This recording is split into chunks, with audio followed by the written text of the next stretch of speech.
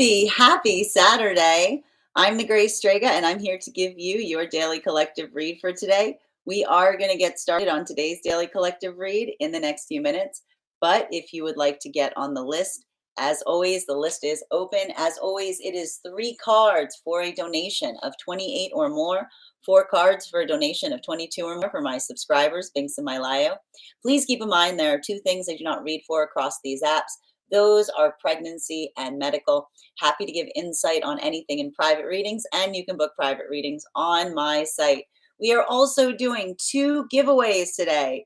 Our first giveaway is we will be doing a free reading for the highest gifter between now and the conclusion of the daily collective read. So I wish you a lot of luck if you are participating in that. The other giveaway we are holding today is a giveaway when we get to 50K likes. So make sure that you're tapping that screen. We will get to 50K in no time. But first and foremost, how are we doing today? How are we feeling? How is this? How is your eclipse going? How are things? Let me know. And I'm going to tell you right now, it's okay if it's going rough. It's okay. The thing about not bad. I'm very glad to hear that, Sadie. I'm very glad to hear it because I got to tell you the thing we have to recognize with this eclipse is the fact that it's hitting differently. It's not having the same impact that we would typically expect from eclipses because, and I'll tell you right now, if it's feeling a bit more rough, it's because the energy is rougher, right? It's rough water. There's a lot of discord energetically. And I don't even mean that figuratively. I mean like what we're effectively experiencing right now with the Venus retrograde, right? In conjunction with coming out of that Virgo full moon is it creates a lot of work to be navigated as it relates to the distortion of the self, right? Having a lot of that moments, or if you're having those experiences right now where you're feeling really hard on the self, if you're feeling scrutinized for like no reason, you know what I mean? If you're feeling a lot of that like heavy energy of like judgment, um, that's what this type of energy will bring forth. We've got like again, and the best way I keep on describing it is I want you to think of like a piano with like the banging on the keys really low, being that like Venus in retrograde that's going, everything is ugly. And then you got that like high note that hits that we hit with the full moon that says everything must be exact, everything must be perfect, right? How do we work through that right now? We allow for a lot of that space of compassion to set in. And I always like to point out the thing with these eclipse cycles is it creates those amplification points of energy. The eclipses never create something there that isn't there in the first place. It is taking the volume knob and cranking it up to 11. So if you were feeling out of sorts before this eclipse started, and then we've got that energetic frequency here, it feels like everything starts to reach a breaking point. But what's beautiful about that is when we recognize and identify where that work is, we don't get frustrated by it. We get focused, right? We don't get devastated by it. We become determined, right? There's a lot of that. I keep on describing this type of energy as like an incubation kind of energy. I really want you to think about it in that way because we've got we went from like a lot of the planets in Pisces moving into Aries in the moment that we've got Aries season. So it's like it feels like a lot of that like pressure, but that same, and I really want you to kind of think about it like this because that same sense of pressure, right? Often in those moments that we feel like we want to collapse under the weight of it, if we find a way to ground through it, right? If we allow ourselves to be anchored, if we build very heavily in the context of recognizing the self and understanding and seeing the self in that way, right? We can have these moments of personal expansion. But I got to tell you right now, all of these lessons that we're working through right now are coming through in the way or the space of being able to regulate and find compassion. Now, we're also going through at the same time as we're experiencing this right now, One of the big things that I think that is happening that may be making this particular eclipse cycle even more rough is we've got a lot of planets that are transitioning out of Pisces into Aries. And I gotta tell you right now, if you are someone who's got a lot of water sign placements, if you are someone who's got a lot of Pisces placements right now, I want you to be prioritizing care of the self, because I keep on saying that this is rough weather for some of the Pisces energy, because I feel like it may trigger abandonment wounds. We had all of those planets hanging out in Pisces house for months. And now, right as we were experiencing Pisces season, what do we see the planets doing? They're all like moving into Aries. So there could be a lot of those emotional triggers, or feeling like you're in situations that are very emotionally triggering. Now, for those who are experiencing more air sign, like fire sign energy, especially those with Aries placements right now, you may be feeling more invigorated. You may be feeling like, and I gotta even say this. I've got a little anxiety for those with too many Aries placements, because while Pisces energy may be feeling triggered right now as it relates to abandonment wounds, Aries energy may be having more of that feeling of being triggered because you're not being able to find a lot of patience right now. Okay. Aries are not typically known for their patience. They don't show up here with any. And a lot of the sign work that we see that is requiring around Aries is working through the context of learning how to craft and create patience for the self. Um, while for a lot of the work in Pisces, it's having to learn how to go against the flow, or finding that pathwork of determination. So I feel like there's a lot of pressure in that sign work right now, with all of the fact that we've got so many of those planets just hanging around in that area, and they're all moving upwards into Aries at this time. Now, as it relates to, and I'm going to tell you, and that's what I mean, it's the fact that there's a lot of that discordant note that we hit as we entered this eclipse cycle. If you're feeling like that right now, recognize it's the vibe. Make sure that you're not amplifying upon it. One of the things I could be seeing that's happening right now, and especially for a lot of the energy and separation, is I just keep on seeing the fact that there may be a lot of these moments. I keep on hearing chapters closing, new chapters opening, working through the context of patience and navigating through frustration, frustration around the self, frustration as it relates to those around the self. Now, for a lot of the energy and separation right now, one of the things that we are identifying has to do with understanding. And we were having a lot of this sign work that was occurring, like we were having a lot of this work that was happening prior to the eclipse season, that just kind of amplifies as we reached it. One of the things that we're identifying is occurring right now, and this was one of the messages that we heard that was happening across all the frequencies, is that one can have a lot of feelings, but still move in a progressive way. Everything I keep on seeing right now is like chariot energy, right? So it's that ability to kind of feel the emotions, but then be able to also navigate through directions around it. Now, that conversation, if you will, is propelling a lot of chat. Like I keep on seeing a lot of separation energy right now, right? Or it's allowing for a lot of new possibilities to open up for masculine and feminine energy. I just keep on seeing that some of this work right now is triggering, even as it relates to new partnership connection, because it has to do with anxiety and fragility. Not, and this is important to note, not around situations or circumstances where there was a lack of love, but potentially around situations and circumstances where there was too much emotion but not enough healing. Why do we see that? Because we've had a lot of conversations that have been occurring right now with the shift out of Pisces into Aries, in recognizing that the reason that we do the work on the self is so that our love feels like love. Because often when we're not doing that healthy work with ourselves, our love, when expressed, feels more like the articulation of our fears.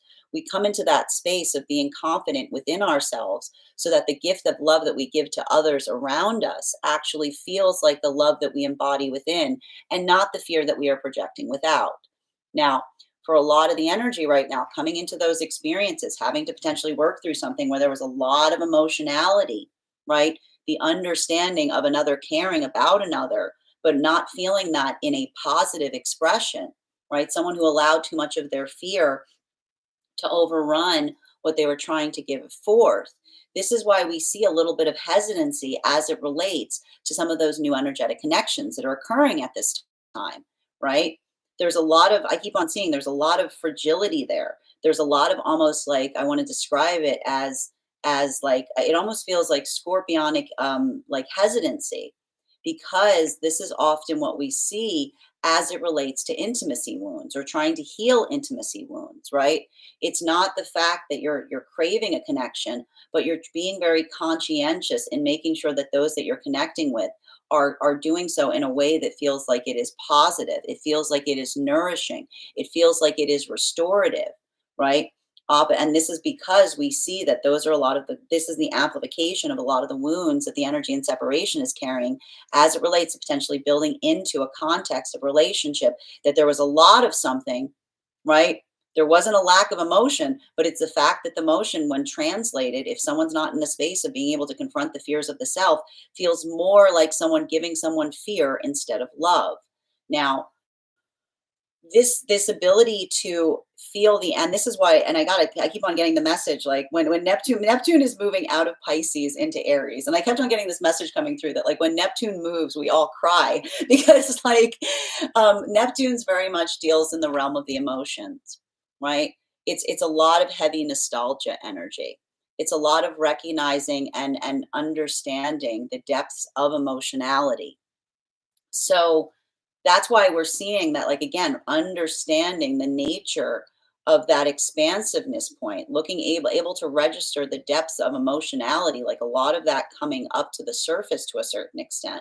What I'm seeing that's really beautiful for a lot of the energy and separation building into relationships of this nature is I just keep on seeing that a lot of the partnerships that are occurring during this eclipse cycle, I keep on calling it chariot energy. Why am I calling it chariot energy? Because these are energetic frequencies or connections wherein we recognize and identify that feeling, right? That amplification of being able to not only have emotions, but not allow the fear to overrun the emotions, allow the sense of purpose to navigate through them. Having learned the energy or the work that we saw in the last cycle as it relates to warrior energy, understanding that being in the space of a warrior is not moving forward with confidence, that what we articulate as warrior energy is energy that often feels like they're facing their fear, because courage is not about confidence, it's about facing what one is afraid of. There's a lot of that space here that feels like, I keep on describing it, it feels like powerhouse energy, because this is the energy that effectively says if we're able to do that work, if we're able to recognize and identify that, and to kind of navigate the realm of the emotions, to face our own energetic fear as it relates to the intensity of what we feel, there's nothing that we can't accomplish. So we see that there's a lot of that. It's very heart opening. It's very amplified now, but it's also, and I have to say this, for some of the energy right now, I keep on seeing it's reaffirming, or it's it's I want to say, and I need to describe this for the energy that may be experiencing this as it relates to the closing of chapters. If these are experiences or circumstances or situation and separation where again another is coming towards someone and all they're doing is talking about the expansiveness of what they feel, talking about the depth of what they feel, talking about like the volume of what they feel for another, this could be leading to some conflicts in conversation, because again with that disparity point between Pisces and Aries, this often leads to conflicts where there's a miscommunication occurring, where one person wants to talk about the expansiveness, they want to explore what they feel, and another person says this isn't a conversation about talking about the expansiveness of feeling. It's about talking about where it goes, where it leads to. Welcome to the argument between Pisces and Aries, right? The emotions that have direction. Now, for energy that is coming into divine union right now, I just keep on seeing that this is a rough, I'm going to say that it's a rough time, but it's a rough time that allows for an expansiveness of the self. Why are we seeing that it may feel a little bit rough at this point? Because for a lot of the energy coming into divine union, one of the hallmarks or benchmarks that we talked about was being able to recognize and move forward on the path to such an extent that you can look back upon the past version of self and see things that you could not see before, right? And it's in those moments, and this is why we call it wisdom, because like we wince, like we wince when we wince when we see it. Like when we're able to see something, this is what we often talk about, in relationality to coming into that pathwork of understanding of the self, right? It doesn't mean like you look back and you go, oh, look at that. That's great. Look at that journey. Everything I did was perfect. No, no, no, no, no, no, no. That's not wisdom. Okay. Wisdom is those moments that you look back and go, ooh, right? It's a lot of that, like that wincing, that, ooh, it's like cringe, but it's being able to face those moments, right? It's being able to look at those parts of the self and put the compassion there, right?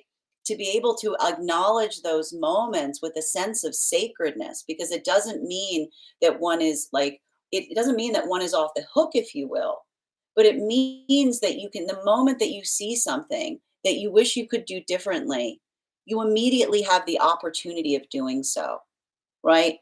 It's the beauty or the divine moment of being able to see something about the self that allows you to have, like, that is the architecture of a breakthrough, right? It's not pretty. You don't have a pretty breakthrough. You don't have, I just got to tell you, you don't have a pretty breakthrough, right?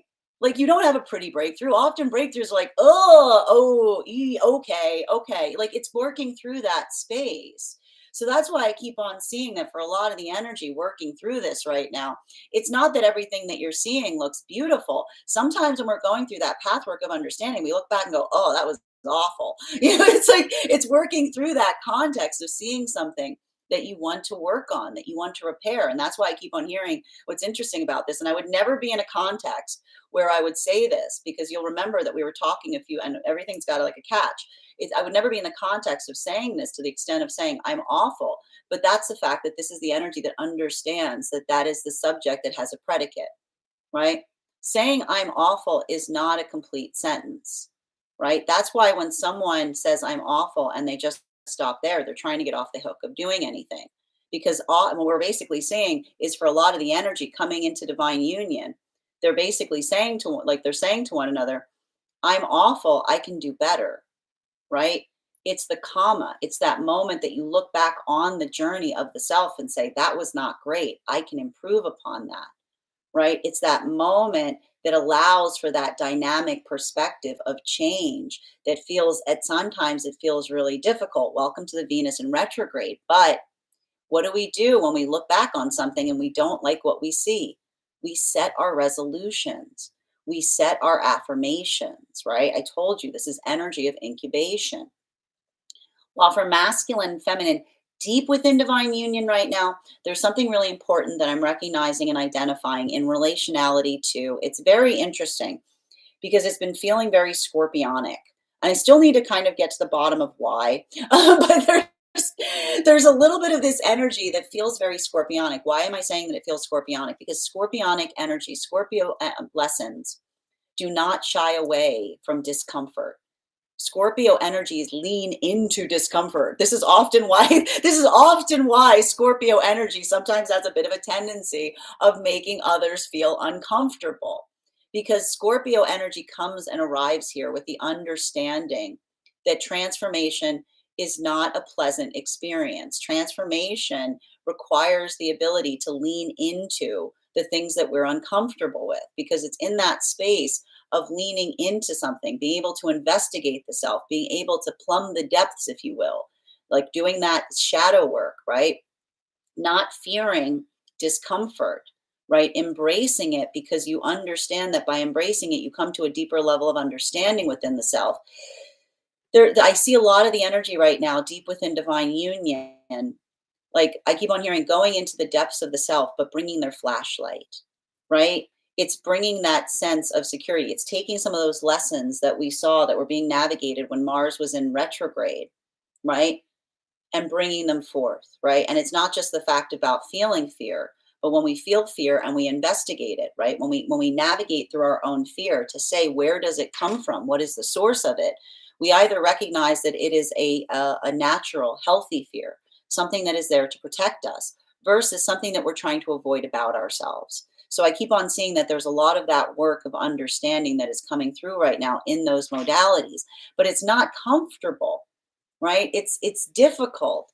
It's frustrating. It's like it's like I keep on hearing, it's trying to navigate one's own sense of cringe, but understanding that navigating one's own sense of cringe is often where the work begins. Welcome to Aries season. That is our daily that is a recap on what we've been seeing in the cards over the last few days. Now, if you would like to catch that full reading, you can find it over on the place where we keep the videos.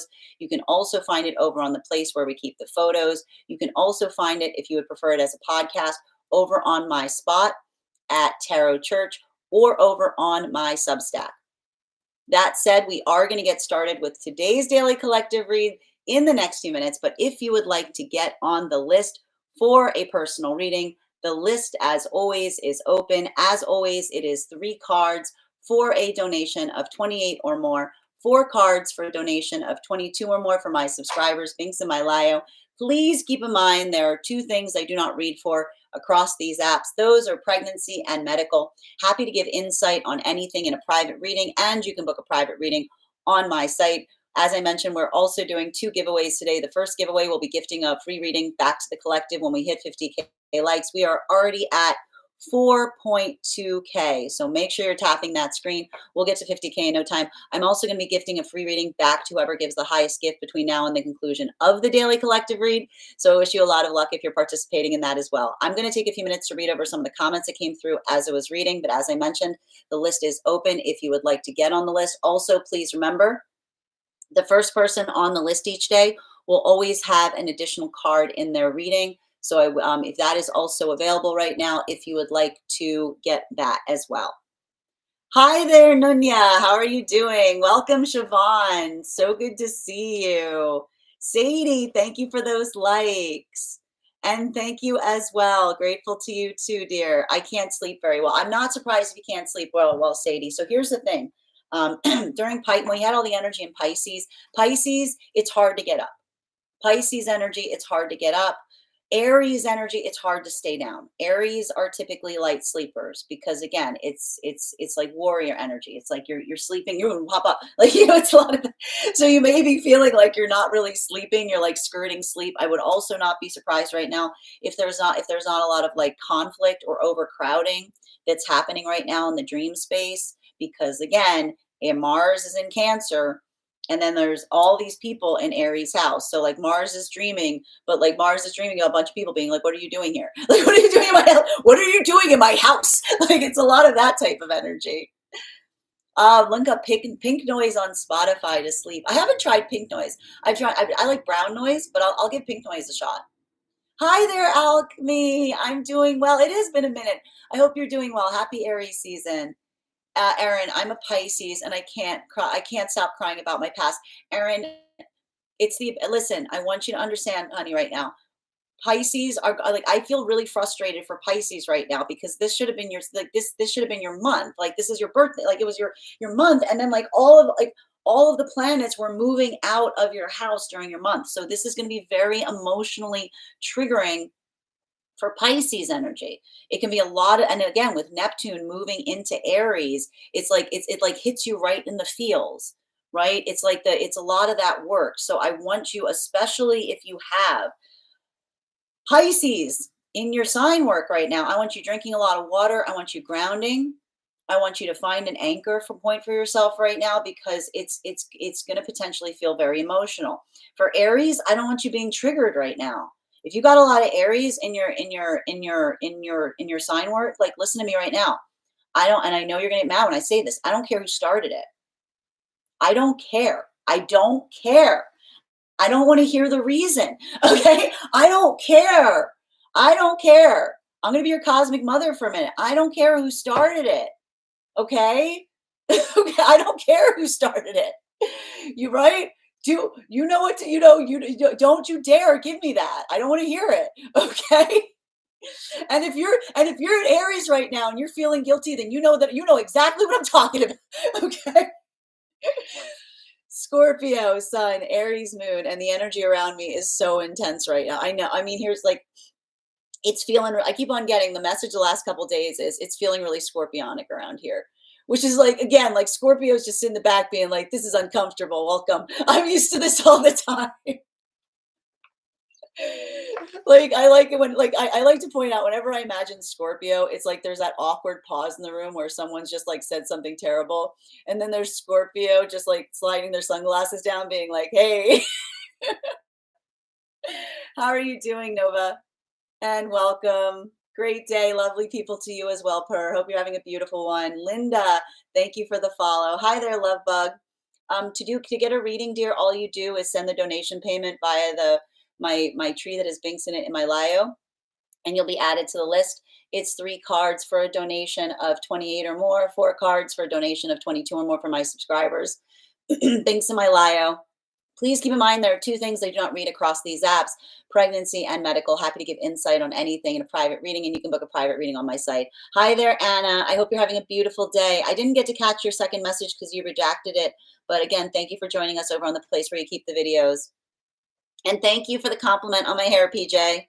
Hi there, Addie. Love your messages so much. I do my best. I do my best. We are all kids navigating the forest with no compass. That's beautiful. Right. And here's the thing. If we're all a bunch of kids navigating the forest without a compass, nobody eat each other. Okay. Nobody eat each other. Okay. Hi there, Alchemy. Could you check to see if I received? Oh, I'll absolutely do so. Alchemy, did you send it? Did you send it before we started, dear? Because if so, I did. And thank you so much for that heartfelt note. It was really beautiful. Erica, Rich Rising, dear. Hope you're having a beautiful start to your day. And Gemini Sun, what's up? How are you doing? Right. Listen, I feel like Gemini energy might be also having a little bit of a moment right now because like Gemini's in Jupiter. Like, I mean, Gemini's in Jupiter. Jupiter's in Gemini. That's a very Gemini way of me saying that. Jupiter's in Gemini right now. So it's like I feel like there's a lot of Gemini being like, I knew this would happen.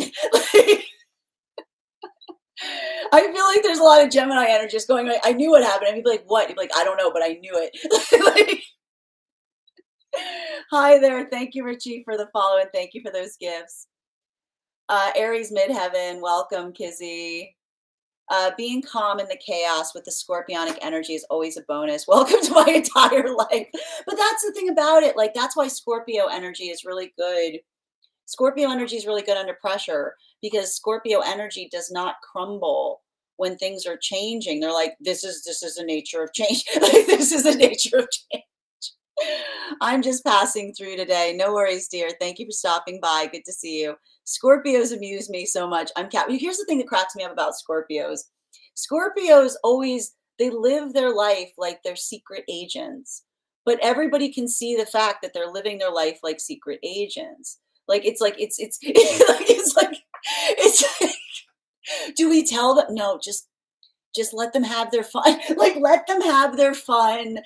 Like, you know, it's like it's like they're running around with like the mag, like it's top secret. Like, okay, is it top secret? You know, it's a lot of it doesn't have to be, but it doesn't have to be. Okay. No, they're on a mission. They're on a mission. They're on a mission. Okay. It's a lot like that. It's okay. We it sometimes gets over. It doesn't have to be so complicated. That's the thing that's funny about it. And that's the thing that's why Scorpios sometimes like freak people out because they'll be holding their hand like this. This is what it's like knowing a Scorpio. And they're walking around with their hand in a fist. And you go, what's in your, you're like, I found something. And you're like, what's in the hand? What, oh my God, what did you find? I found something. What is in your hand? And like a Scorpio will be like, what's in your hand? They'll go, nothing. And you'll be like, what are you talking about? I'm like, nothing's in my hand. And you'll be like, what is in your hand? And they're going, nothing's in my hand. And then you'll be like, give me what's in your hand. And they're like, no, there's nothing in my hand. There's nothing in my hand. And you're like, I am going to lose my mind. And you grab their hand and you open it and there's nothing in it. And then they'll just look at you and be like, I told you there was nothing in my hand. And you're like that's the thing with Scorpio energy. Secret agents, like kids at the playground with sticks for guns. Yep. I'm a Gemini, but that explains every Scorpio I know. Thank you for confirmation, Jamie. But here's the thing, like, and I gotta say, like, it's working through this right now. I'm gonna just keep on saying this. Compassion right now is key. Compassion and patience. Compassion and patience. I want everybody just to be repeating that to yourself right now. It's not you. Don't get over fixated. Okay, Venus is in retrograde. Mercury Mercury's in retrograde, things are going wrong, and instead of assuming that things are going wrong, there's a bunch of energy going, is it me? Am I the problem? Am I the villain? No, you're not. It's just be patient and compassionate as we navigate through this eclipse cycle. Everybody's going through it. Okay. Everybody's going through it. Just give everybody a minute, you know? It's like a dog acting like they have something they should. No, it's exactly like that. Every Scorpio, like those who know Scorpios, like that's the thing that drives you crazy about them. It's like you're like, what is in your head? Nothing. I told, like it's like it's like they like it. They like it. I'm in the progress of descending. Well, again, I hope when you say that in that way, Richie, you're talking about healthy shadow work, right? Make sure if you're feeling like that, I want to make sure that you're hydrating. I want to make sure that you're holding on to an anchor right now because I'll tell you, like this energy, it's rough. It's like rough. It's rough stuff. But that's why we start from that space of holding compassion for ourselves and those around ourselves as we go through this. Because I'm telling you, especially if you've got because and I'll tell you right now, okay, and this is why I'm going to tell you right now, listen, and I'm going to stress this, okay, eclipse seasons, it amplifies things, right? The mountain feels like it becomes a molehill. Something that is small often feels like it's overwhelming. So this is why we say it's incubation energy. If you get like a harebrained idea right now, how do you tell the difference between a good egg and a bad egg? You sit on it for a minute. Okay. You give it a moment. You allow something to incubate because I like, and that's going to like, if this is that moment that you're working through this right now, like allowing for this to be that moment of, I keep on saying like shedding the layers of the self to come into one's authenticity instead of reacting to something and then accidentally getting in one's own way, right? Like that's what we have to be very conscientious about right now. So I'm going to keep on saying this right now, and you're going to get tired of me saying it. I'm going to be saying it until the 29th. Compassion, patience, and empathy. And if you're cringing as I say that right now, if you're like, don't give me, I'm like, then you need to hear it twice as much. Okay. You need to hear it twice as much. Okay. Because I gotta tell you right now, like this type of this is how we have to navigate those rough waters. And the thing about this, like the thing about the Pisces moving into Aries in the midst of Aries season is it feels like empathy is missing, right? It feels like compassion is missing. There's a lot of that volatility here. And we navigate that by remembering our job isn't to be perfect. Our job is to find the divinity within ourselves in identifying and holding our flaws as sacred, right? So that those flaws become facets, so that we inhabit the space of appreciating what makes us unique. Um, God as an anchor, beautifully said.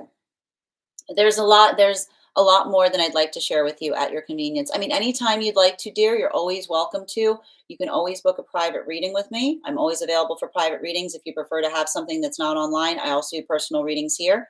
I'm all, and again, that's that you can book all of those on my site. Please remember, I will never reach out to you for a reading. The only way you can book a reading with me is on my site. Alchemy. I'm all out of wasting compassion and empathy for those who don't deserve it. She also does therapy sessions.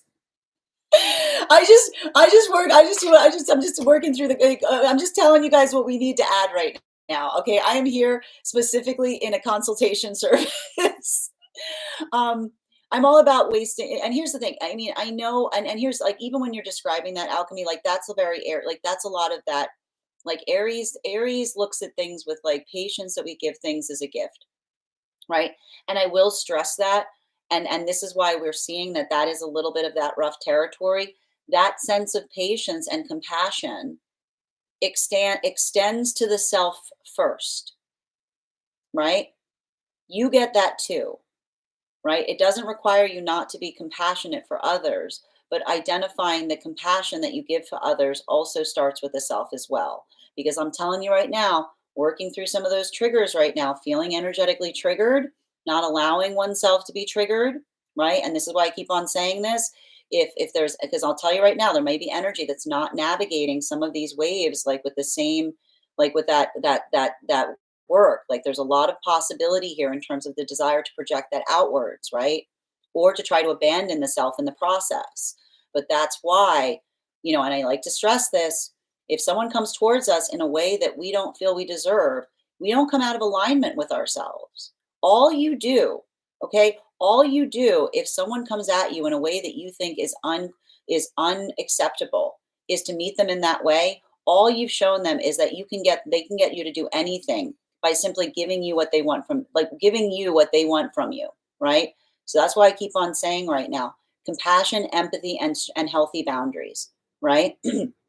I keep on seeing that there's something like, and that's the message that's coming across with this Pisces and Aries season, which is you can have a lot of emotionality, but you can talk about it in a progressive way, right? You can allow the emotions to drive you forward into what feels like positive action, right? Not kind of like working in that space of like, I keep on hearing it's like no harboring, like the harbor, like a lot of that harboring, like when we work in that space of harboring something, we never get anywhere, right? Like that's the thing. Like a lot of that work in healing is coming into that space of healthy release. Is it okay to send messages to you on a little of what is happening? Richie, if you'd like to book a private reading with me, you can absolutely do so via my site and you can do those readings. I'm happy to unpack anything that you want in a reading. Um, I try not to communicate too much over PMs, especially on these apps specifically and particularly because there's a lot of there's a lot of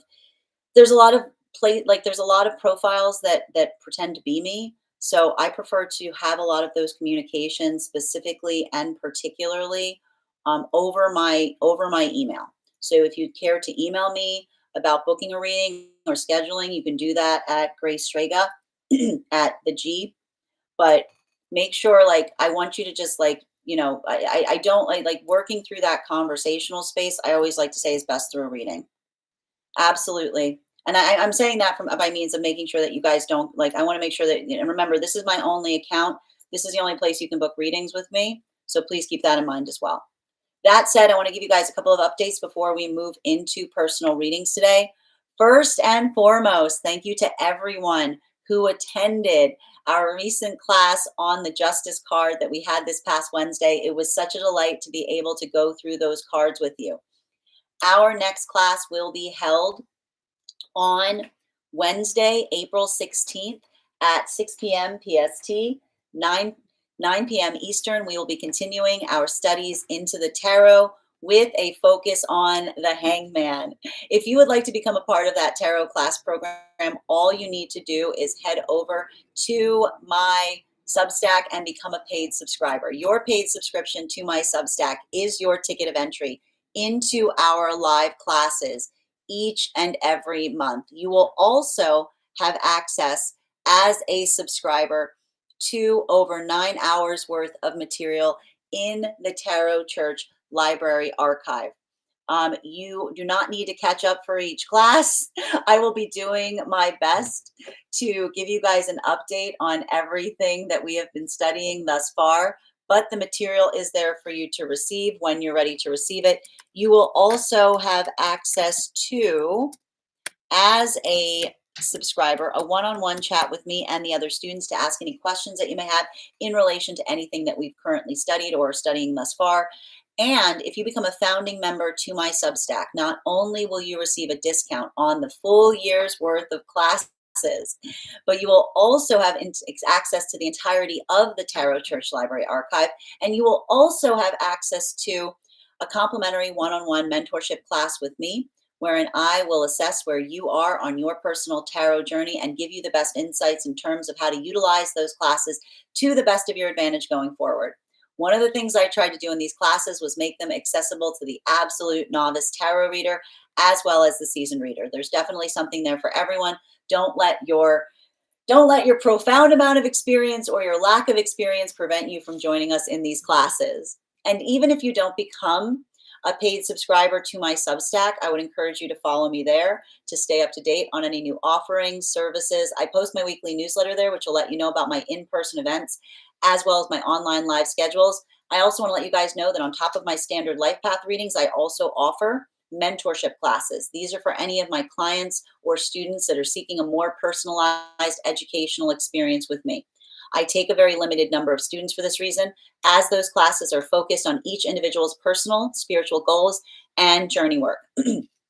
Those classes can be purchased on an individual level or as a monthly class series, weekly or bi-weekly as your schedule permits. Also, for my clients that are seeking more consistent weekly tarot support, I'm very happy to offer weekly tarot insight packages. That is a package of 4 30-minute readings, again, weekly or bi-weekly as your schedule permits, so that you can stay more consistent on your personal journey.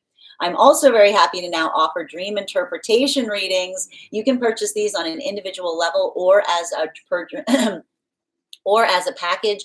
I do encourage that if you are going to purchase the package, that you make sure that you keep a dream journal, as we will meet weekly or bi-weekly with that journal to be able to ascertain and understand the key meanings, messages, and themes coming towards you in the dream space. That said, we are going to get started on today's daily collective read in the next few minutes. But if you would like to get on the list as always is open. As always, it is 3 cards for a donation of 28 or more, 4 cards for a donation of 22 or more for my subscribers, being Semi-Lio. Please keep in mind there are 2 things I do not read across these apps: pregnancy or medical. Happy to give insight on anything in private readings, and you can book private readings on my site. Over here on today, we're doing dream interpretations. We are doing mediumship. We're doing life path readings. We can do love readings, dreams around karmic connections, or highest priority messages from spirit. Going to take a minute to read over some of the comments that came through as I was giving those recaps. Also, if you're joining us across the other platforms and would like to get on the list as well, you can do so via my tree that has Binks in it in my bio. All right. Frita, first hint of followers, second hint. I'm not sure what that means, Frida. Gotta get back to work. Have a good day. And morning, Carlos. Hi there. How are you doing? So as I mentioned, friends, we are going to get started on today's daily collective read. But if you'd like to get on the list is open. Also, Alchemy, can you just confirm? Can you just confirm the first name that you sent the donation through, so I can confirm that that you're on the list? And if anyone else wants to get on the list right now, you will be the second person read for. It is 3 cards for a donation of 28. Thank you for confirming, dear. And thank you for being the first person on the list. You'll also have an additional card in your reading.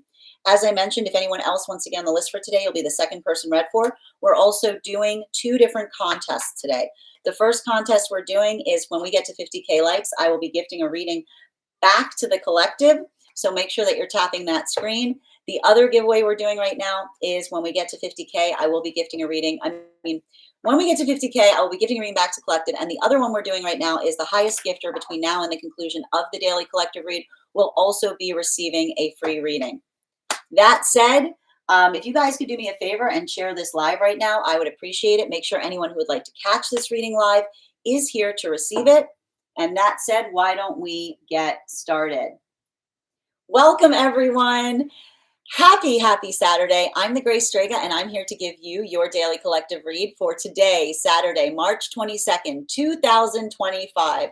What do we have coming through on the cards for today? Can I please have the first 2 cards in our 5-card spread for today? First 2 cards we are starting our day off with today are, oh, here we go. We've got here the Tower card in combination with the 4 of Cups in its upright. Everybody, take a deep breath, okay?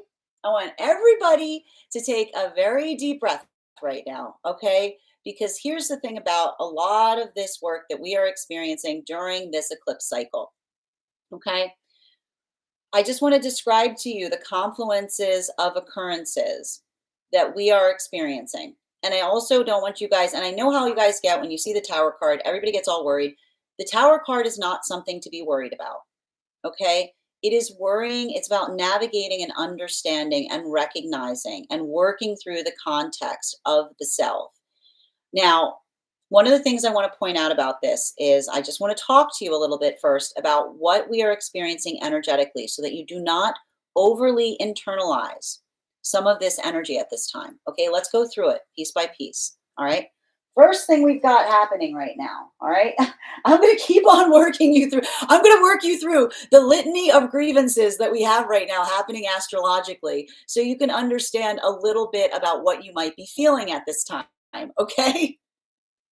First things first, we've got the Venus in retrograde cycle. And the thing with the Venus in retrograde cycles are, and this is why I got to point this out. It's not like when Venus in retrograde cycles, when you hear everybody say, like, don't do beauty things during Venus in retrograde cycles, it's not like everyone forgets how to cut hair or how to do makeup. It's your perception. Your perception of beauty distorts. Okay. Venus goes away. It's hard to find beauty in things. Okay. It's a Venus retrograde. Venus has gone on a little vacation. Okay. So it's hard to feel, it's hard to see the beauty in things. Okay. Everything looks uglier. All right. And then on top of that, okay, I'm just going to keep on working you guys through this so you understand why you might be feeling why you do. Because if you're feeling irritable right now, if you're feeling awful, you're feeling like I'm a monster, this is why. It's like very Phantom of the Opera. And then on top of that, we've got that high pitched note of the Virgo full moon, right? And Virgo energy is beautiful, but it is very precise. It is very exacting. Anyone you know who has Virgos, they work really, a lot of the Virgo lessons is not allowing perfect to stand in the way of done, right? Having to heal from the understanding that perfection is not a location, it is a cardinal direction. It is something that we move towards, but it isn't something that we ever reach. So we've got here that deep bass note, right? It's going like, it's like the house music of the Venus. It's like the house music of like the Venus in retrograde cycle that goes, everything is ugly. Everything is ugly. Okay. And then you got that little really high pitched note in there of the Virgo full moon that we're coming out of. And this is why I want everyone to calm down because we've got the Aries new moon coming through, and there's way too much energy in Aries right now. We've got a lot of that like high pitched note of Venus, of Virgo saying everything needs to be perfect. Everything's not perfect, right? So it can feel, and then we've got the Mercury retrograde happening. When again, no, like the thing with Mercury retrograde cycles, is Mercury retrograde cycles are not here to break things. Okay, Mercury retrograde cycles are here to help you recognize the difference between a groove and a rut. And sometimes the only way you do that is if you get knocked out of your pattern for a minute. Okay? It's like it's a lot of that, like everyone gets mad the fact that Mercury breaks your toaster, but Mercury's like, thank you, you got a new toaster, right? It's allowing for those innovation moments, but it like you understand that the confluence of those things all happening at once, it's very easy to feel that weight of overly internalizing the scrutiny and feeling like the scrutiny is directed towards the self. Okay, because then we've got the eclipse, which basically just turns the volume of everything up to like 11. But it was happening at a moment that there was like a deep amount of distortion in like the energetic sound. Okay, so I want you to recognize that, and that's why a lot of the messages prior to entering this particular eclipse cycle were about making sure that you find those anchors, right? Having an anchor, something that grounds you, something that brings you back to yourself, something that helps you gain perspective as we have to regulate and navigate a lot of this like energetic distortion, if you will, that we often feel during transits like this. I mean, I don't think we've had a transit like this is a really wild transit that we're experiencing. Now this is having, and I'm going to tell you right now, it's expansive, okay, if you're carrying it properly, right? And that's why I keep on describing the thing about the tower that you have to understand. And what does the tower teach us? A breakthrough and a breakdown are the exact same force depending on how you feel it. Okay? Right? Those moments that we say to ourselves, I can't take it anymore, are often the moments that we find ourselves, right? It's working through that. It's working through the frustration. It's not collapsing under it. It's finding the ability to focus through it. It's not easy right now. I'm going to tell you, I know it's not easy. And if you're feeling a lot of pressure for no reason, I'm going to tell you that this energy that we're experiencing right now, the best way I can describe it is it feels like incubation energy. Okay. Aries energy is very dry. It's very hot. It's very ignition, right? We've got too many planets in Aries, okay? And then, and that's why I keep on saying that, but like we were prior to this moment, we had way too many planets in Pisces. So everything was very wet. You couldn't find the motivation coming into this. And now you feel like there's it's just everything is provoking you. I'm going to say it's not you, it's the vibe. Okay, it's the vibe. So being able to understand that can allow for that context of being able to, again, building out a new plan, working on this is the type of energy that is great in relationality to setting resolutions, making commitments for the self, right? Building into that framework, but I keep on saying allowing for an idea to form that then incubates, right? And that's why I'm also saying right now, I don't want you getting reactive right now as it relates to having a harebrained idea. Okay. Because when we like I gotta point this out. This is the only energy, this is often the issue we have with some of these eclipse energies, is like you get a lot of that, like you get a lot of that feeling of being able to understand like what one does with an egg, right? It's that space of being able to hold something and to allow it to blossom, to nourish, instead of coming into that space of wanting to project it outwards and just like getting in one's own way via the pathwork of frustration. Now, center card for today's spread, and when we start reading into how this is impacting the frequencies, there it is. Two of Swords in its reversal. So I keep on hearing there's a lot of this feeling that is occurring right now as it relates to the intensity of energetic decisions. Okay. And that's why I keep on saying this right now with all like, and I want to describe this as feeling a little bit like kind of foreshadow work to a certain extent, because it requires that weight of staying, I keep on saying, staying measured and intentional to a certain extent, having compassion for the self as one navigates forward and makes choices. Because I have to tell you that, and a lot of this here, and I think that the reason that everything feels much more enormous right now, because I had to figure it out too, is that Neptune is moving out of Pisces and into Aries at this time. And the message I keep on getting is like when Neptune moves, we all cry, because you have to understand that Neptune in the realm of the emotions is like feeling the ripple effect, right? It's like it's working through the ripples, it's working through the emotions and feeling a lot of that weight or the enormity of the emotions. So I just keep on seeing that there's a lot of this force that is feeling like I keep on seeing like it feels both like a lot of pressure and it feels like a lot of intensity. And that's why I keep on seeing being able to navigate that with a sense of purpose and compassion is how we move through it effectively. Now, this is having a different impact depending on where one finds oneself on the frequency cycles. Now, for masculine and feminine energy, I keep on, the one thing I'll tell you right now is I'm seeing there's a lot of alignment that's occurring right now. I know that there's a lot of new partnerships that are forming at this time, and something about this here, and I keep on seeing that some of these partnerships that are forming at this time, it's powerhouse energy, it's chariot energy, it's the combination force of that. I told you that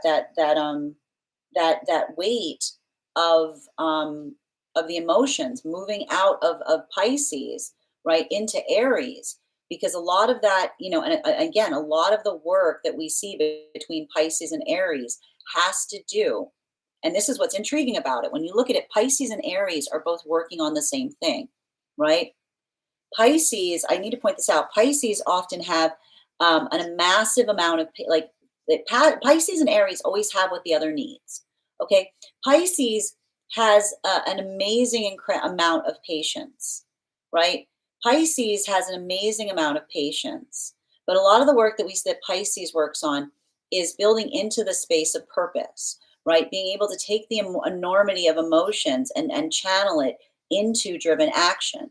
This is often something that requires a lot of sign work for Pisces, because often those moments of having to focus and channel that energy, it can feel very difficult considering the weight of the intensity of the emotions that they carry.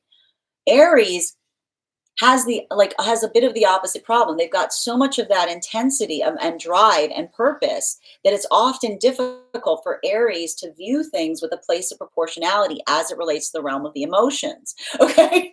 So there's a lot of this. I keep on seeing that there's either new connections forming that feel like they're chariot energy for this reason, or there's closing out of cycles that are happening right now, and it's not due to lack of emotion.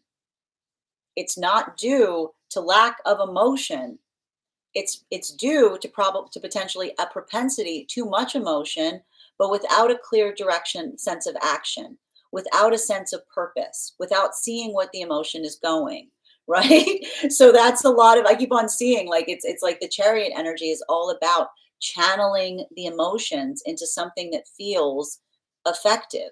So that's why I see that a lot of these partnerships that are occurring right now, they're chariot energy, because it talks a lot about that space of saying to one another, if we feel that intent, and that's why I see some energy right now, healing and separation, building into new energetic connections, talking about the fact that the past relationship was not one where there was a lack of care, but potentially the fact that sometimes it's not the fact that there's a lack of care, but if we haven't done enough to heal ourselves, that burden of emotion doesn't feel like it's healthy. It feels like it's too much to carry, right? So there's a lot of that work that we see even here around energy, and this is why there's a lot of delicacy or anxiety as it relates to forming partnership right now, because I keep on seeing that that's a lot of the energy that is like, almost like I keep on saying, like the energy is afraid of love, because they understand that love only feels like love when we've done the work to heal our fears, right? Because if we haven't done the work to heal our fears, often if we have a lot of love but we haven't worked on finding the space of communicating in a brave way, it feels like we're just giving another our fear, or putting too much of that fear upon the self, right? This is why we talk about the fact that when we're in that space of working through the emotions, we don't just burden each other with the emotions, we bring the emotions with their prescription, right? We bring the emotions with their prescription. We say, this is how I feel, and this is what would help alleviate it.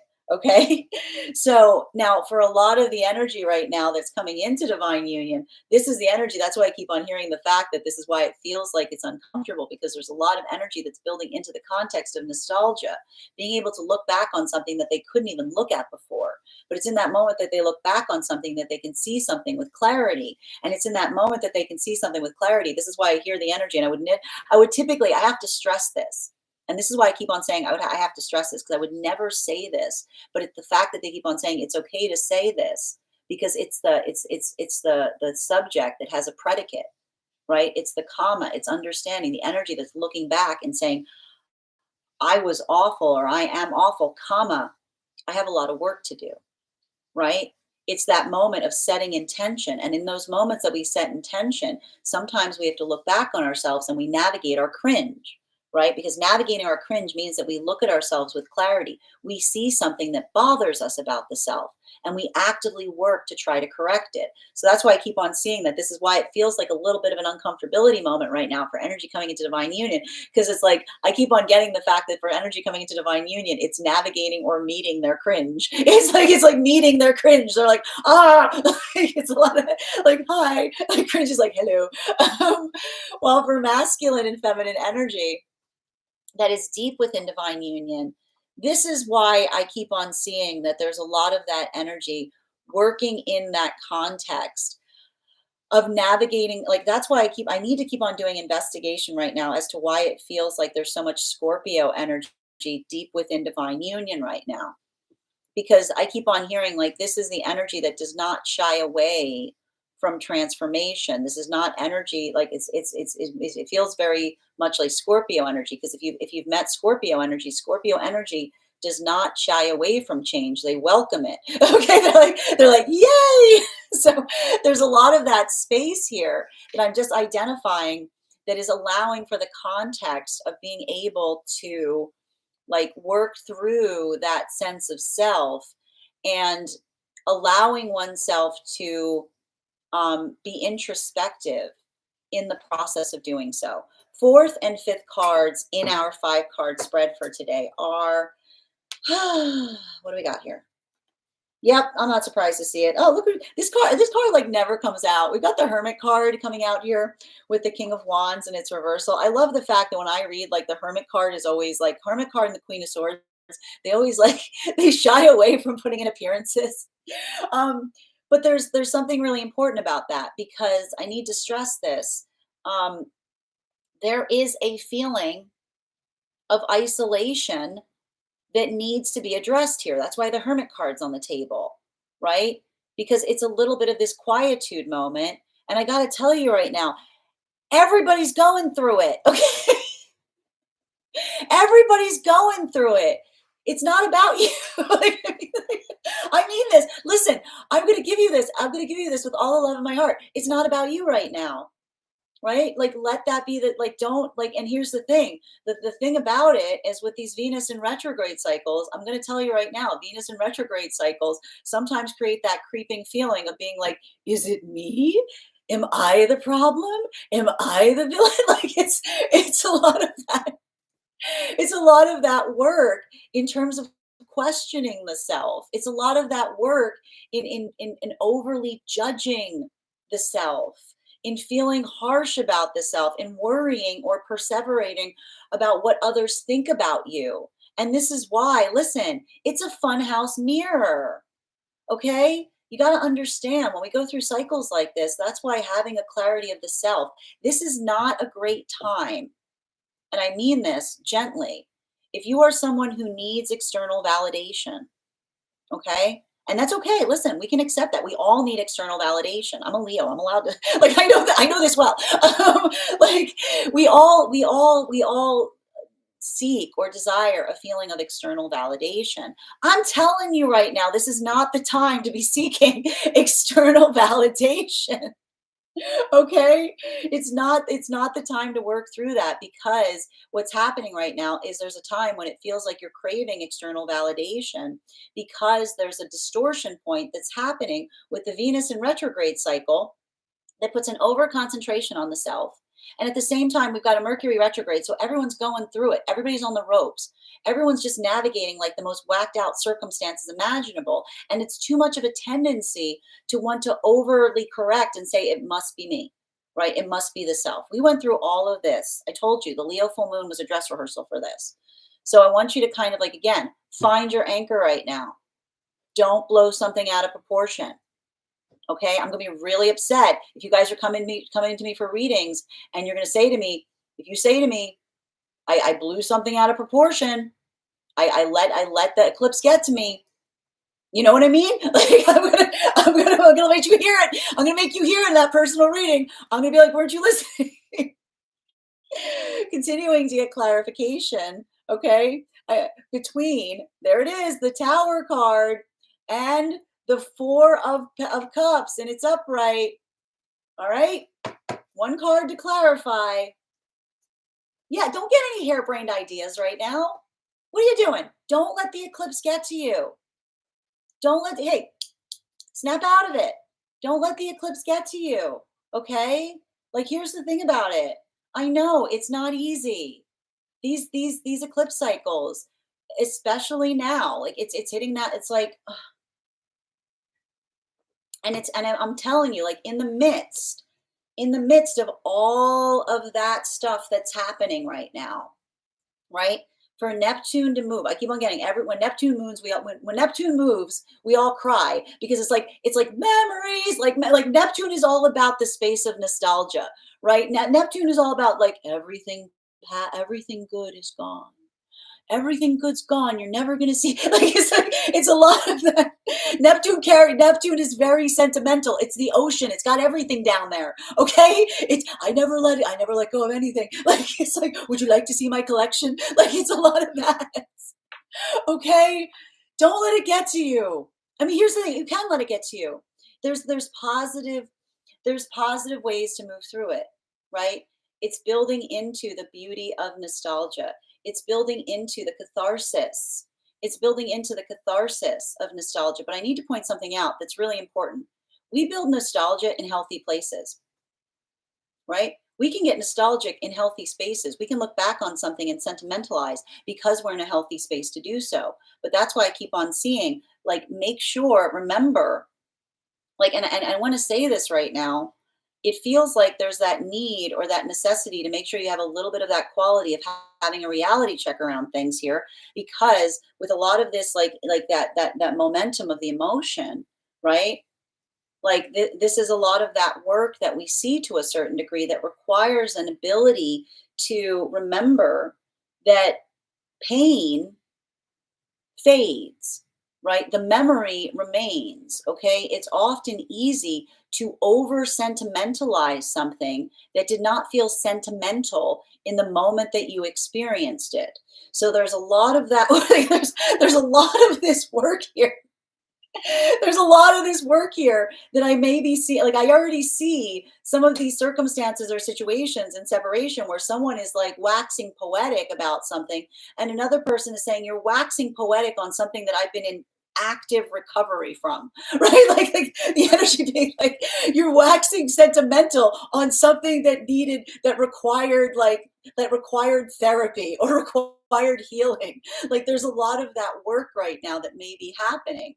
So a lot of that space I keep on seeing is like the watchword right now is what feels like is productive, right? The productive, you know what I mean? Like, and this is why Aries is here. Like Aries is going, what feels productive? What feels like it's directional? What feels like there is like that space or that plan or that architecture of what something is? Because I tell you right now, and like that's the thing about it. It's like and we talk about this. Pisces is all about the connection point of everything, right? Pisces often wants to introspect on the connection point, and Aries doesn't have time for connection points, right? I keep on describing it. The meme I love to describe that is the perfect description of the transit we're occurring right now is if have you ever seen that picture of Charlie who's like holding the wall and showing all of these things and being like everything is connected, and Max just looking at him like he's nuts and going, but why? What does it mean? Like it doesn't, like Max, I want to do something with it. If there isn't something we can do with it, then what have you been doing? Like, you know what I mean? It's it's moving into what feels like it's energetically effective. So there's a lot of that space here. And I feel like, recognizing that is going to help you build into a sense of proportionality as we navigate some of this eclipse cycle. Now, for masculine and feminine energy coming into divine union, this is why I also see this, because I'm going to tell you right now, for a lot of the energy coming into divine union, I guarantee you're feeling a lot of that pull of the past, right? You're feeling that strong pull of the past, but you're remembering that nostalgia is formed in healthy spaces. We can become nostalgic for something when we're healing. So that ability of identifying and recognizing, I keep on seeing that this is the energy that expounds to one another and articulates something. And what's beautiful about it is I keep on seeing that there's something. I keep on hearing there's something that is being fixed within the self, in the framework of being able to talk about something in a way that it doesn't hurt as much, right? But it's also like navigating a point of uncomfortability. It's navigating one's own cringe. It's working through understanding the self in the process. And that's why I keep on seeing that this energy is eager. I keep on hearing this is energy that is eager to explore the past. But this isn't the energy that's eager to explore the past because they're driving to go back towards it. This is the energy that explores the past because they recognize that they're seeing things about themselves that they could not see before, as it relates to, again, that these are the warrior partnerships that we saw that was occurring last month in that space of trying to come into a deeper understanding of the self in the process. While for masculine and feminine energy, deep within divine union right now, this is I want to describe this, like I keep on seeing like it. How do I describe this? This is like it's having a different impact on masculine and feminine energy. Bearing in mind, this is not based on gender, but what one feels most aligned to. Um, I keep on seeing like I see like masculine going through some kind of moment or some kind of perspective in relationality. Like there's a lot of that, again, there's a lot of that sentimentality that's coming across right now. But what's beautiful about some of that sentimentality to a certain extent is it feels like I feel like there's something about that sentimentality that feels, I keep on hearing it feels almost reverent, like reverential. And I'm not surprised to see that, because what we're talking about here is um when we talk, like what is the word, like something about Capricorn. So here's the thing. Um when we hold something, like when we hold something dearly and we build sentiment upon it, um you know, there's something about that sentimentality that I almost see that's coming through right now, that it feels like it's vulnerable, right? Like it's almost like a vulnerability point, because it's almost like the masculine coming into that space of understanding and being able to define what feels like what feels like it touches them from a place of the heart space. You know what I mean? Like there's a lot of that work that I'm seeing here. And so I keep on seeing that there's something about, it's interesting because I was seeing a lot of masculine energy working on healing the heart space, and now I see like a lot of the masculine energy like working through healing the throat chakra right now, because I feel like that's more of the space of, again, masculine energy finding a way to form the words in terms of help identify and recognize how they feel. Again, bearing in mind this is not based on gender, but what it feels most aligned to. Feminine, I see much more in a space of contemplation right now. I see feminine more more in their head space. I see feminine more being in a space of feeling more like an observer, but an observer of the self, like a contemplation energy that's effectively forming. So, and I keep on seeing that this is this is very much, it's interesting. I need to figure this out. I'm not sure why this is coming through. Feminine energy is healing their throat chakra by listening. I gotta work that one through. That's gonna take me a minute. I'm not sure why. I gotta figure out why feminine energy is healing their throat chakra by listening.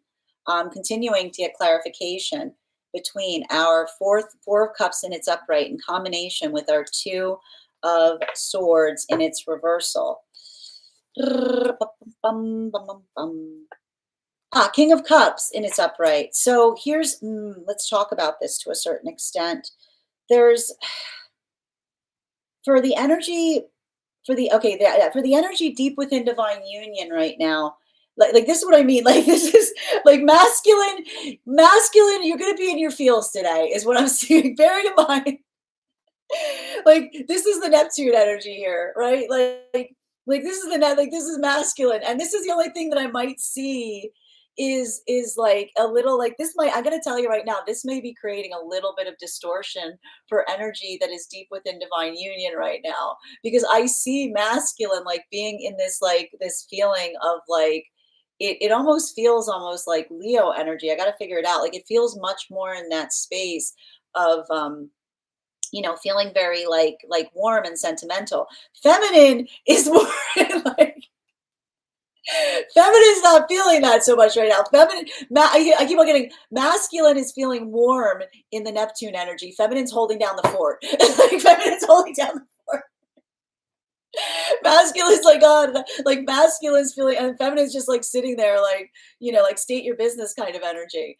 Um, and that's the thing about it, right? Like, and I have to say this because you have to understand that energetic counterparts are not surprised to see this, right? Because we almost see, like I almost see like the fact that masculine is having that ability to be more expressive of the emotions, and feminine is being much more protective of masculine energy, right? So there's something really beautiful about that that's occurring. Bearing in mind this is not based on gender, but what one feels most aligned to. While for masculine and feminine energy coming into divine union, this is a lot of energy navigate. I keep on hearing navigating new cringe, like navigating new cringe. Hello, like Looking back on something and being like, "Ooh, I used to wear my hair," like, it's a lot of that, like, oh, like, when you look, you have those moments, you look back, you're like, I used to think that looked good. Like, it's a lot of it's a lot of that kind of thing, like, looking at yourself in a way, and I keep on, what's beautiful about it, and I keep on seeing that I keep on, this is okay, so something very specific is coming through right now, because I keep on hearing that there's almost something coming through for the energy coming into divine union about, like, almost looking at something from the past and someone saying you look really beautiful in that, and someone saying, like, I wasn't feeling beautiful. That's someone who was trying too hard, right? Like, there's something about that there's something about that moment, that nostalgia point. There's something really profound that I'm seeing that's happening for energy coming into divine union, where someone looks back upon something and compliments you, and you say, "I wasn't. That's not a complimentary moment. I was struggling. I was struggling." Like, that's the energy. It's like that. It's like the like I keep on saying, it's like something paradoxical that occurs in that moment, right? Like, I'm glad you thought, I'm glad you thought I was beautiful. I was struggling is what I see. And this is what's happening in separation. And that's why I keep on seeing that this is either closing of chapters or something that's opening, because I keep on seeing that if someone comes towards someone in separation right now and says, "Never were you more beautiful than that moment," and someone being like, "That was one of my worst moments." Like, the energy being like, that moment is someone like waxing sentimental and someone being like, "That was not romantic. That was painful," right? Like, those moments that we sometimes have that come through, and it can feel very triggering, right? It can bring up a lot of that emotionality at this time, because those moments or those experiences we effectively see. Like, there's a bit of that sense of recognizing what feels like it's healthy versus what feels like it is, like, and I keep on seeing, like, that provocation point, working through something and having to add a level or degree of clarification to something that another may be sentimentalizing, right? Now, continuing to get clarification between our Two of Swords in its reversal in combination with our Hermit card in its upright, may I please have one card to clarify? Clarification coming through right now with the Seven of Cups in its reversal. So, the one thing I'm going to tell you right now that we're seeing is, and I think that there's something really important about this. This is a continuation point of what we were effectively seeing that's happening right now. One of the messages that we identified that was occurring right now across the frequencies was that work, or through understanding the lesson, that one can have a large emotionality, density of feelings, but that the emotionality of feelings can also be productive, right? It's not just about having a well of feelings, but when does a well become a channel, right? Having a well of feelings becomes productive when we're able to put direction to it. So there's a lot of this work. This is why we identify this right now as chariot energy, because this is the weight of the force of understanding the difference between having a lot of something versus feeling like something is energetically productive. That's why I see that there are a lot of potential chapters that are closing. If these are modalities or circumstances, and I got to tell you right now, something coming back from the past, wanting to expand upon something, wanting to sentimentalize something, but another person potentially reaching those points of looking for direction. This is why I see right now that there may be a little bit of that point of frustration that leads to the closing out of some cycles, because it's the identification point that we're effectively identifying that feels like the observation of what can change versus what is very much the same, right? And if these are moments or opportunities where someone is articulating upon the depth of their feeling, we understand that sometimes having a lot of depth of feeling doesn't feel like it's helpful. It feels like it actually holds us in a place that we're feeling like heavy or burdened or restricted by it. And this is why we see that for a lot of those connections that are forming right now, being able to be in that space, to be able to articulate to another as they build these healthy connections, and saying to another, the issue around the past relationship was not due to a lack of emotionality, but rather when we're not in the space of healing, when we feel a density of emotion, but we haven't worked out the coming out of the space of our fear, then what we're trying to give to another doesn't feel like love. It feels like we're trying to put their fear upon us. We see that a lot of the energy is talking or articulating about their conscientiousness or their worry, trying to heal from love that did not feel like love. But that's why I keep on seeing that for a lot of that energy, that sense of discernment, that sense of identification, recognizing and identifying that, and utilizing the gift of giving each other that map, giving each other that compass, saying that not only do I feel something, but I'm also able to provide direction to it. This is what is allowing for a lot of breakthroughs right now as it relates to what I keep on seeing are going to be the chariot partnerships that move deeper into divine union. Continuing to get clarification right now between our Hermit card in combination with our King of Wands in its reversal. May I please have one card to clarify? Clarification coming through right now with our Four of Wands in its upright. So what we're effectively seeing to a certain extent is there's a lot of work to be observed in relationality to identifying and recognizing what feels like it is a productive channel.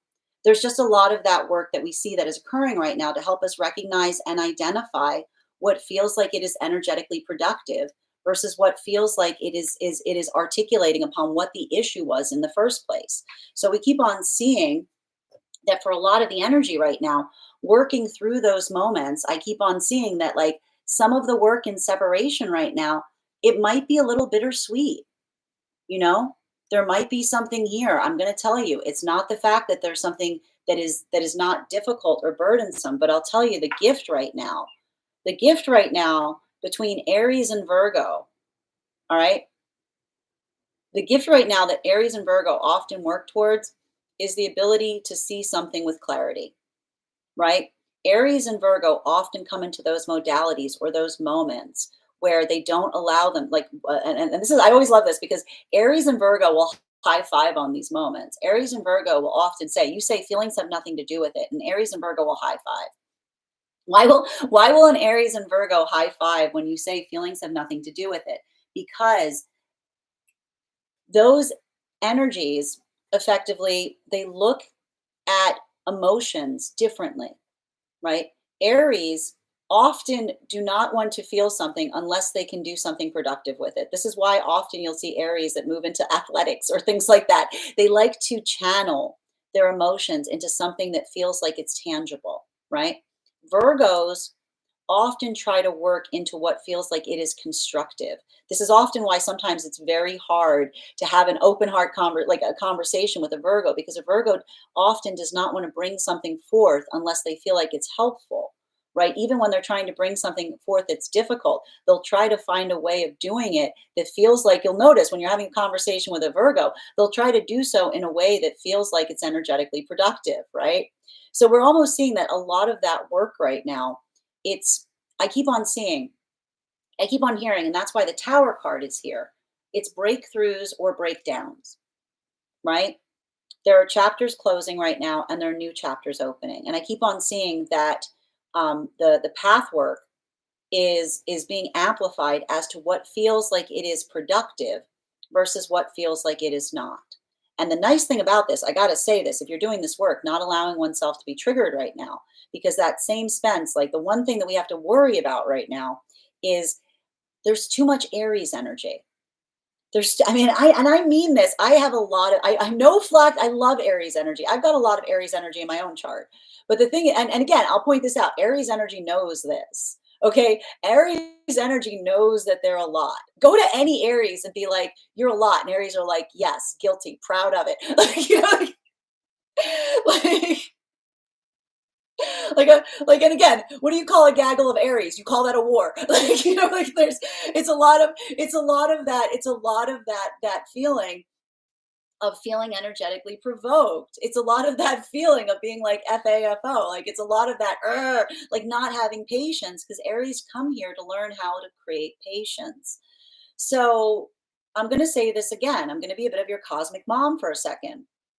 Don't don't let yourself be moved out of the context of yourself.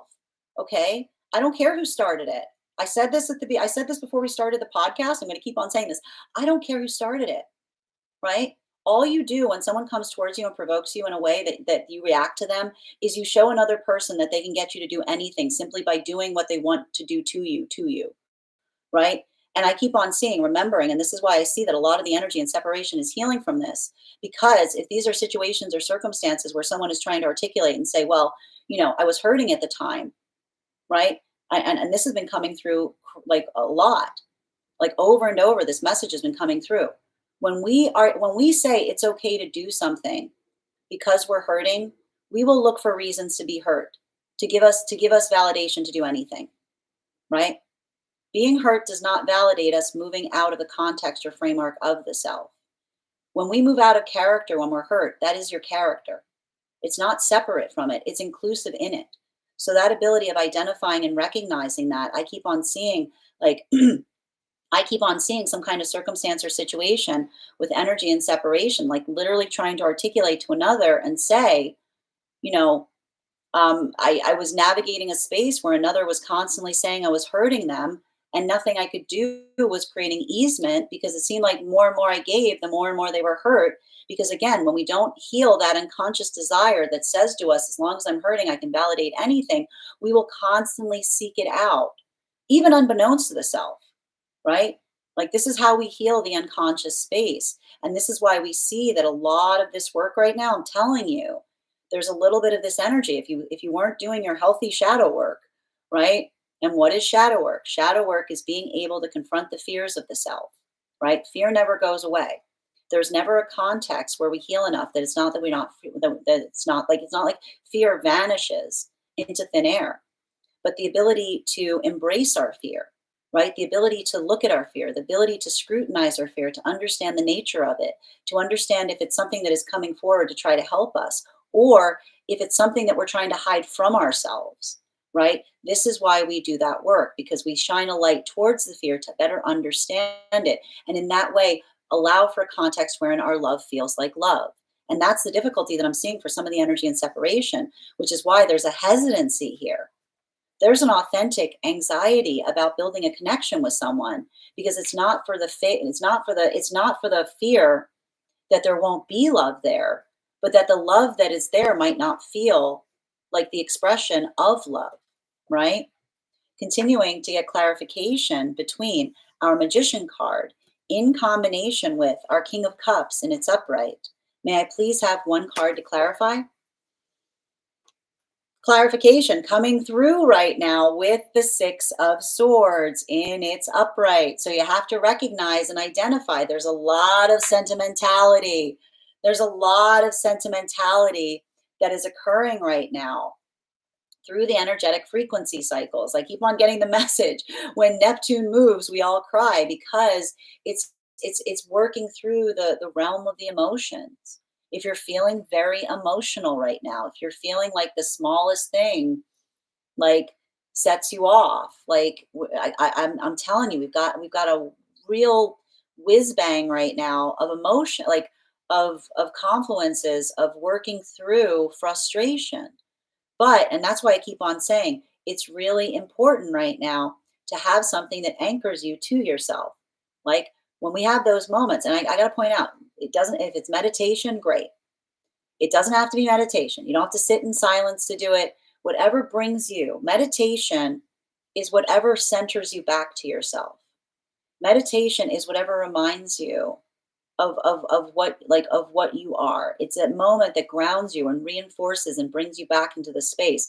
And sometimes, like even in those moments, like I keep on seeing that ability of doing so, you know, when we have those moments and we feel like we're getting triggered and we allow that moment to anchor ourselves, to bring us back to ourselves, it can allow for that space of clear reasoning, right? But I keep on seeing that something about this right now is working through the struggles of potentially someone, like working through someone who's trying to articulate more in the depth of emotionality as it relates to understanding. I keep on hearing depth is not progress, right? Wallowing is not moving forward. Working in that space of talking about what is energetically productive moves us in a space that feels like it allows us to heal, right? And the same force. And remember, I told you that the Leo full moon was a bit of an amplification of this. When we navigate the space of hurt feelings, right? When we just sit there and we harbor resentment or we harbor hurt, all we do is energetically limit ourselves, right? Because we stew. Like you ever done that? I'm sure you've done that. You've stewed. You just sit there like, you know, like you just sit there, stir the pot. Like you just sit there and you stir the pot, and it might feel good, right? But it's about, like, again, sometimes what feels good isn't good for us. Okay? We talk about that here. Feels good is good, right? Because if something just feels good, but it doesn't feel like it's productive, it often can be something that is holding you back, right? That's what we call indulgent. It's indulgent. It's indulgent. So we see that there's a lot of that work in terms of trying to identify and recognize what those points of progress are. And I can see even and listen, and this is and listen, I am not the type of person that reads upon things, and I'm not someone that always says something's coming back. Okay. but but there is a heavy vibe of nostalgia that is occurring here. Okay, I think you understand what I'm saying. Okay, there's a heavy vibe of nostalgia, so it does feel like there's something about coming back, and that's either coming back right now emotionally, spiritually, or tangibly. I'm going to put it that way. Okay. I don't want you to get the false context. I'm not going to be like, I need to stress, I need to stress this. It's a lot of that sentimentality in the feeling of something coming back right now. Continuing to get clarification between our King of Cups in combination with our Seven of Cups in its reversal. Oh, may I get one card to clarify, please? Clarification coming through right now. There you go. Wheel of Fortune. Yeah, it's like um how, there's something very, I keep on seeing it's like it's a big day. I keep on hearing it's a big day about observing the nature of time. Okay, it's like one of those days. It's like, oh, that's why Saturn is behind Neptune. Saturn is behind Neptune moving into Aries. So it's like it's a lot of it's about time. It's about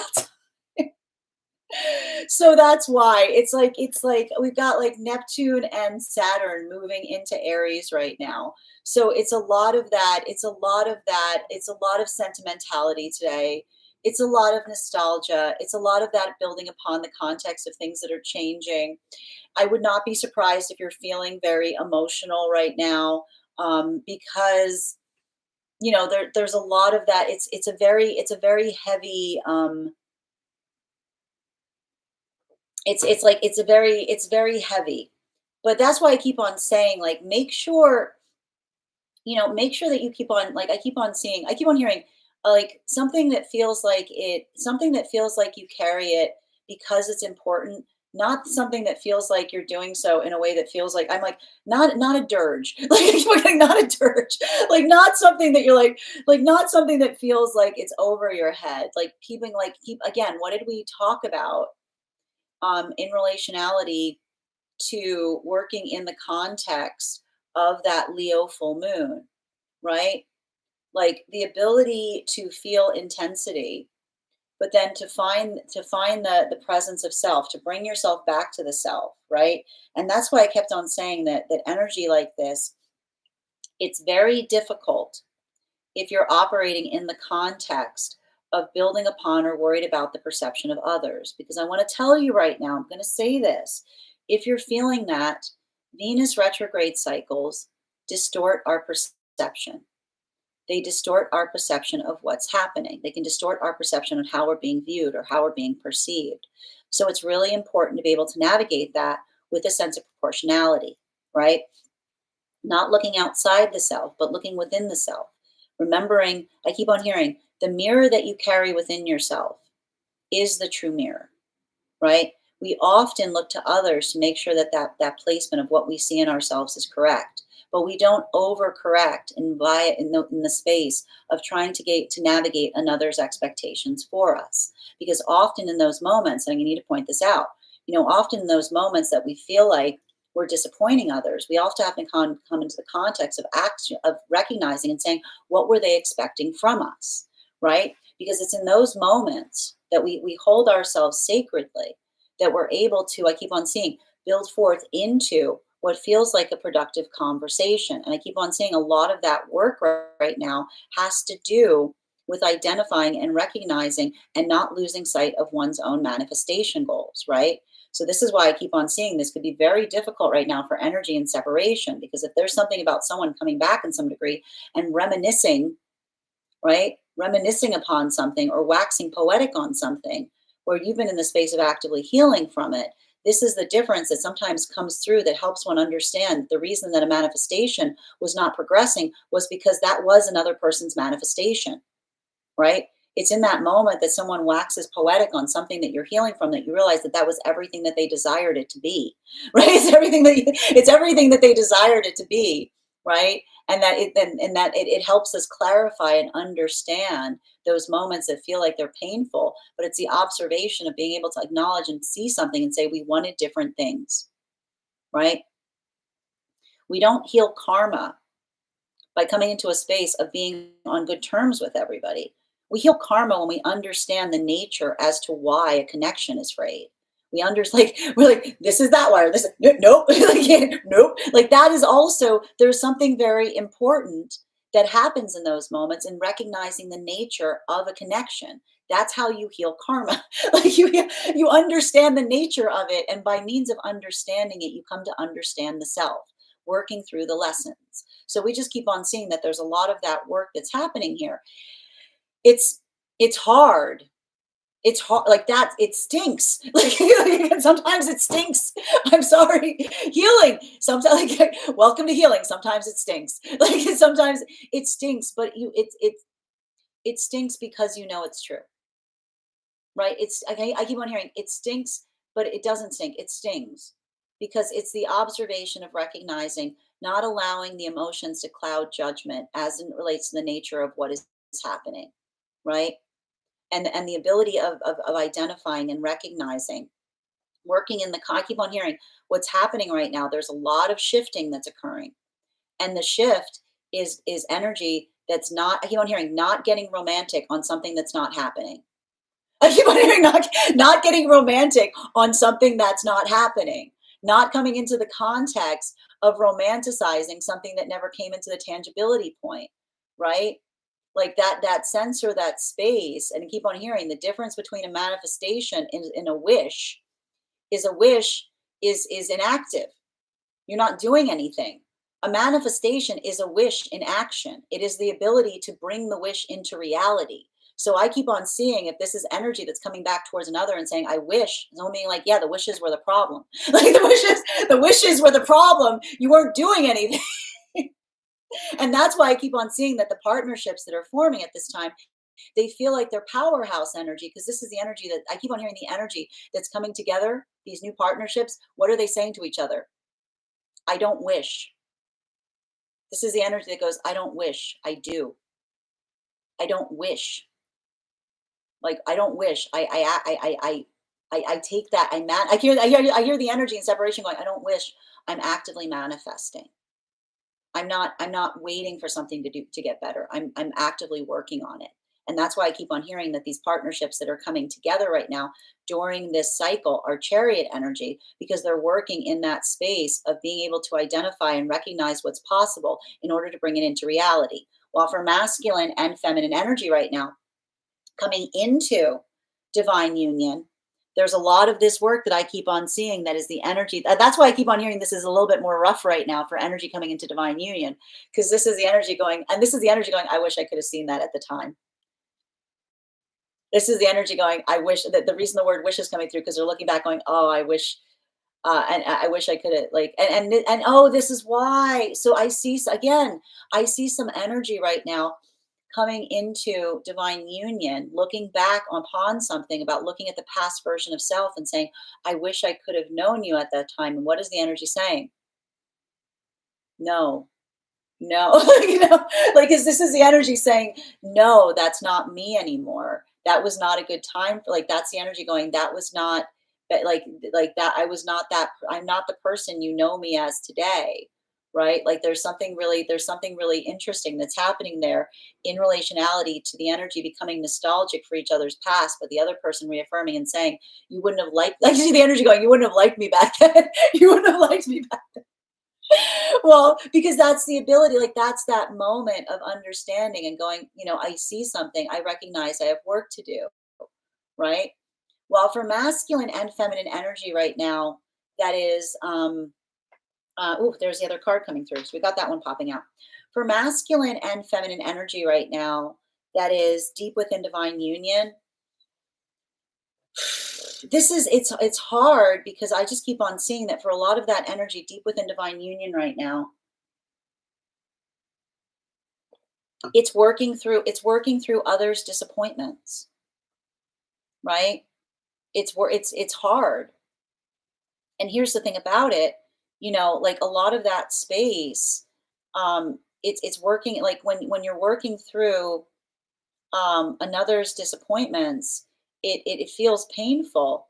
But I see that there's a lot of that force or a lot of that place in terms of recognizing and identifying. Um, I keep on getting the message for the energy deep within divine union, which is when we want to understand ourselves, we have to be ready to disappoint those around us, because it's often in those moments that like when we find ourselves that it's like we understand, it's like we understand what that is. We understand the context of that, and and that's why I keep on seeing if another get I keep on hearing if someone takes it personally when we're going through a moment of expansion. Like this is why sometimes I almost see like rifts that occur in those moments, because you say to another like, it's like I keep on hearing something about that sense or that space of saying like a rising tide raises all ships. It's not that moment or that place of identifying or recognizing. And this is why we talk about, um like when we have hurt feelings, we introspect upon the reasons why. Because even when we navigate the space of hurt feelings, we can sometimes identify something that the feelings are asking for, right? It's a lot of that, it's a lot of that. I keep on saying it's a lot of that energy that is working through discomfort, but not in a way of projecting it outwards, but to understand it with like, I keep on hearing the energy going, why do I feel that way? Right? There's like almost a bit of that unpacking that's occurring. Continuing to get clarification between our Six of Swords in combination with our our Wheel of Fortune. Can I please get one card, please? Clarification coming through right now with Judgment. So again, we're going to just talk about this again, because here's the thing about it. Everything that we're seeing to a certain extent, I got to tell you, we're in the heart. Like I know that we're between eclipses right now, but I want you to remember that we are effectively in eclipse season to a certain extent. We're jammed between eclipses right now. And when we're in eclipse seasons, everything feels amplified. Okay, I want you to think about the eclipses like someone takes the volume knob and just cranks everything to 11, right? Something that feels small can suddenly feel enormous. Something that would typically not bother us, suddenly it's all we can think about. And that's why it's really, really important to be able to have a sense of proportionality as you navigate eclipse cycles, because this particular eclipse cycle, I keep on saying, it's like everything. There's situation. I'm going to tell you right now what's happening right now. There are situations where someone is going through what may feel like the identification of like a real issue, going through something that is happening in a big way in their life, and another person is feeling the weight of the judgment and the fact that they're doing something and they're taking it personally. I just keep on seeing that there's a lot of this fracturing that may occur right now because of the over concentration of the self in the context of something larger that's occurring around the self. So that's what we want to be very avoidant with, right? And that's not and this is how we're going to talk about this, because the way I got to stress this because I feel like everyone always misunderstands this. We don't honor our feelings by just saying how we feel all the time. Okay? We don't honor our feelings by just popping off and saying how we feel. We honor our feelings by introspecting upon them to understand the reason and the nature why we feel the things we do. And then we seek confirmation and validation once we feel them. So I'm going to say this again. It's not that you can't talk about your feelings right now during this eclipse cycle, but I'm going to tell you right now, if you don't want that to go the wrong way, then make sure that you're having those conversations with your feelings and you're bringing your prescription with them. You're bringing the prescription with them. Okay? Because if someone is already feeling at their limit, right? If someone is already feeling at their limit, okay? Which is happening for a lot of the energy right now, going through this eclipse. And then at that moment, at the absolute worst time, someone comes rushing up to them, articulating upon their feelings, right? Feeling emotionally burdened.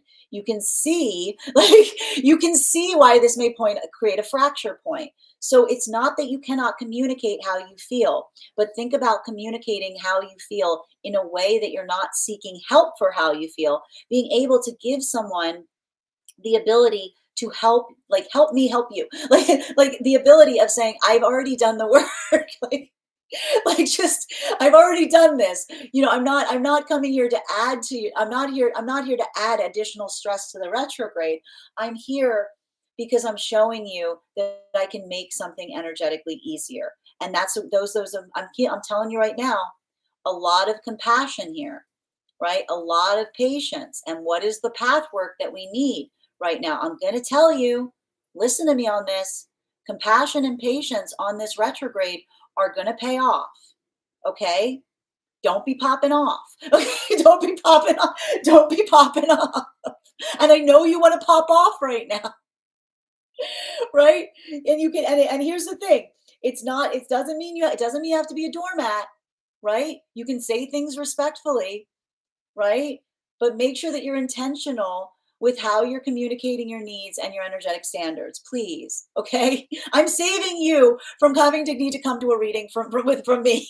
Okay, continuing to get clarification between our Wheel of Fortune in combination with our Knight of Swords and its reversal. Oh, may I get one card to clarify? Clarification coming through right now. King of Pentacles. It's rough on them streets, man. It's rough on those streets. I know it's rough for you right now. It's rough for everybody, right? We're all going through it. We all feel like we all feel like we're at our wits' end. We all feel like we've been put on the tumble dry, and then someone hit tumble dry again. Okay, we all are going through, like, we all feel like we're playing a little game of catch up right now, and that's why when you're feeling that moment, right? When you're feeling like that space, when you're able to be in a place of when you're able to be in a space of appreciation, when you're able to acknowledge and empathize that there are those around you who are also feeling that. I keep on hearing, like, I feel like there's something. I keep on hearing that, like, the solution is Leo energy, which is the solution is having having compassion, right? It's having that sense of allowing for that space. And I keep on hearing it starts with the self, right? Because I keep on seeing that, like, I keep, and it's funny too, because I keep on getting the message that, it's not it's not pressure that makes a diamond. It's that little breath of moisture. It's that love that we give something. It's that space of compassion. Pressure does not make anything but more pressure. The love that we give something, right? That empathy, that understanding is what actually breathes life into things. So when others feel like they're cracking under the pressure, and in those moments we say, like, listen, you're doing great.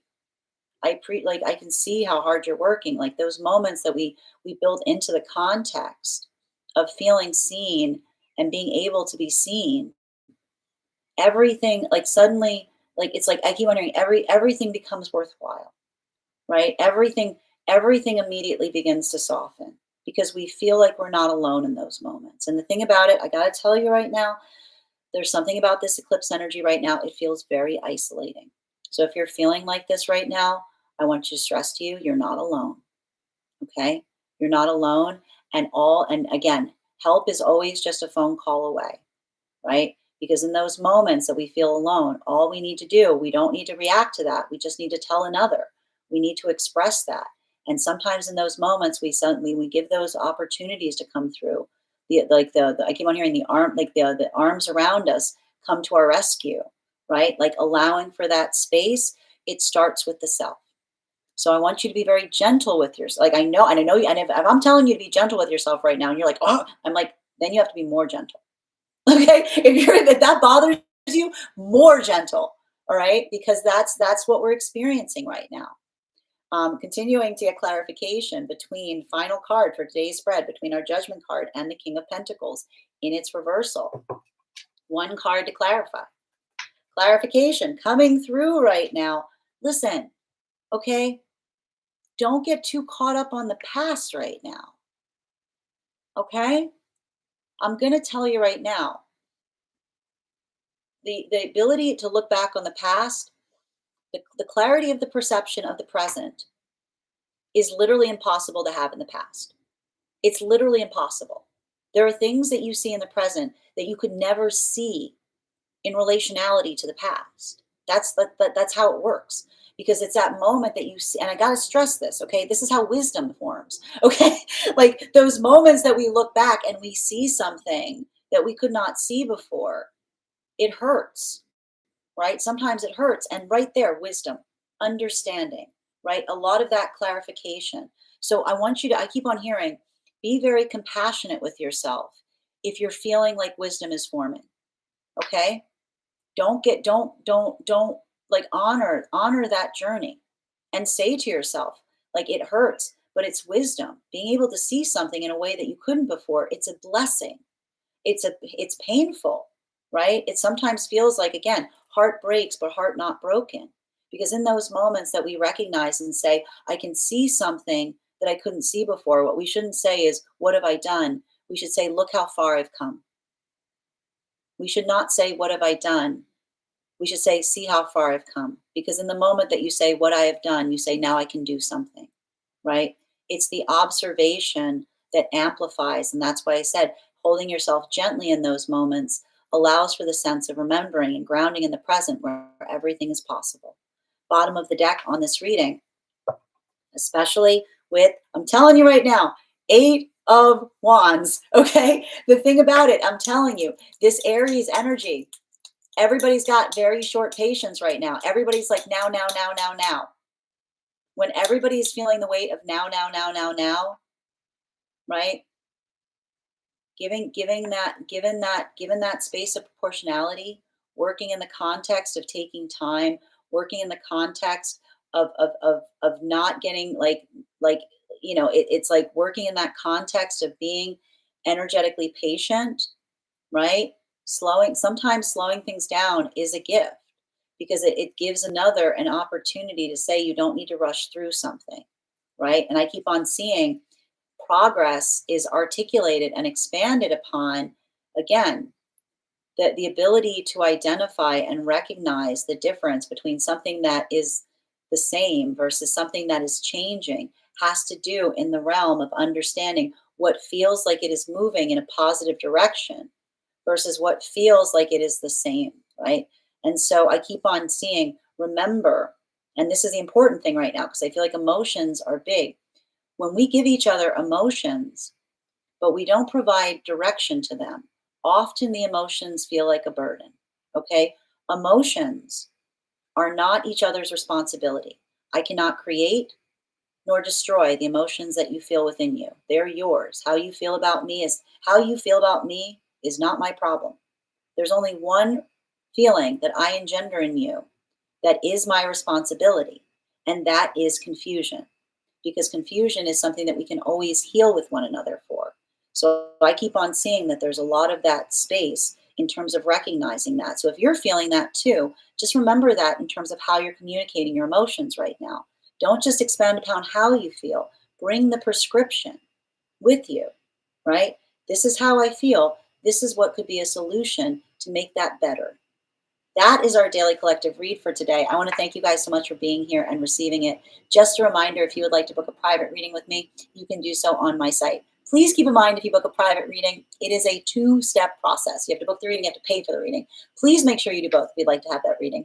Most importantly, please keep in mind that I will never, ever, ever, ever, ever reach out to you for a private reading. I will never DM you. I will never PM you. I will never slide into your inbox and tell you that very important message that only I can deliver. The only way you can book a reading with me is if you book one on my site. So I would encourage you to do it there. Also, a couple of updates before we move into personal readings today. First and foremost, thank you to everyone who attended our recent class on the judgment card, our next class will be held on Wednesday, April 16th at 6 p.m. PST, 9 p.m. Eastern. We will be continuing our studies into the tarot with a focus on the Hanged Man. If you would like to participate in our tarot class program, all you need to do is head over to my Substack and become a paid subscriber. Your paid subscription to my Substack is your ticket of entry into our live classes each and every month. Also, as a monthly subscriber, you will have access to over 9 hours worth of material in the Tarot Church Library Archive. Now, it's not necessary to catch up. I do my best to provide clarification and information on everything we've studied thus far, but the material is there for you to receive when you're ready to receive it. And you'll also, if you become a founding member, not only will you receive a discount on the full year's worth of classes, you will also have full access to the entirety of the Tarot Church Library. You will also have access to a one-on-one mentorship class with me where I will meet with you personally to understand where you are on your personal tarot journey and give you the best insights in terms of how to utilize those classes to the best of your advantage going forward towards your personal tarot goals. One of the things I tried to do in these classes was make them accessible to the absolute novice tarot reader as well as the seasoned reader. There's definitely something there for everyone. Don't let your lack of experience or your robust amount of experience prevent you from joining us in these classes. And even if you don't become a founding member or a subscriber to my Substack, I would encourage you to follow me there to stay up to date on any new offerings or services. I post my weekly newsletter there as well, which will let you know about my in-person events as well as my online live schedule. I'm also want to let you guys know that on top of my standard life path readings, I also offer mentorship classes. These are for any of my clients that are seeking a more personalized educational experience with me. I take a very limited number of students for this reason, as those classes are focused on each individual's personal spiritual goals and journey work. Those classes can be purchased on an individual level or as a monthly class series, weekly or bi-weekly as your schedule permits. Also, for my clients that are seeking more consistent weekly tarot support, I'm very happy to offer weekly tarot insight packages. That is a package of 4 30-minute readings, again, weekly or bi-weekly as your schedule permits, so that you can stay more consistent on your personal journey. I'm also very happy to now offer dream interpretation readings. These can be purchased per dream or as a package. Now, if you purchase the dream interpretation reading package, I would encourage you to start to keep a dream journal, as we will meet weekly or bi-weekly with that journal and utilize the tarot to understand the key themes and messages coming towards you in the dream space. I want to thank you guys so much for being here today and sharing in these messages. And we will do this again on Monday. That is our daily collective read. Thank you guys so much for all of the absolutely beautiful gifts that you gave during the collective. Ruby, you got our highest gifter for today, and thank you so much.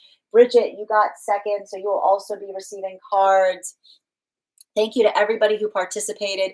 We are going to get started on our daily collective reads in the next few minutes. But if you would like to get on the list for today, you will be the 1, 2, 3, 4, 5, 6 person read for, 7th person read for. Thank you, Carly, for getting on the list. You'll be read for after Grace. Thank you so much, Kaleidoscope, for that beautiful gift during the reading as well.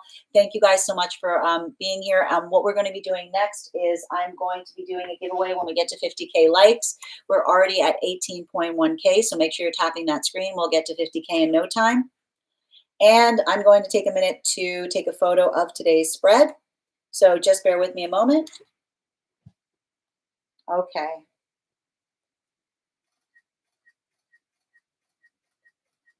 All right. And thank you guys so much. And I'm going to take a minute to read over some of the comments that came through as I was reading.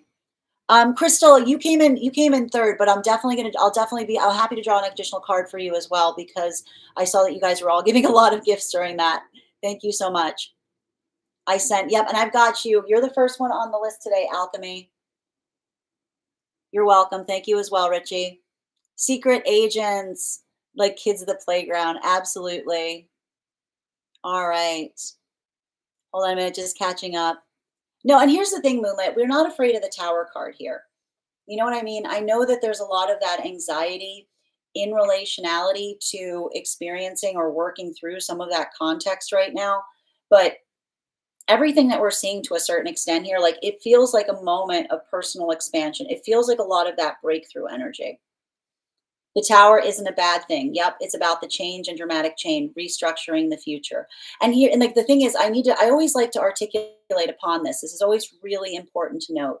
So one of the things that we're seeing here is when it comes to a lot of this work that we're seeing, especially with the cards surrounding this right now, what we're effectively identifying is like we always, and I always like to point this out, I never see a context where there are good or bad cards. We always need to look at the framework of the card surrounding a circumstance or situation. And one of the things that we're identifying here, especially with the Tower card and the Magician, there's a lot of this introspection of the self. There's a lot of that work as it relates to navigating and working through discernment. It's not easy, right? There's a lot of that energetic unpacking that we see here, but working in that context, this is why I keep on telling you guys, like, make sure that you're not overly internalizing some of this fracturing that we're experiencing right now during this eclipse cycle. And thank you, Alchemy, for sharing the live. Always appreciate when you guys share the live. Kat, thank you so much for the follow. Thank you as well. Hi, Valentine. How are you doing today? I'm afraid I don't do health readings here, dear. But if you would like to get on the list is open for anything else other than that. I also don't do pregnancy. Hi there, Praz. Thank you for coming here to listen. And She's, thank you for sharing the live. I've got a big collection. Hi there, Lay. How are you doing? Me with my moon and Saturn in Aries in the 12th. My natal Pisces sun and my progressed Aries are looking at each other like, absolutely, Kat.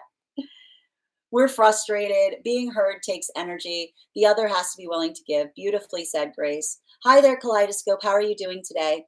Hold on, I'm just reading over. To get on the list, all you need to do is send the donation payment via the tree that has Binks in it in my bio, and you'll be added to the list. I swear, hi there, Takikia. I swear that's what I'm feeling. I just want to be my best self. And for my future love, I want to offer them experience in that side of me. Woke up in tears, missing my connection, but I don't know if it's a karmic at this point. Again, Takika, I'm happy to read for you on that. We also do dream interpretation readings here. And thank you so much for that beautiful gift. And if you'd like to get on the list, all you have to do is head over to my tree that has Binks in it in my bio. You can be added to the list. Also, if you would like to become a member, you can do so via my profile. Signing up there as well will always entitle you to a free card each day. You're so welcome, Space League. Thank you for confirmation. Seeing the beauty in the darkness. And here's the thing, like, I feel like there's a lot of that work in terms of navigating, like when we see seeing the beauty in the darkness, it's like working through the darkness of the self, right? Working in those spaces of the things that are hard to see within ourselves, working in that context of being able to hold ourselves with empathy as we do so is very foundational and key right now. And yes, I apologize for that individual who was, I feel like there was something happening there where I was provoking someone. I hope they find the healing they seek. Here's the thing. I don't like to say anyone's terrible at feeling their feelings. Navigating feelings. Thank you, Bridget, dear. You'll be on the list after Carly. We also have 5 spots left today. If anyone wants to get on the list, we've got 5 spots left. The thing is, feeling feelings is hard, right? It's hard to see through feelings with clarity. Feelings are demanding. They want things. But when we understand that the feelings don't carry direction, that the feelings are asking for things, when we're able to introspect upon what our feelings are asking for, we're able to channel those feelings into productive conversation. So I feel like it's not the situation about the fact that someone is bad at feeling their feelings, but often when we feel like someone's terrible at feeling their feelings, what we're really experiencing, Alchemy, is a difficulty in translating the emotion beyond the sensation of having a feeling to be able to feel it enough to be able to express what it is asking for. And thank you, Lay, for sharing the live. Always appreciate when you guys share the live. Oh, wishing you birthday blessings, sweet. And thank you for confirmation as well. Yes, for Aries. I know it's rough right now for Aries. I know. Listen, it's going to be really hard right now for Aries and not being provoked. Okay. I'm saying this to all my Aries babies. Okay. I'm telling you right now, be intentional, right? Don't let yourself feel energetically provoked. Hi there, Haley. Good to see you today. Working through fear of success. And here's the thing, you can introspect upon that, sweet, right? you can ask yourself like what like here's like working through that context of asking oneself like what that feels like or what that looks like is going to allow for a lot of breakthroughs at this time. Hi there, Lay. Lots of advice I can take with me today. I'm glad to hear that, dear. Missing my mom. Oh, sending you so many birthday blessings, Ella. And holding, and again, a lot of nostalgia. They're always with us, always. Cat, depth is not progress, is what I needed to hear. And here and that's the thing. Like that's actually like here's the thing about it. This is what we get with Neptune moving. Neptune is always like here's the thing. I think it's funny because Neptune is always like you can take it with you. You know what I mean? Like I feel like it's funny because Scorpio always says you can't take it with you, and Neptune's like I take everything with you with me. Like Neptune's like it's all within me, right? Like that's the thing with Neptune. That's a beautiful message. Neptune is like I carry everything I've experienced within me, right? The depth that like Neptune teaches us lessons. It says the depth of our emotions does not need to drag us down. It can buoy us up, right? Like Neptune is like that's the thing about it, you know? Like I always like to point out like a lot of the messages we get from Neptune is it's not a shipwreck, it's hidden treasures. You know what I mean? Like it's not a shipwreck. Those are hidden treasures. It's working in that context of honoring and feeling the space of what one holds like sacred. Depth is not progress. Thank you again. And thank you for confirmation, Keela. I do have podcasts on Spot. I do, Z baby. All you need to do, this is actually, these messages are actually are also over on my podcast. If you head over to my tree that has Binks in it, the Tarot Church podcast, you'll be able to catch each day's divine messages there. Hi there, Bridget. Good to see you. And thank you for sharing the live. Thank you for those targets, Addie. Good to see you as well. Thank you as well, Ghoulie. Lay. I had a hippie in Tempe, Arizona tell me wishes are wishy-washy. Oh, I love that. But that's the thing. I mean, like, wishes is a latency, right? Wishes is like saying like I wish something, but not actively doing something, you know? All right. And thank you for those gifts, Amelie. I'm definitely not trying to ignore you in any context, but when I'm doing the collective readings, I always catch up on the messages afterwards. But thank you for those gifts. Hi there, Addie. When I try to make everyone else happy, I walk away annoyed. Well, and that's the thing about it, like making sure that you're having compassion for the self, like doing so in a way that like honors the self. You can work in service to others and still honor the self in the process, right? Like that's the thing. That's a Jupiter and Gemini energy.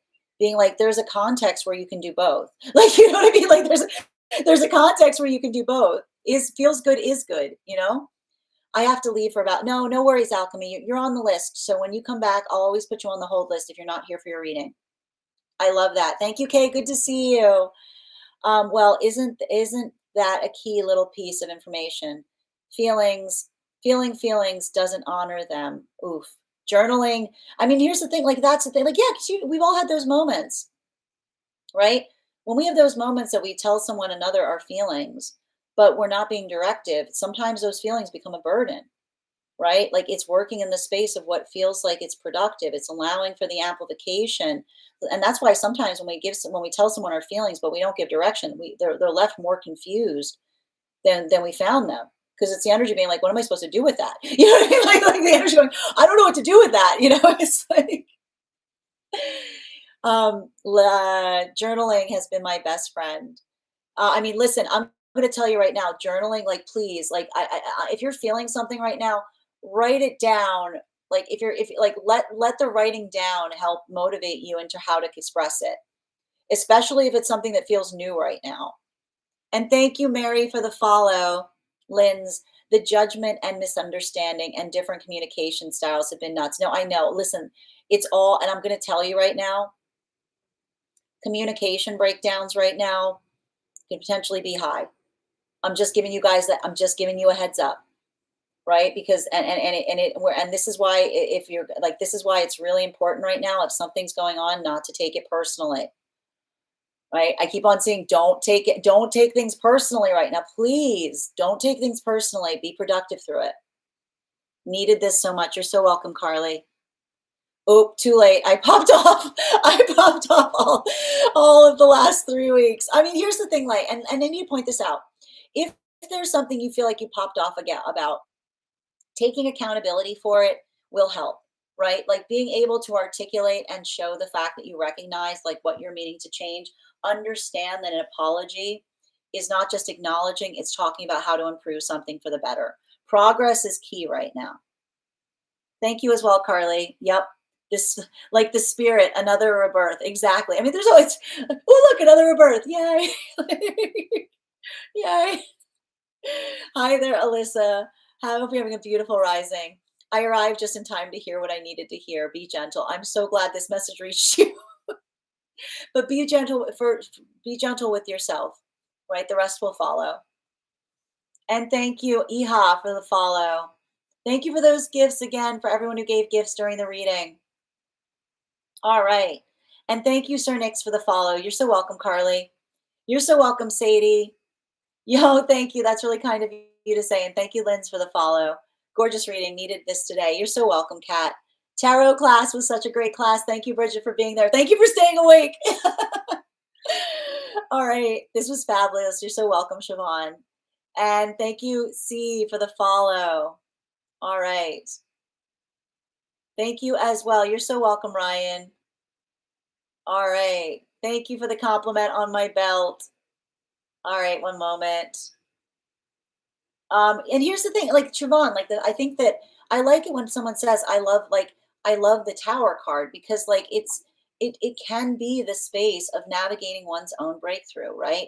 Because it has a lot to do with navigating the space of being able to work through the context of recognizing and identifying the like working through one's own fear, right?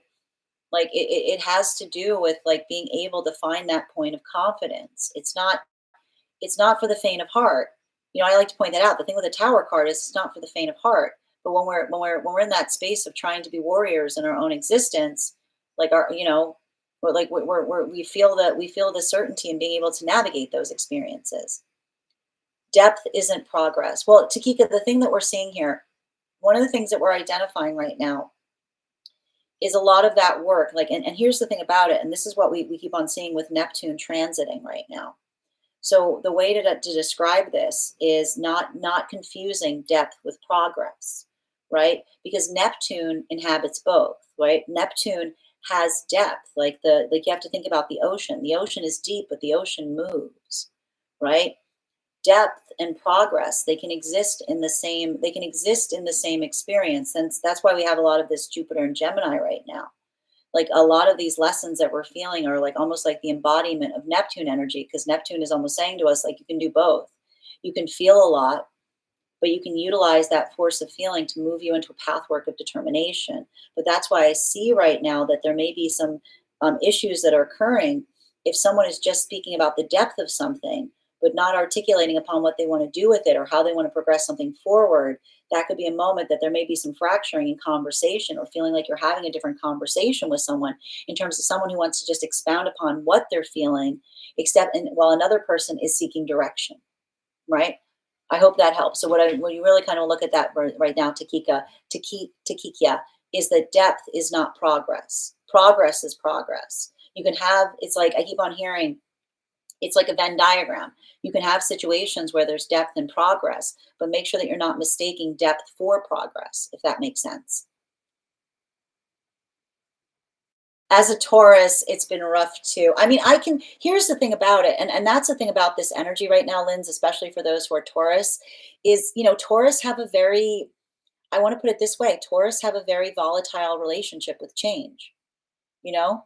I always like to describe, like the way I like to describe like Taurus energy is like Garth energy. Like, you see, like, you see like Garth where like someone talks to them, like in that scene where it talks about like the changes that someone's bringing forth.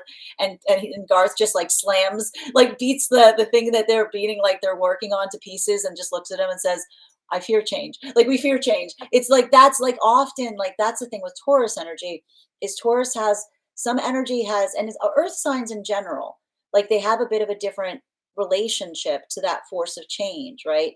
It's working through the ability to be more adaptable, right? So again, depending on the context of how you experience that right now, like the fact that you're honoring it and recognizing it is valuable and important.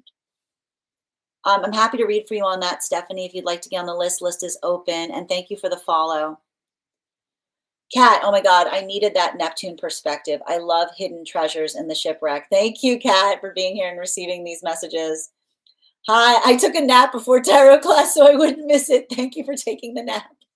Well, and that's also, if again, if you would like to participate, if you would like to participate in the tarot classes, but you're finding that difficulty in being able to be there live, I would like to point out that we also, like, one of the reasons that I make it so that you can watch the videos afterwards is so that those who are enrolled in the classes, even if the timing that we're doing the class live isn't possible for you, it's always there for you after the fact. So again, don't let your inability to be at the live class prevent you from joining the class program.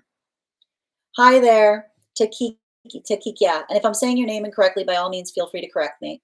The popping off and acknowledgement of growth. And I say it's idling into my latest transformation. But that's the thing, like being able to articulate upon what progress means to you is going to be helpful during this time, right? Because, and again, holding, like, this is beautiful incubation energy. It's good for building plans. It's good for setting those standards. It's good for building those resolutions of the self.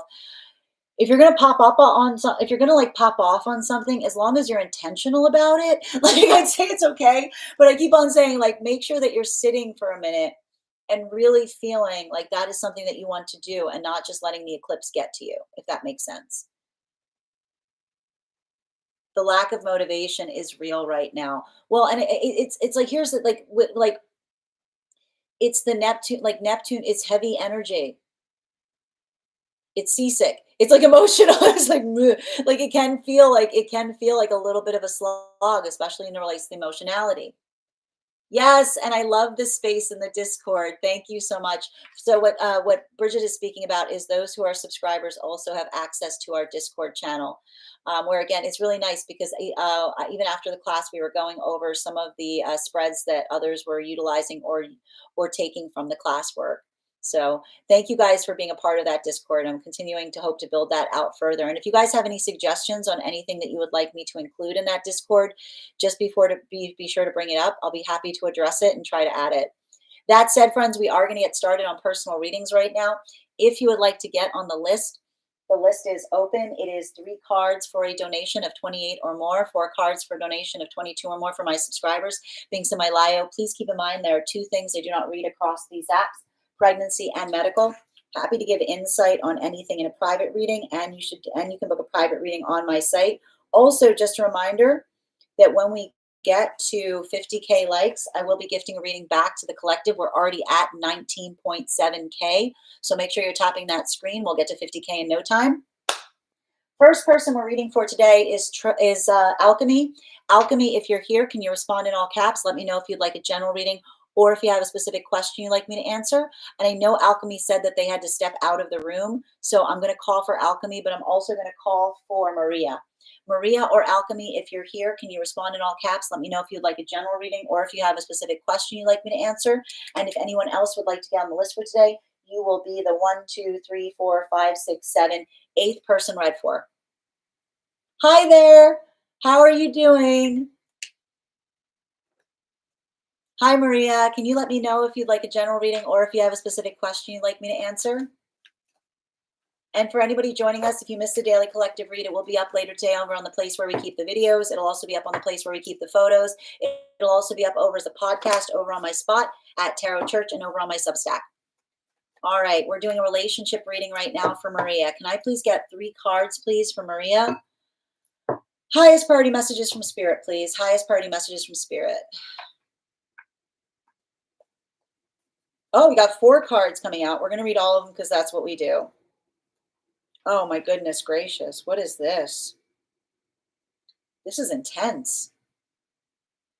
This is giving me like feast or famine. What is this? This is like everything or nothing. I gotta tell you something I think is really important here is I see some kind I see some kind of volatility around something. But I gotta stress, energy like this is sometimes really difficult because it's not, and I gotta stress this, okay? I'm gonna say a word to you, and everything you need to know is gonna help. It's not that anything's bad here. Consistent, consistent, consistent. Because the one thing I see is it's extreme, but it's not consistent. It's like consistency, consistently extreme, you know? Is it consistently inconsistent as it relates to navigating through extremes right now? Like this is like here's the thing about it. I feel like this is a situation where someone is not healed from their trauma. And when someone hasn't healed from their trauma, their love doesn't feel like love. So you're either on a pedestal or you're the worst thing that's ever happened to them, you know? You're the greatest gift that they've ever seen, or you're the most awful thing that they've ever experienced. Um, they have this is you cannot you can't change that. They have to heal from this. You have to recognize what's within your own power to heal versus what you have to navigate. And I got to tell you, I can see like this feels like a saga. I'm like it feels like a saga because I can see like this is saying to me like falling apart, reunion, like blah blah blah. Like there's so much volatility here. Love is not volatile. Love is finding a way to be consistent in ourselves so that our love doesn't feel volatile, right? I'm going to say that again. We heal when we recognize our volatility and we work towards consistency. Um, so I'm going to tell you right now, the only way that a situation like this heals is if another person is ready and willing to acknowledge that they need to do work in that area. If they're projecting this, and I feel like again, this is a minute where they're trying to say that you're either like their salvation or their worst nightmare, right? The best you can do is come into a space of regulation and say, I can't, you're not making any sense. I can't, I see you having to say to someone, I can't, I'm not, I can't be inhabiting. I can see you saying to someone, I can't inhabit both spheres at once. They have to recognize the fact that they have that tendency of navigating those polarities, right? Like this is what we talk about. Like we heal our spheres. We come into that place of finding proportionality so that our love feels like love. And I keep on seeing someone has a great deal of feelings for you, but if they haven't built into that sense of consistency, if they're not working through not allowing themselves to I keep on seeing get like get overly worked up, right? Working through like this is all work someone needs to do in navigating their own fear. The way that the only solution to it comes via acknowledgement. And you're asking me if there's an end to it. It's not about an end, there's a solution. The solution is they have to recognize that they have to put that work in. Because the thing that I keep on seeing here is understanding that anything is solvable so long as there's accountability on what needs to change. So I'm telling you right now, if this is a situation where someone is constantly going through that experience where again, they're putting you on a pedestal or they're dragging you like they're dragging you through the streets, that you're either like the best thing that's ever happened or like you're the worst nightmare. If they can't acknowledge their own tendency of doing that and realize that that's the thing that needs to heal, the ability to find and maintain a consistency and to work in the context of allowing the love to become consistent, it's something that you'll have to experience as someone cares about you. So, because if not, and if this is the energy that says, like it won't, like it will not change until they recognize that it needs to be changed. Um, yeah. And if they're in a space where they're trying to say nothing's wrong, if this is an energy that you're trying to articulate that and try to saying that that's happening, and they're pushing that off, or they're rejecting that, or they're trying to project it onto you, you may have to step away from it to say to them, like, look, I can't, I can't keep perpetuating this cycle, you know. Bottom of the deck on this reading, especially with the seven of wands in its upright. I keep on seeing you have to almost say to someone, like, I'm not the source of your projection. you know it feels to me like someone's carrying some really deep trauma. And what sometimes happens is when we carry really deep trauma, we unconsciously look for people to replicate it with, right? We'll say, oh, you're just like them, right? And because when we say, oh, you're just like them, then we're feeling that sense of being able to regress, you know and so it's almost like those moments when someone tries to say, oh, you're just like them, and being like, I'm not like them, but you're trying to make me like them, right? You're trying to replay something that's already happened to you. Sometimes the only thing you can do is step back and put your hands up and say, that's not me. I'm not doing that. That's you. I'm not gonna engage in this. And sometimes we have to do that with an amplification of care, right? Sometimes we have to do that in a way that we articulate and say to another, like, I care about you, but I care about you because I'm going to do the hard thing, and I'm not going to, like, I'm not going to, I keep on hearing, indulge your trauma by letting you project your volatility here, right? So make sure that, remember, a healthy connection is one that honors your standards. A healthy connection is a space where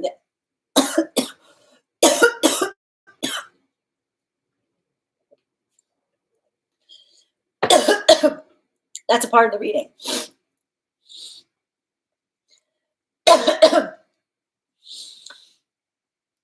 A healthy connection. uh, Part of the reading. Yep. All right. Sorry about that. A healthy connection is one that does not try to block your throat chakra. Sorry. It's fun reading. A healthy connection is not one that tries. Thank you. A healthy connection is not one that tries to block your throat, does not require you to block your throat chakra in being in it. And if there's a moment where you're reaching into a space where you are too afraid to speak because you're experiencing another person's volatility, that might be a moment that you have to step away. And you can say to someone, I'm doing it with all the love of my heart, but you can't treat me this way. I can't live like this, right? Because I don't know what's going on with the throat chakra here. But that came in like that came in like really hard and heavy as I was giving that reading. Like that feeling of being like almost feeling like afraid to speak because you're worried about upsetting something or creating a volatility point. Make sure that you're in a relationship. Again, we build a love that's consistent, that allows us to flourish. It doesn't make us feel like we have to shrink within it. Thank you so much, Maria, for having that reading with me. And if this message connected to you as well, it's very common for those who need these messages to be here to experience them. We are doing personal readings right now. I'm back. If you would like to get on the list is open. It is 3 cards for a donation of 28 or more, 4 cards for a donation of 22 or more for my subscribers. Thanks in my bio. Please keep in mind there are 2 things I do not read for across these apps: pregnancy and medical. Happy to give insight on anything in a private reading, and you can book a private reading on my site. I'm going to take a minute to read over some of the comments that came through as I was giving that reading. Also, we're at 20K likes over on the Clock app. When we get to 50K, we'll be gifting a reading back to the collective, so make sure you're tapping that screen. Okay. Takikia. Takia. Thank you so. Oh, Kia. Are you the same Kia? Oh, good. Thank you for correcting me. Good to see you, Kia. Thank you. I appreciate you. All right. Where were we? Um, I don't be like, don't be, I'm not, sometimes like, listen, when I'm doing readings like that, like, it's like, I felt like somebody, like I was doing the reading and I felt like my throat chakra, someone's like, "Arr." Like, you know what I mean? Like, "Arr." Like, I'm like, okay, you know? Um, Grace, a parent can replicate too when they haven't healed. Harder lesson of my life to pull. It's the hardest thing, right? And you can do so with all the love in your heart. You can say to someone like, "Look, I care about you, but I cannot see you repeat this cycle through me. I cannot step in the place of that." Right? You have to heal from this. And if it means I have to step away, I'm not gonna like sometimes you have this, I'm like, I'm not here to stand in for someone that you still have pain, like beef with. You know what I mean? Like, I feel like there's something about that. It feels like someone's asking you to be a stand-in for someone that they still have unaddressed beef with, you know? Like that's effectively like that's why I saw the fact that the throat chakra was client like closing up because the minute you say that's not me, they're like, shh, right? Going, you're just like them and being like you're willing that to be because when someone's saying that that's not them, they're even like you remember when the minute I said that I'm not them, they went quiet, right? Like it's a lot of that with love and to redefine the relationship. This is so spot on. Thank you for confirmation. 805 and sending you so much support on this journey. I know journeys like this are not easy because again, it's not due to a lack of love, but sometimes when we haven't healed from trauma, that love does not feel like love. It just feels like a lot of fear being projected onto us. I'm okay, Alchemy. Thank you though. The throat, yeah, yellow for the throat chakra. Nikki, thank you for getting on the list, dear. You'll be read for after Bridget. We've got 4 spots left today if anyone wants to get on the list. I feel like I'm walking on eggshells. Well, that's why. You can't. It's like you have to. It's like it's giving me like unhealthy library energy. It's like shh, don't rouse them. You know what I mean? Like don't like you can't exist in that kind of space, right? Like they have to if they cannot acknowledge that they need to work on that so that the energy around them isn't afraid. You know, and you can start that conversation. You can say, "I care about you, but I'm also afraid of you," right? And if they're in a healthy space, they'll say, "I don't want you afraid of me. I want to heal so that our love is not the amplification of you being afraid to upset me." You know, we never want to be in a space where love feels like we're constantly in fear. And thank you, Mick, for the follow. You're so welcome again. Thank you for having that reading with me, Maria. And I'm sending you so much support on that journey. I need you today. Oh, you don't need me. I'm here to help, Nikki. I'm here to help. You need yourself, but we're here for each other. But and hi there, Ella, Elosa. What a beautiful name, Elosa. I hope I'm saying that correctly. All right. The next person on the list is actually Alchemy and Elosa. I'm happy to read for you on that. If you'd like to get on the list is open. You will be the 1, 2, 3, 4, 5, 6, 7, 7th person read for. All right. The list isn't closed, dear. I've got you on it. All right, hold on a minute, Grace. I got you, dear.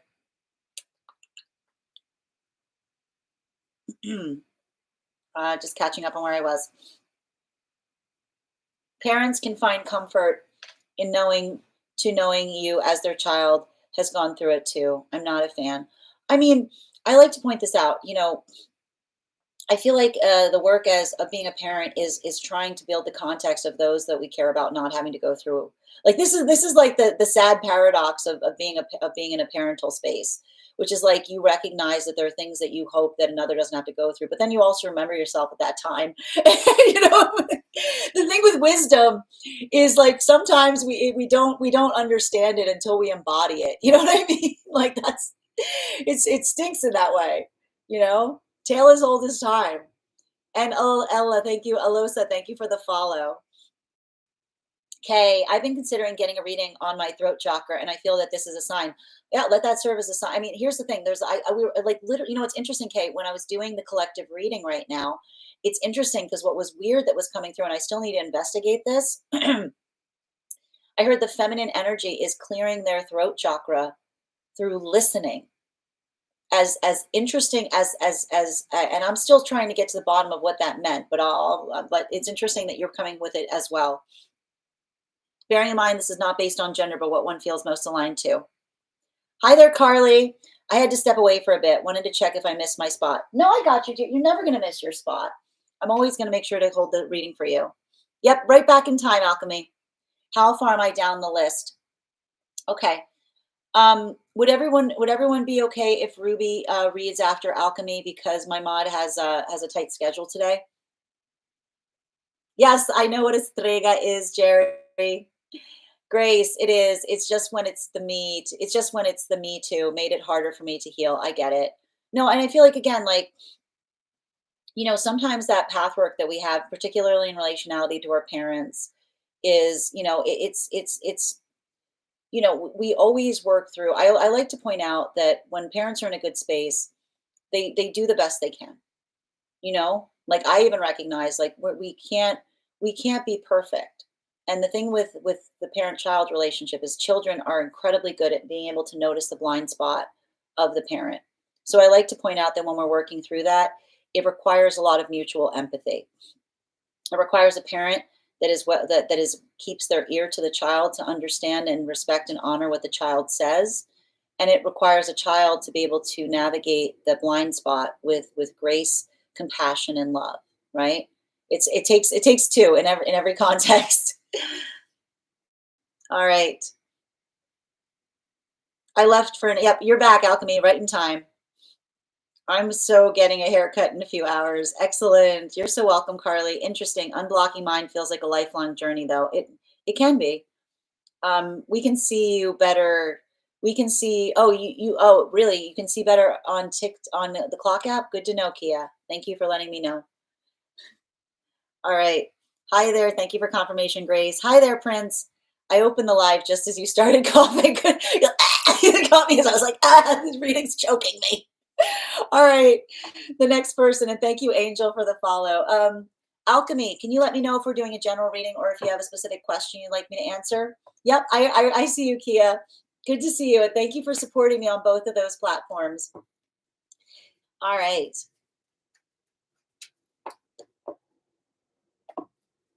Also, thank you, Kaleidoscope, for that. Thank you, Kaleidoscope, for that gift. If you're here when we get to the one card readings, I'll also be willing to draw an additional card for you. Thank you for that tip. General for alchemy. You always tell me what I need to know, not what I want to know. That's my job. And thank you for not being upset at me and doing that. I always tell you what. Oh, I like that. I like that. That is what that should be my hallmark there. Okay. Can I please get? Can I let 3 cards, please, for alchemy? Oh, and no, actually 4 cards because you gave. Oh, they're already out. So they came out fast. See how fast they dropped? Ugh. Don't you dare give up now. I don't want to hear it. No throwing it. Like, no. No throwing in the towel. Don't. I don't want to hear it. I don't want to hear it. Right? It's giving me a lot of this like no sulking energy. Right? It's not now is not a time now is not a time to nurse wounds.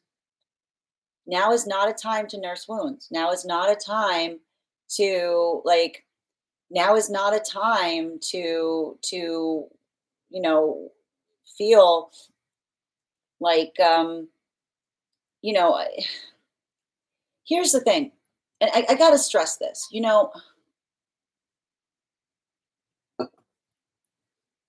I want you to remember that if things don't feel ideal right now, things are never ideal. Things are never ideal. And I need to also stress, like, again, if you're feeling like a lot of that nostalgia for the past, I guarantee you that the past that you're feeling nostalgic for, it wasn't ideal then. It's never ideal. Um, it's not about whether it's ideal, it's about how determined we are. It's about building into that pathwork of determination. And, you know, there's something I keep on seeing um, that's happening right now on your path that I feel like it's kind of looking at. I keep on seeing some kind of like feeling some kind of weight in relationality to some kind of feeling of force or something being stacked against you in some way. Um, I'm going to tell you right now. I want you to remember this. Okay? What does determination tell us? Determination says everything is possible so long as you don't give up. How do you eat a whale? You eat it the same exact way that you eat a mouse. You eat a whale the same exact way that you eat a mouse. You eat it one bite at a time. But sometimes when we look at that work, when we look at what we have to do, we stop ourselves before we even begin because we look at something and we say, it looks impossible. So if there's something that you're trying to do right now and it feels like it's impossible, remember, everything is possible so long as you break it down into what is manageable, right? And so I don't want you to get overwhelmed right now. I don't want you to throw in the towel. I want you to look at whatever it is you're trying to do. And if you're saying I feel overwhelmed, say I'm going to whelm it. I'm going to whelm it. I'm going to whelm it. I'm going to move it into I'm going to I'm going to dismantle this. I'm going to break this apart into all of the pieces of what I need to do, right? This is incubation energy, right? It's working on plans. It's taking something that feels um like absolutely overwhelming, right? And finding that plan of action, finding that point of working through it. And the thing is, and what is determination? Determination is, and this is why I'm telling you that this pathwork of this cycle is rough, because it's understanding that what is determination? It is patience and compassion for the self on the progress, right? Determination, you have to have two things to be determined. You need to be incredibly patient with yourself, and you need to have a lot of compassion with yourself as you're doing something that is very difficult. So if you're feeling like that right now, if you're feeling real rough around the edges, if you're feeling like you're in that place, you just want to say like, F it, I want you to get focused. I don't want you lashing out right now. I want you locking in. I want you to, and again, you can baby yourself through it. Whatever you need to do to get through it is fine. You know, like I keep on hearing tiny, tiny little steps, right? Faltering little steps, taking those moments, taking that time. But you got to start. Remember, I want you to write this down somewhere. Determination, the composition of determination is compassion for the self and patience as you try to do the impossible, right? It's nothing is impossible if you're not, as long as you're determined. And if it feels too big, break it down. And if that piece feels too big, break it down even smaller. And if you feel like you need help with it, ask for some help with it from someone, right? Manageable steps that lead to um, fundamental progress. Bottom of the deck, again, I'm going to tell you right now that you're right. The best time to plant a tree is always 5 years ago, right? Woulda, coulda, shoulda is I keep on hearing woulda, coulda, shoulda is the song of the lazy person, right? Because woulda, coulda, shoulda forgets the fact that now exists, right? Who cares? Don't get all wound up on what you can, like, remember the past. It's easy to look at something from the past and say, yeah, now I can see it, because the perception of the past, you can't have the clarity that you have now in looking at the past.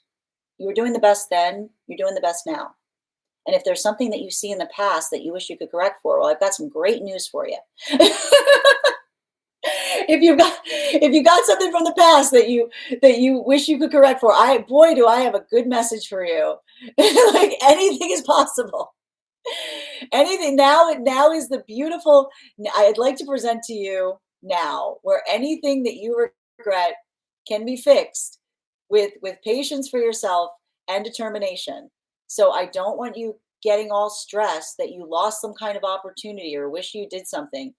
Like some I need to point, and this is a lot of energy right now. I keep on seeing the regret is a great motivator. You know, sometimes it's that moment that we feel frustrated about the missed opportunity to make sure that we don't miss an opportunity in the present, right? It's moving into that amplification point. I want you to be very focused and not get too stressed at yourself. Remember, give yourself that sense of grace. And the minute you give yourself that sense of compassion, you're going to give it to those around you. Don't take anything personally right now. Remember, everybody's doing the best that they can.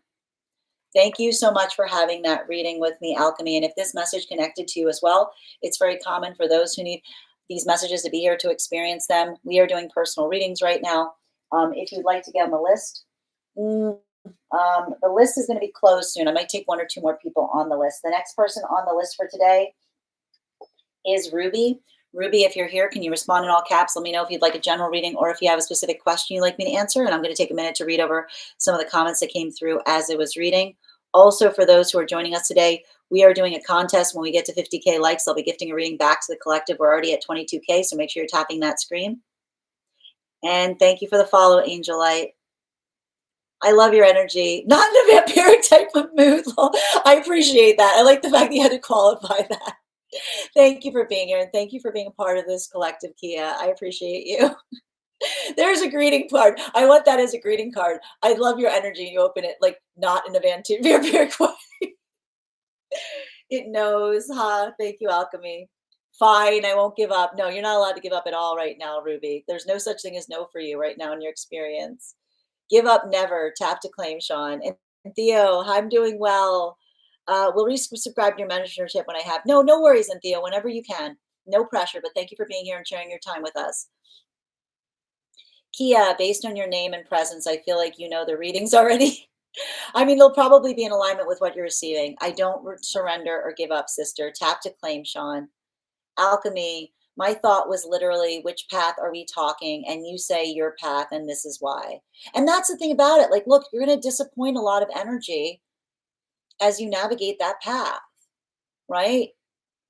Like, I feel like there's a little bit of this moment that I feel like you're getting a little bit of this energy being like, go back. What are you doing? You know, like, it's like, are you like, I like to point this out. Like when the guides are, when you're like, are you sure? Like, I want you to understand this. Like when we're moving with determination and we start having that shadow work come up that goes like, are you sure? You can be like, did I stutter? Like, are you sure? Did I stutter? Third time the reducing of the ridiculous baby steps saying, I've heard it this week. I know.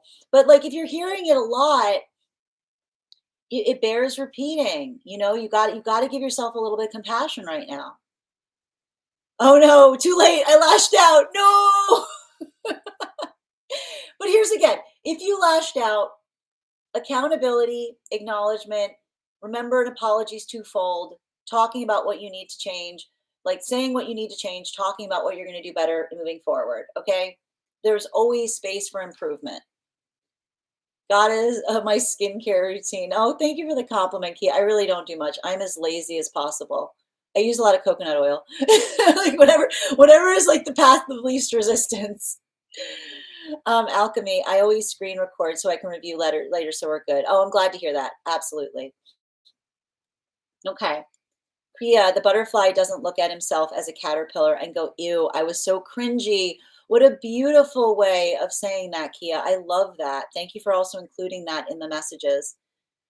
Oh, thank you. Always on the same page. I'm so glad these messages helped, and thank you for being here and receiving these messages. I'm a living testament to your proof and validity. I'm very happy to hear that. And again, thank you for coming here. Good to see you. And thank you for having this reading with me. Angel led for Ruby. You got it. Oh, we're just going straight for the angel led readings right now. I like this. Everybody wants like it, like no corners cut. Like, and staying busy helps me make eclipse season very useful instead of stressful. Exactly. That's exactly how you should be utilizing this energy and Theo. Like just be productive through it, right? In whatever way you need to. Like whatever grounds you. If being productive grounds you right now, go for it. Like that's okay. All right, we're doing an angel led right now for Ruby. Angel led for Ruby. 4 cards, please, for Ruby. Highest priority messages from Spirit, please. Highest priority messages from Spirit for Ruby. Angel led. All right. All right. And thank you. And one more, please. Psh. No juggle. Like, here's the thing about it. Like, there's some, like, here, like, I know, again, like, I know right now you feel, I keep on seeing a situation where you feel like a lot of things are falling apart around you. But I gotta say, from an angelic perspective, the angelic energy says you there's something about your manifestation that you are articulating, that you are saying that you wanted to be a priority instead of an option, that you wanted to be the energetic priority. And so this is why, like, the guy, like the angelic energy around you says, when you want it, when you articulate and say the point that you desire to be a priority and not an option, get ready, like get ready for some stuff to fall away, right? When we articulate in our manifestations and we say, get, I want to be a priority instead of an option, like I keep on seeing like the angel, like, I see like the angel rolls up their sleeves and like cracks their wings. The angel rolls up their sleeve and cracks their wings and goes, they said they're ready. They said they're ready. Because at that moment, like what they're saying is happening, and that's why I see the angelic energy saying things aren't falling out of the boy. They're not. They're saying things aren't falling apart around you. The angelic energy feels like it's stepping in and saying, "They said you have to move along. You got to get out of here." Didn't you hear what she said? They're going, did you hear what she said? They're going, did you hear what she said? Nope, she told me. She told me. I keep on hearing the angelic energy around you going, we got a direct message. They're going, we got a direct message from her guide saying that she only wants energy around them that prioritizes them. So nope, no further. You can't go, you can't go. Nope, you heard, I would hear them. I like, and that's the thing about it.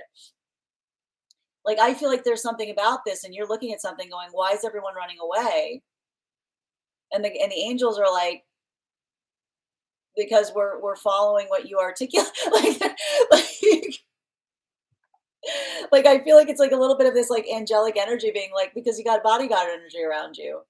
You know, when you say priority not an option, then anything that feels like it wasn't prioritizing you is going to have to move away from you very quickly, right? And that's why I keep on hearing they're saying it's not falling apart. They're saying like give us, like be patient during our reconstruction, like be patient. They're going, be like, you're saying, why is everything falling apart? And the angels are going, pardon our appearance. Like they're going, pardon our appearance. We're in the middle of, like, pardon our appearance. We're in the middle of doing some reconstruction. Like, pardon our appearance. We're making some energetic changes. So I want you to be really, that's why I keep on saying, I want you to be really patient during this process, because again, things aren't ending right now. Things are I mean, I know it doesn't feel like that, but things are progressing.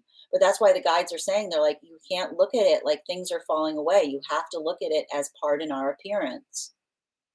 You know, and it's funny that they're saying pardon, like it's funny because the angelic energy is saying pardon our appearance, because when they show up, like, the angelic energy shows up and they just start getting to work, because it's like okay, so it's the angelic energy says pardon our appearance, because they say don't be afraid of change, right?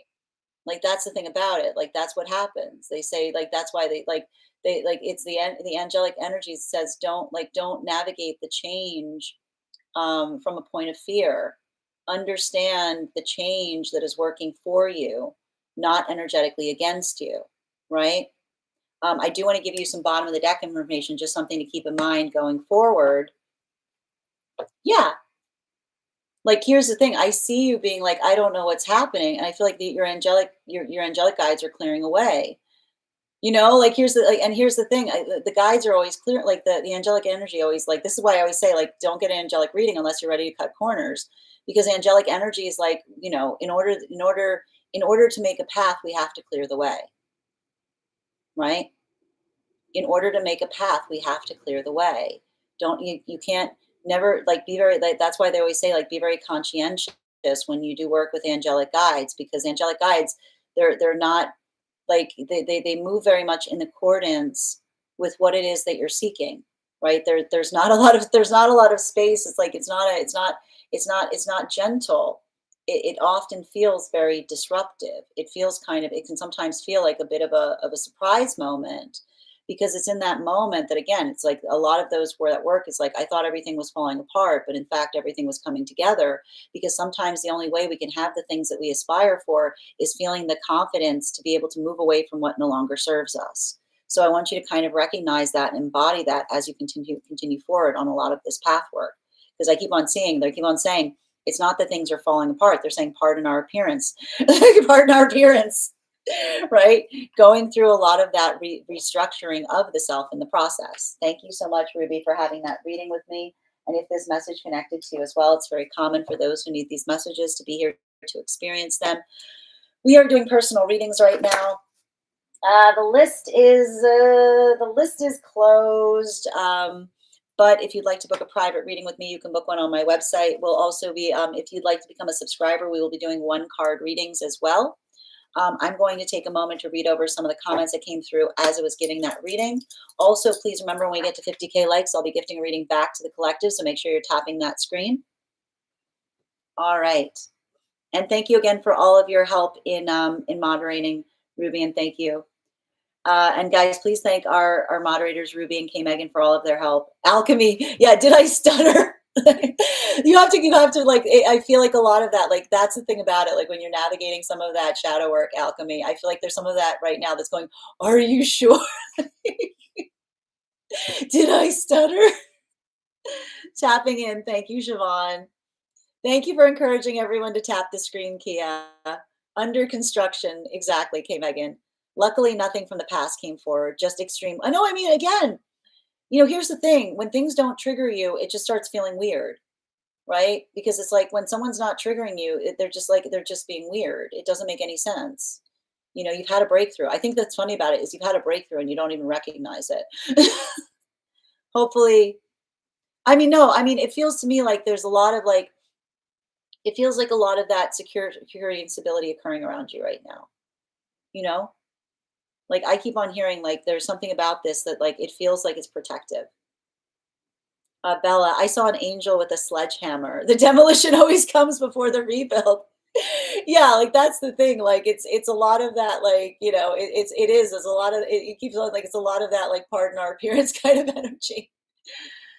No, always, they always are.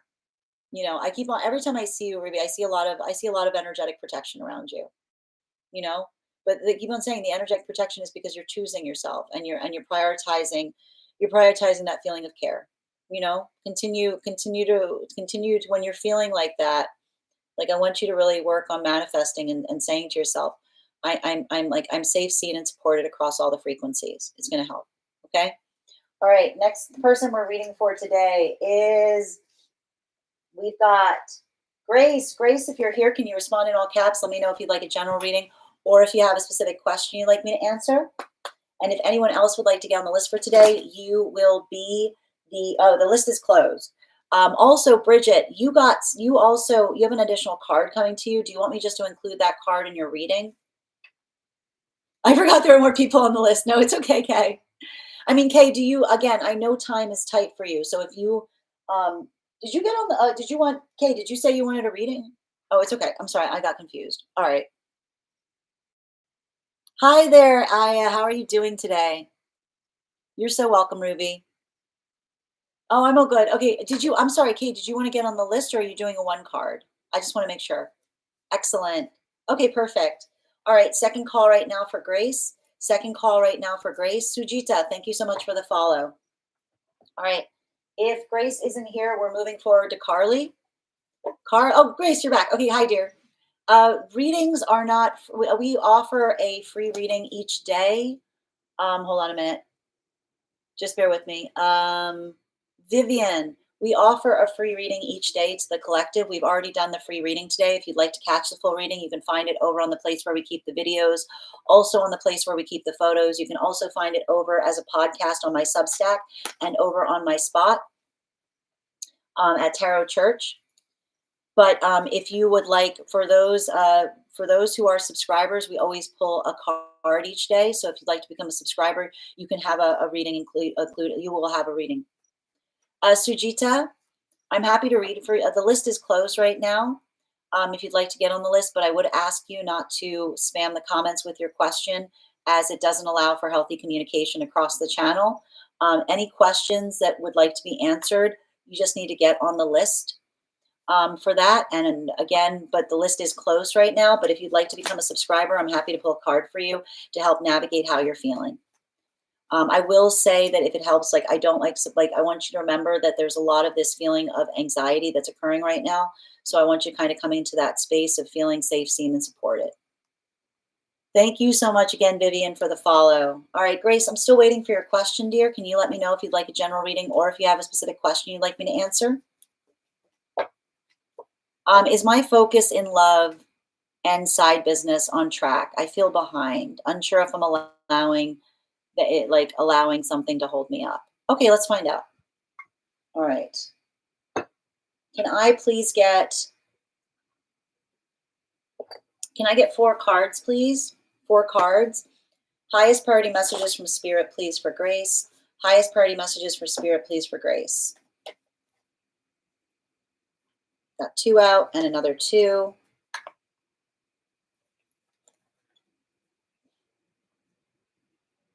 So I want to say a few things right now. So the first thing I want to say is we're never late when it comes to our path work. I want you to one of the manifestations that I want you to start embodying is saying to yourself, I'm always on time. Okay? Because there's something really vital and important as it relates to trying to heal something that is coming through in relationality to a path point of comparison, right? Remember, comparison is the thief of joy, okay?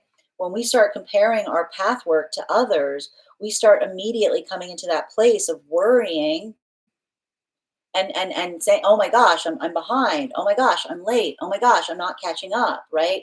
We start getting, we start holding ourselves to energetic standards outside of the self. So I want you to kind of, the first thing I'm seeing that you have to work on to a certain extent is relinquishing, relinquishing the need to compare your path work to anyone else's. Okay. I want you to start in the space of saying, I am always on time. I'm exactly where I need to be. And if you're feeling frustrated at yourself, in terms of where that is, I want you to chart your progress. I want you to articulate and look about how far you've come. Now, if this is a conversation that's occurring right now in relationality to feeling, and here's the thing about it, this Venus retrograde cycle is no joke in terms of feeling that weight or feeling that force of amplification, in terms of feeling the sense of desiring to scrutinize upon the self.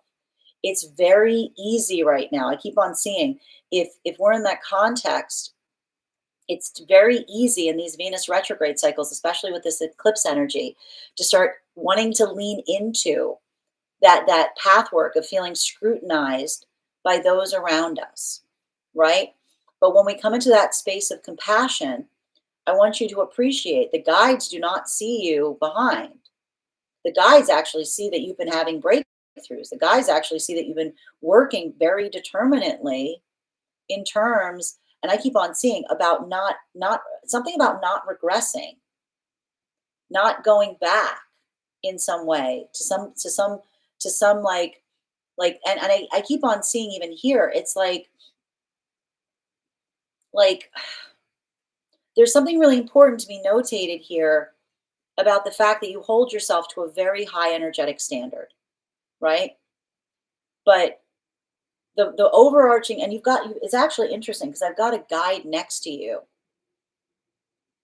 that keeps on it's really funny because like the guide next to you, like I almost see you like going like this. Like I see you, I see you in like a cosmic classroom and you're like looking at others, like you're looking at others' work and being like, and your guide is going like, hey, focus, like focus on your assignment. They're going, focus on your assignment, right? Don't get worried. Don't get too caught up worrying about feeling like you need to keep up. You don't need to keep up with anybody. You're on, I keep on hearing, you're like, you got to think of it like, you got to think of it right now. I don't know why they're saying it, but you're doing like a thesis assignment. Okay. Like you're doing a thesis assignment. So you're doing a thesis assignment, which means you can't look at others. If you're doing something that others aren't doing, you can't compare yourself. You can't compare yourself to what others are doing, right? Because you're creating something as you go. There's a lot of this like, and when you're creating something as you go, you cannot hold yourself in comparison to what those around you are doing, right? That's what I keep on hearing. Like it's interesting because you've got kind of like a very rigid guide that's stepping forth that's saying like and it's funny because they're upset at you for asking the question. Like I think it's funny because they're saying, how dare you? They're saying focus on your assignment. Like it's giving me like that kind of energy of like someone like slapping like your hand with a ruler, right? Like it's giving you like they're saying the one thing you need to do is they're saying you need to cut that out. They're actually saying like that's what you need to do. You need to stop worrying about that. Like you're trying to do something and you're going like this and they're going cut it out. Like cut it out. Bottom of the deck on this. Yeah, when you're incomparable, you can't compare yourself to others. When you're doing something different, you cannot compare yourself to those around you because it's going to feel like I'm going to tell you, it's going to feel like you're doing everything wrong every step of the way, right? If you're doing something, I keep on hearing I keep on hearing the symphony in someone doing something extraordinary is you're doing it wrong. I'm going to say that again. The symphony surrounding someone doing something extraordinary is you're doing it wrong. So I feel like a lot of that work, like what they're actually saying is a lot of the work that you're doing to heal right now is working through that context of feeling like you're doing something wrong. Because if it feels right for you, if it feels good is good, right? If you're doing something that works for you, right? And it does and it's yielding results, then then that's all the affirmation you need, right? And that ability of feeling hard on yourself, like I want you instead of looking and pointing that point of comparison, when you start feeling that need to compare, I want you to start writing down and feeling proud of how much you've accomplished, right? Don't chart your progress on other people's maps. Look, appreciate how far you've come and let that kind of fix your focus on where you're going. Thank you so much for having that reading with me, Grace. And if this message connected to you as well, it's very common for those who need these messages to be here to experience them.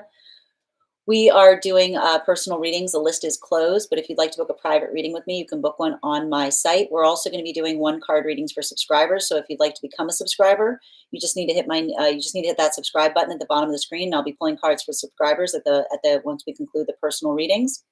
We've got 1, 2, 3, 4, 5 more readings today, and then we'll get started on one card readings for subscribers. I'm going to take a minute for those who are joining us over on the place where we keep the videos. If you are a member there, you will also be entitled to a one card reading. Also, Kaleidoscope, thank you so much for the tip. You will also be receiving a reading today as well, a one card reading. I'm going to take a minute to read over some of the comments that came through as I was reading. Also, we're at 28.3K likes. When we get to 50K, I'll be gifting a reading back to the collective, so make sure you're tapping that screen. Thank you so much for the follow, Vivian. Is my focus in love? And so, like they're saying right now, like again, as it relates to the focus on love, they're saying it says to me, if all signs, the guy, it's interesting too because the guides are saying if all signs point to yes, why are you saying no? Is what I keep on hearing. Like if all signs feel like they're pointing to yes, why are you feeling anxiety? They're saying that there's something about that anxiety that you're working to heal, right? Yeshua was an incredible teacher, Saint Nicholas. Thank you for being here and receiving these messages. Are his guides helping and intervening? I feel blocked with my feeling for him at times. I mean, as it relates to that energetic connection, um, I see something you have to recognize. Like they keep on saying to me that I don't know why I get this. I'm reading somebody who's a very closed air sign. So it's like it's shuttered, but it's like they're always shuttered like that, you know? Like this is giving me the type of energy. Like I have to stress this. Um, there's something, and I'm not sure where this is coming from, but you've got a guide that's saying to a certain extent that um, there's something about this connection that feels in some way healthy or supportive because um, it doesn't feel like I don't know why again it doesn't feel like it's trying to like pull on you, right? Like I feel like you're healing from some kind of context of energy that used to like try to tug on your energy. I see someone that like works through a lot of that like energetic discernment in terms of being supportive but not feeling overly demanding, right? So I feel like there's something that's like I feel like it's funny that you mentioned a seesaw effect because I feel like you're healing from a seesaw effect. You know what I mean? Sometimes that seesaw effect isn't a good thing because it can feel like it's overwhelming. It's all we can think about. Often that seesaw effect usually can be indicative of an unhealthy karmic relationship because it's someone who's pulling on us, but they're not like doing something in the present. So if you're not feeling that pull, you might be feeling the lack of pull for something that is energetically healthy because it's not pulling you oppositional to the direction that you're going in, you know?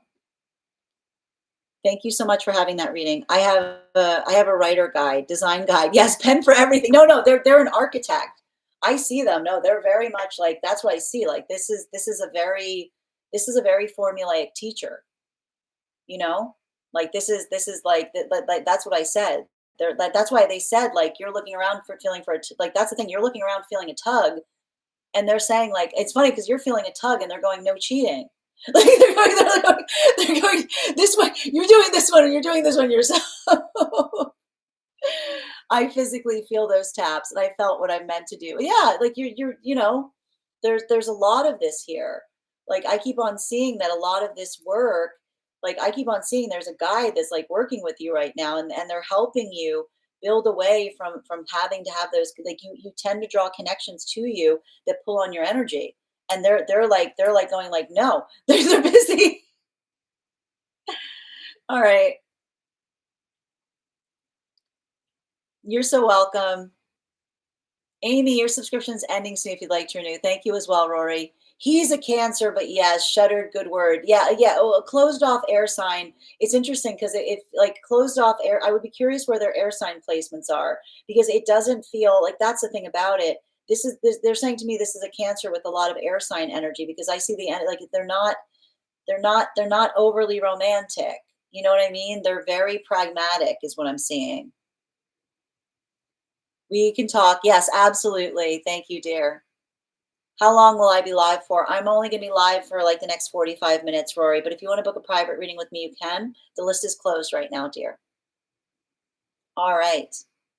Okay, so we're continuing right now. The next person on the list for today is I'm looking for Carly. Carly, if you're here, can you respond in all caps?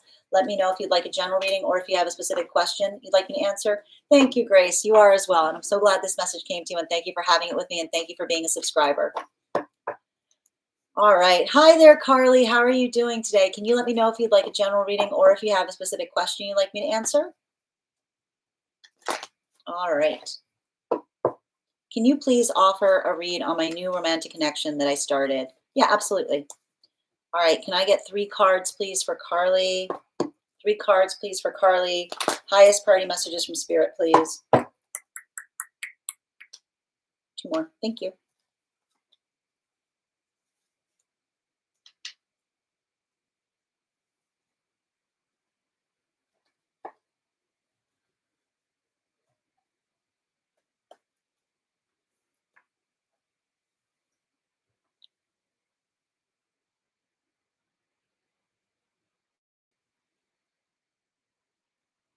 This is some heavy stuff.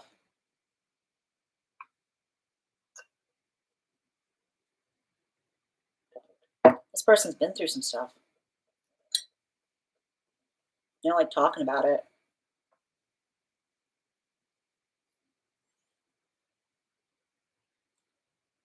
Um,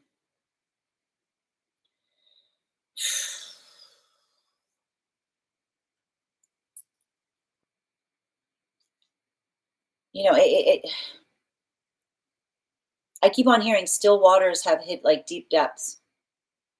Still waters run deep, you know? Um, and I see, I actually,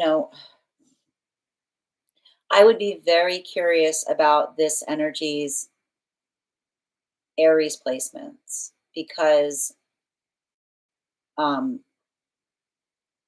I keep on hearing someone say, like, not on my watch, right? It's like I keep on seeing that they do a lot of that self, like, they do a lot of work on the self because they recognize that trauma is perpetuated. Like, there's something about them identifying some kind of cycle of trauma, and they've made it their personal path work to say, "It stops with me. I experienced something, I don't need to perpetuate it," you know? Um, I like this, like, I like this energy for that reason. There's a dignity to it, you know? Like, it's giving me a lot of warrior energy. It's giving me a lot of energy that's, um but I keep on hearing someone say, like, I've seen, like, I hear them saying, "I've seen things," you know? Like, I keep on hearing them say, "I've seen things that would break your heart." Um,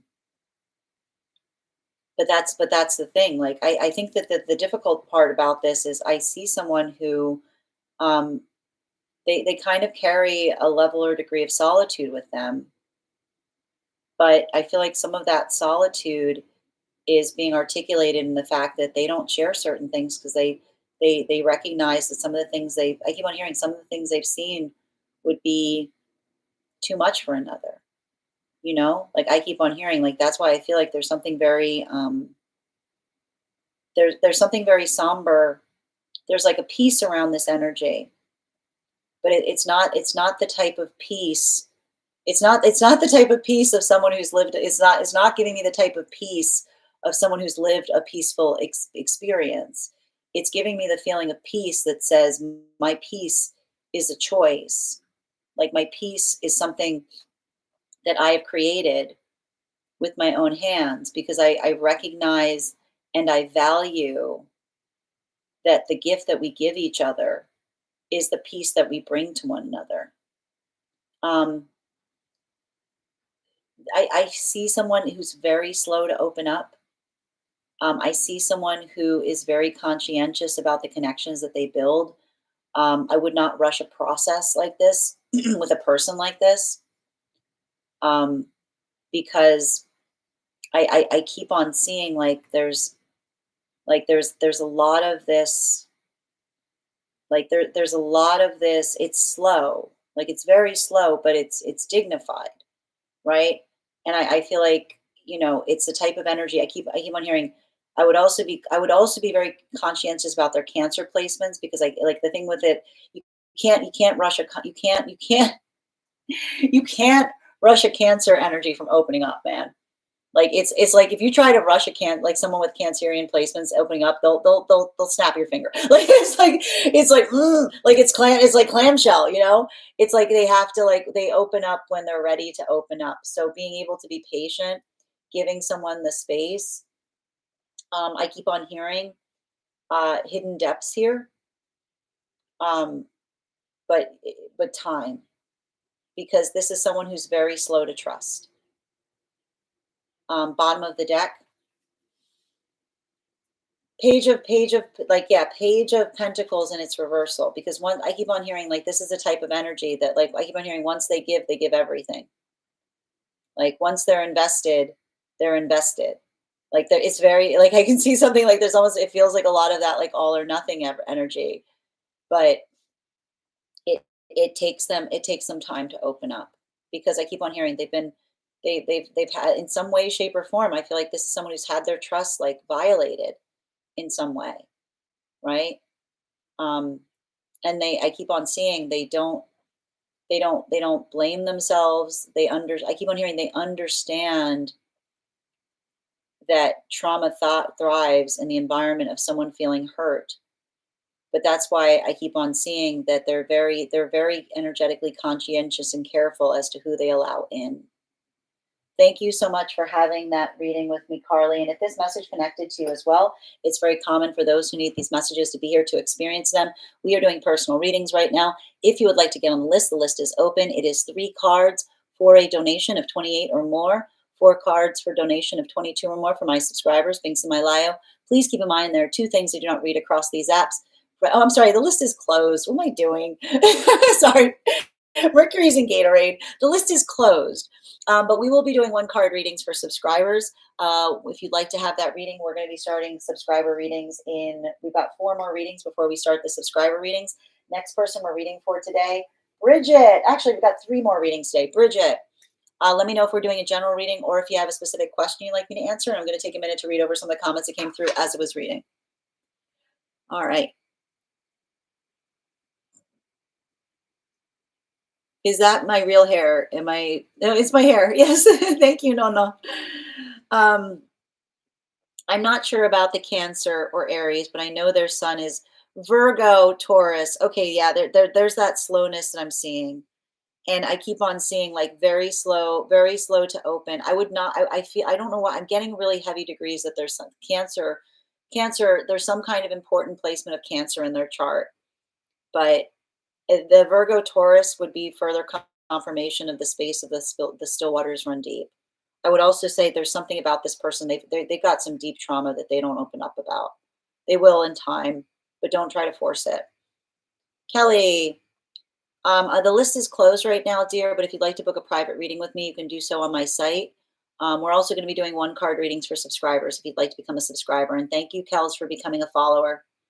You're so welcome, Carly. I mean, I like this energy, but it's slow. I keep on hearing decorum. Like it's very dignified. It takes time. Hi, energy for the next few months ahead, please. You got it, Bridget. And does it sound to me we're going to draw an extra card because you also got one of the highest gifters. And thank you, Carmen, for those hearts, dear. Okay, absolutely. Melly, we're not at 1 cards yet. Just give it a minute. I appreciate your enthusiasm. All right. Can I please have 5 cards for Bridget? Landscape for the next 5 months, please. Landscape for the next 5 months. Highest priority messages from Spirit, please. Oh, thank you.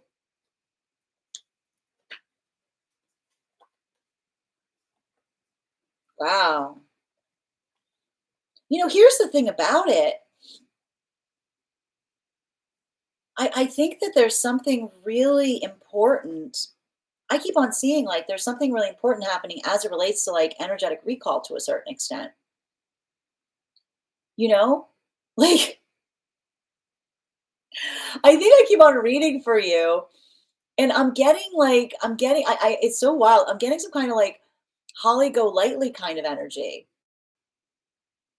Like it's giving me some kind of vibration of you just kind of like navigating to a certain extent and like, I mean this like like doing as one pleases, but like, but doing as one pleases in a way that means something.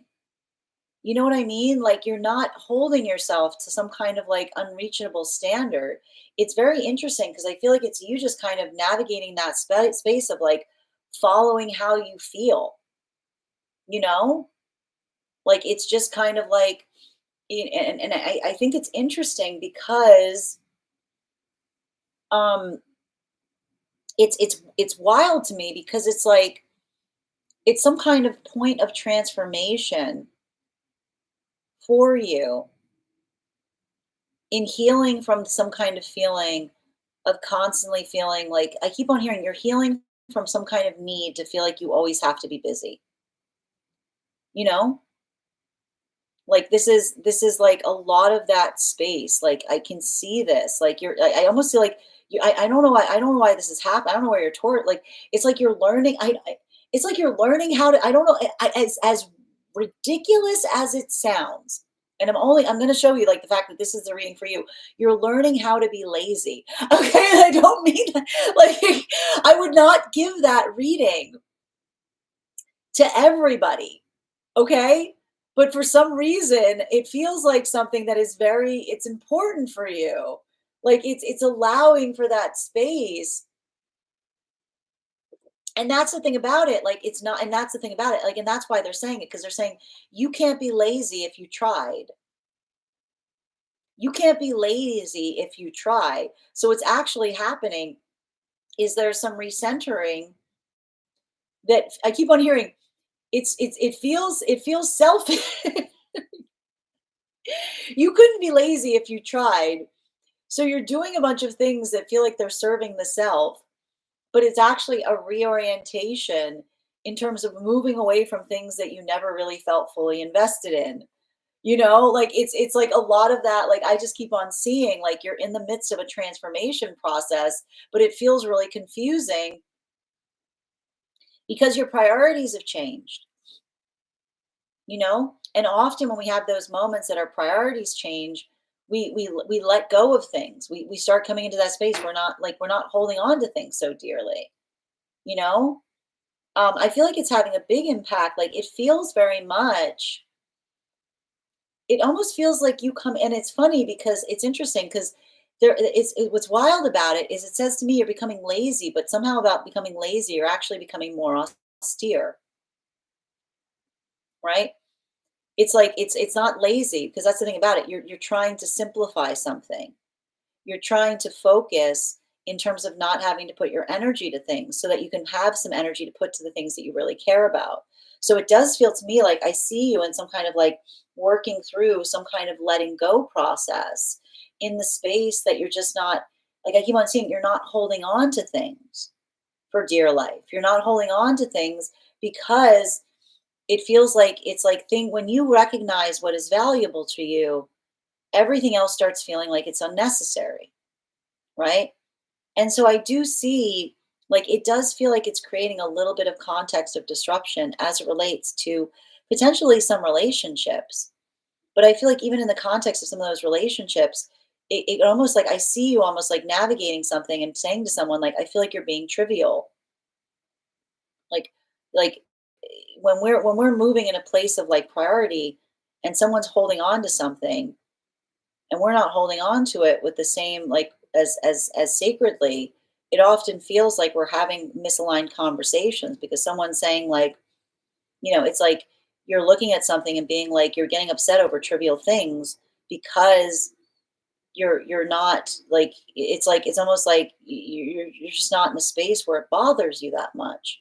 So I feel like it's interesting because it's a really expansive time, but it also I'm going to stress it's going to feel a little weird, right? Because I feel like the energy around you is going to come across as weird because when you see them holding on to things that you no longer consider that important, it's almost like you're like, I can't have a conversation with you because the conversation, I see you almost having to say to someone, I can't have a conversation about something so trivial.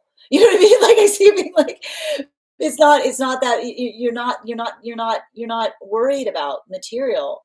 You're not worried about talking about material things, right? It feels to me like you're much more invested in having I keep on seeing um a lot more conversation as it relates to I feel like there's something about this that feels very philosophical, you know? I see you in a space of wanting to unpack things in ways that feel more expansive.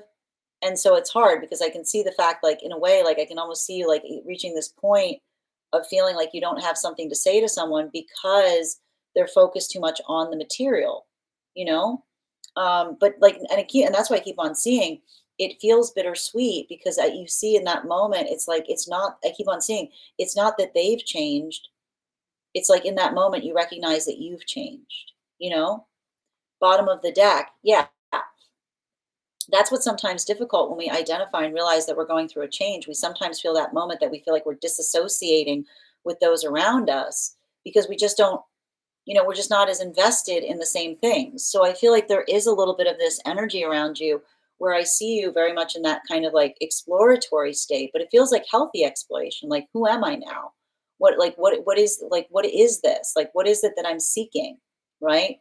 Because it does feel like there's something there that's adaptable, but it also feels like it's something profound because I see that like as you do so, I see new energy coming towards you that is in that's working in the same mindset or having the same kind of feeling. And it's interesting too because it's almost like the energy, like it's like you not. It's interesting because it's like, and I need to say this is why your reading deviates a little from the readings I would typically give.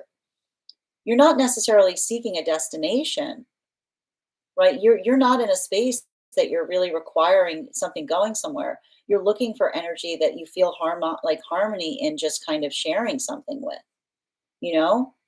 Like it feels it's like I see it's almost like that space. You don't necessarily need a direction. You're looking for someone that you can build an authentic, genuine connection with, regardless of what the shape of that is. Thank you so much, Bridget, for having. Whoops, there was my pen. Thank you so much for having um, that reading with me. And if this message connected to you as well, it's very common for those who need these messages to be here to experience them.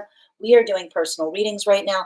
If you would like to get on the list is closed, but we're going to be doing one card readings for subscribers once we reach the end of the list right now. We've got 3 more people on the list. The next person I am reading for right now is, just bear with me a moment. The next person on the list for today is Nikki. Nikki, if you're here, can you respond in all caps? Let me know if you'd like a general reading or if you have a specific question you'd like me to answer. And we're also at 30.4K likes. So when we get to 50K, I will be gifting a reading back to the collective. So make sure you're tapping that screen. Thank you, Jazz, for the follow. All right.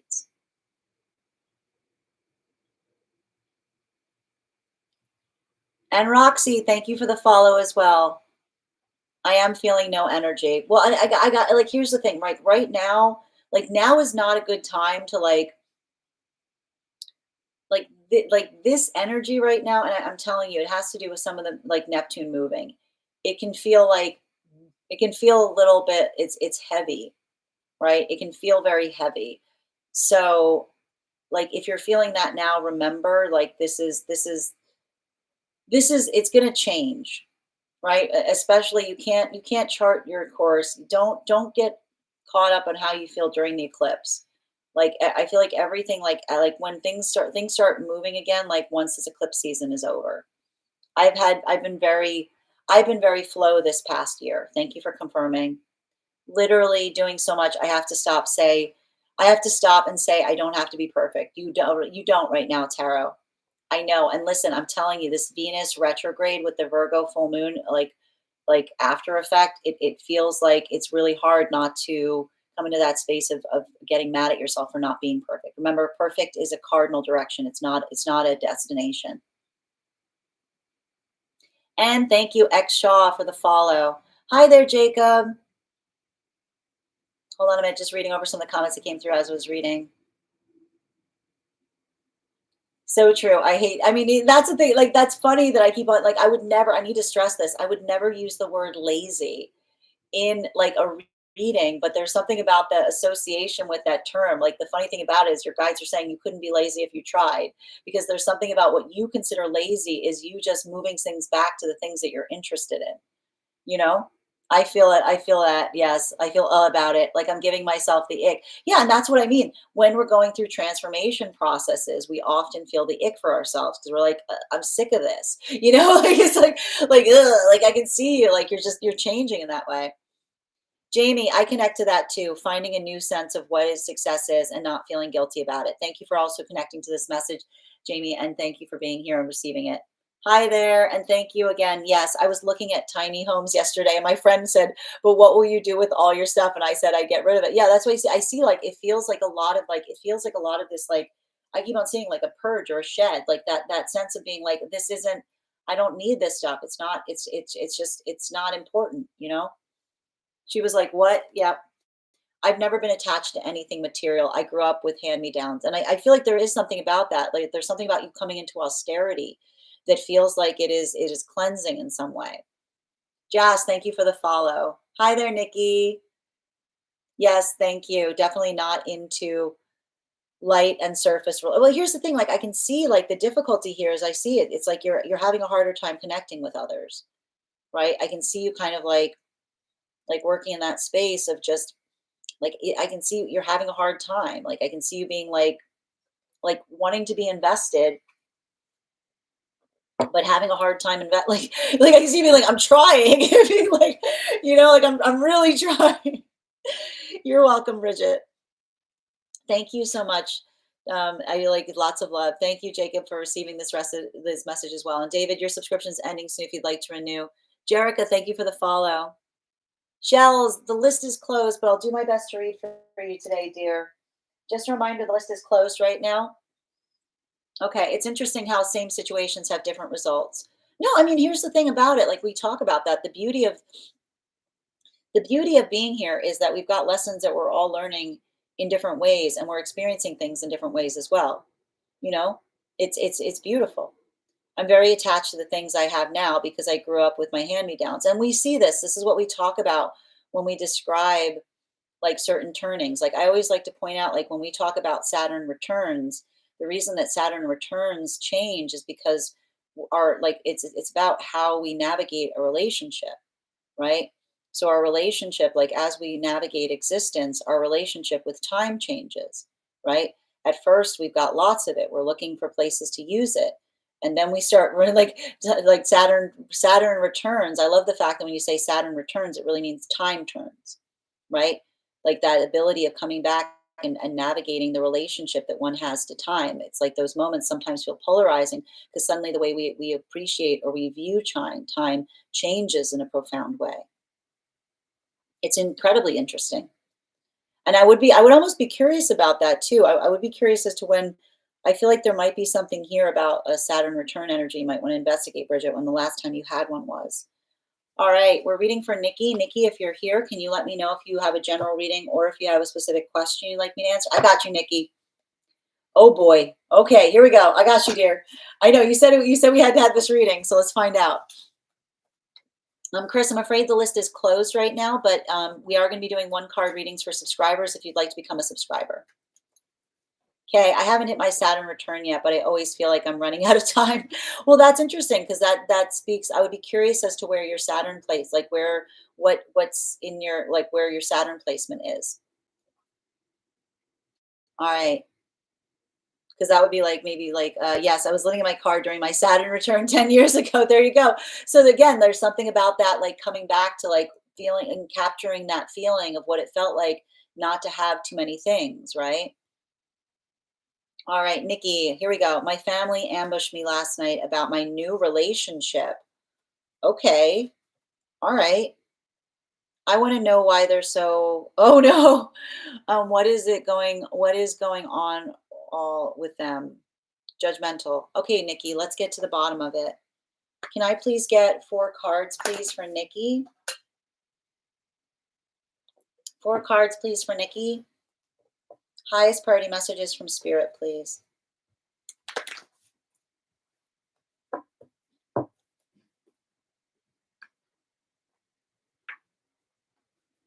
All right, what do we got here?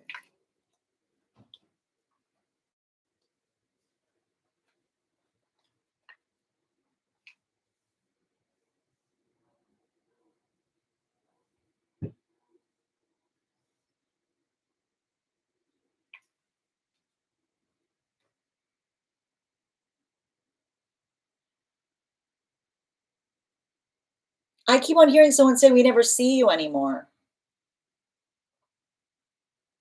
I keep on hearing someone say, "We never see you anymore."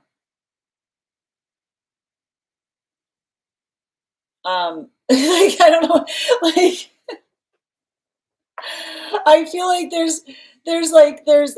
I keep on hearing, like, I'm hearing the song, "You Are the Sunshine of My Life," right? Like, you're like, they love, like, I keep on hearing they love you, they miss you, they want you, they want I feel like this was all a very confusing way, um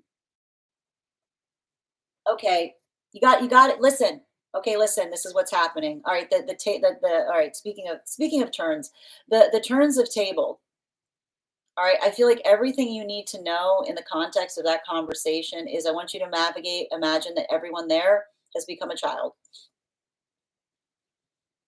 right? They miss you, and they realize that things are changing.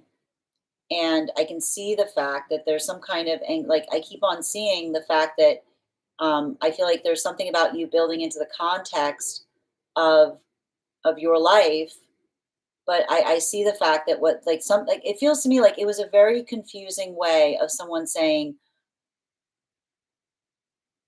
"We miss your attention," right? It feels like a really clumsy way of, you know, working through the fact that um, they miss having you around in some way, and I can and I feel like there's something about that concern. Like, I don't see that there's necessarily something energetically negative here, but you may want, like, one of the things you may want to think about doing is finding a way to, make, make plans some kind of deepened priority, right? Because I keep on hearing, like, and I even hear it, like,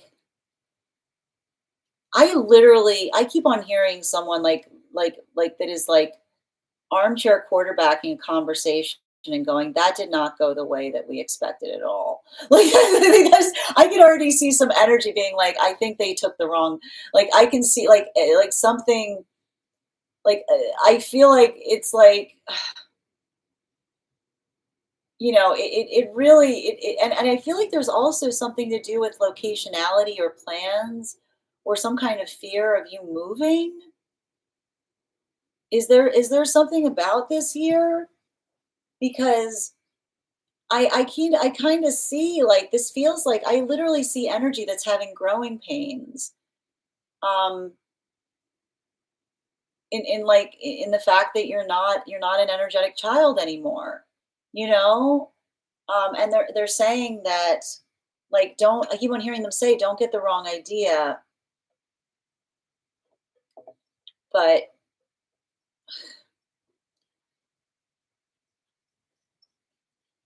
I keep on hearing someone say, I don't know what's going on with you anymore. We never talk. And I feel like I want you to think about that in some kind of deep way. I want you to, I know whatever, it doesn't feel like it went across that way, but it's not that the energy's not worried, they're wounded. I want you to think about it like that. Everything you need to know about how to heal something here is they're not worried, they're wounded, but they don't have the ability to say, like, I keep on hearing the energy go, it feels really silly to say we miss your attention. Um, like, I keep on here, like, I keep on getting the word, like, okay, I keep on getting the call, like, I keep on hearing, like, this was a, like, I keep on hearing. Okay. This was a womb call. Okay, this is a womb call. So let me explain what a womb call is. A womb call is when someone expresses worry, but what they're really saying is, you used to it used to be just us. It used to be you came from me. Where are you going? Come back to me. Come back. It's like come back to me. Come back. It's like when you have a womb call, what they really want to say is come back, but they can't say come back. Okay, they can't say come back. So instead of saying come back, they're putting their worry on you. But what they're really trying to say is come back. I want you to think about it like that. So I don't want you to feel triggered. And I think what and I want you to think about the fact that you can alleviate the fear. Okay, you can alleviate the fear. So if there's something here about feeling like if there's something here that they're saying we don't feel like we see you anymore, you can say, okay, you're right, that's something that we can navigate. We can we can we can start building more plans to meet more frequently, right? It's actually interesting because they're saying that don't let this create a rift. Let it be, read between the lines and find a way to make it energetically productive, right? And I feel like there's something to be said about, and I keep on hearing, like everything I keep hearing shouting on this is like whatever was coming out was really, we miss you. We miss you, right? And when someone's saying we miss you, it's sometimes like, I can see the energy that you can navigate that by saying, here, like let's build a schedule where you can see, right? Let's talk about what those plans are. Let's make plans. Make plans to, and they keep on saying, think about a family, right? And I keep on seeing that what's happening here is they were under the concept that there would be something about you building into a family that would feel like an opening, that they would be a part of it. And so if they're feeling like they're more energetically shuttered, you might want to start creating some of those opportunities to, bring the energy together. Don't look at that. I keep on hearing, don't look at that as a criticism. Look at it as a plea. Okay? Don't look at it as a criticism. Look at it as a plea. Bottom of the deck on this. It didn't go the way they expected. I see some energy that was like, it's like their anxiety is, I can hear in the energy say, like, remember I said you're the sunshine of my life, like that, the fact that like the energy really wanted to say you are our sunshine, like you make us happy and you're not here. And I feel like this is the energy that wants to say, we mourn you when you're not there. Like it being able, like I was about, it's funny you said Leo. I was about to say, if you have Leos often don't realize this, like energy, like you're a sun, come back. Like, like your presence is like they mourn you, they miss you. So I want you to think about them saying we miss sunlight, right? And if someone was trying to say to you we miss sunlight, think about how you can bring some sunlight back to them. Thank you so much for having that reading with me, Mickey. And if this message connected to you as well, it's very common for those who need these messages to be here to experience them. And here's the thing, like they're saying, turn it in a productive way. Be like, look, I feel like, and that's the thing they can say. I feel like the takeaway, you can say to them, you can say, I feel like the takeaway is that we need to build more connection points, right? Like it'd be like, look, we're going to turn this into something productive. Like, okay, I feel, I get your feedback. I understand that. Why don't we start creating more places and being able to build upon those plans? Thank you so much. Like, imagine yourself, you have to come in the role. I keep on hearing your job right now is to become the parent, right? That's why I kept on hearing the tables have turned. Become the parent, make the plans. Thank you so much. All right, next person on the list for today is we're going to do Crystal. Thank you so much for those gifts that you sent during the collective. Can you let me know what your question is, and I'll draw two cards for you. And then Shells, I know you got on the list as well, so we're going to do Crystal and Shells, and then we'll get to one card readings for subscribers. And just bear with me a moment as I read over some of the comments that came through as I was reading. All right.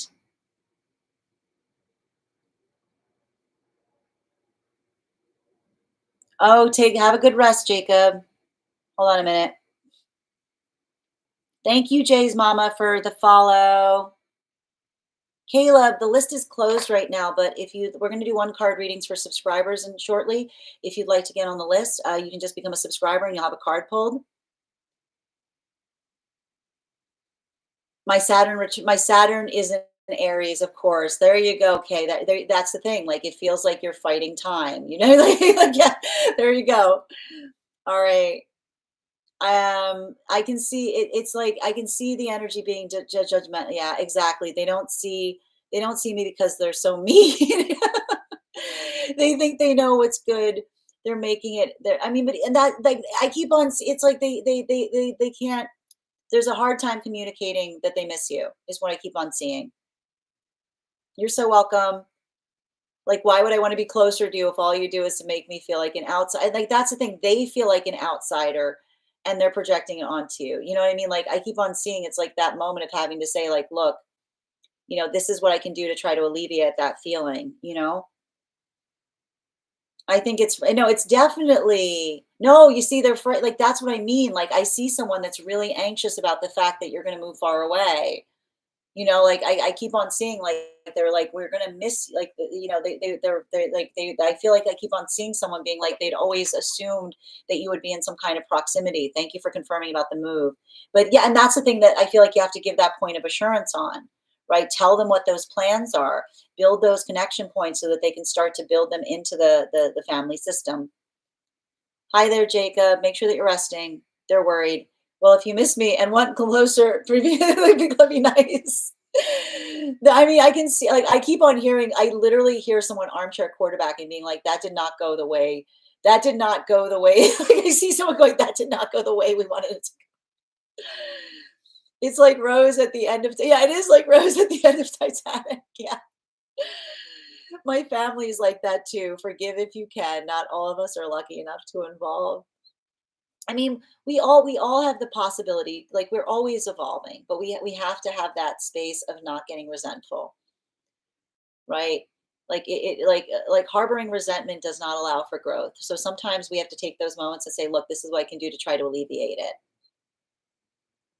All right. No worries, dear.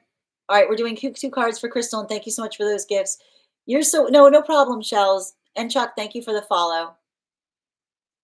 All right. The list is closed right now, Divine, but we're going to be doing one card readings for subscribers. So if you'd like to have a card pulled, you can become a subscriber. I'm also willing to take anyone on the list who'd be willing to be the first one on the list when we're back on Monday. So if you'd like to get on the list at this time, anyone who gets on the list will be the first person read for when we're back on Monday.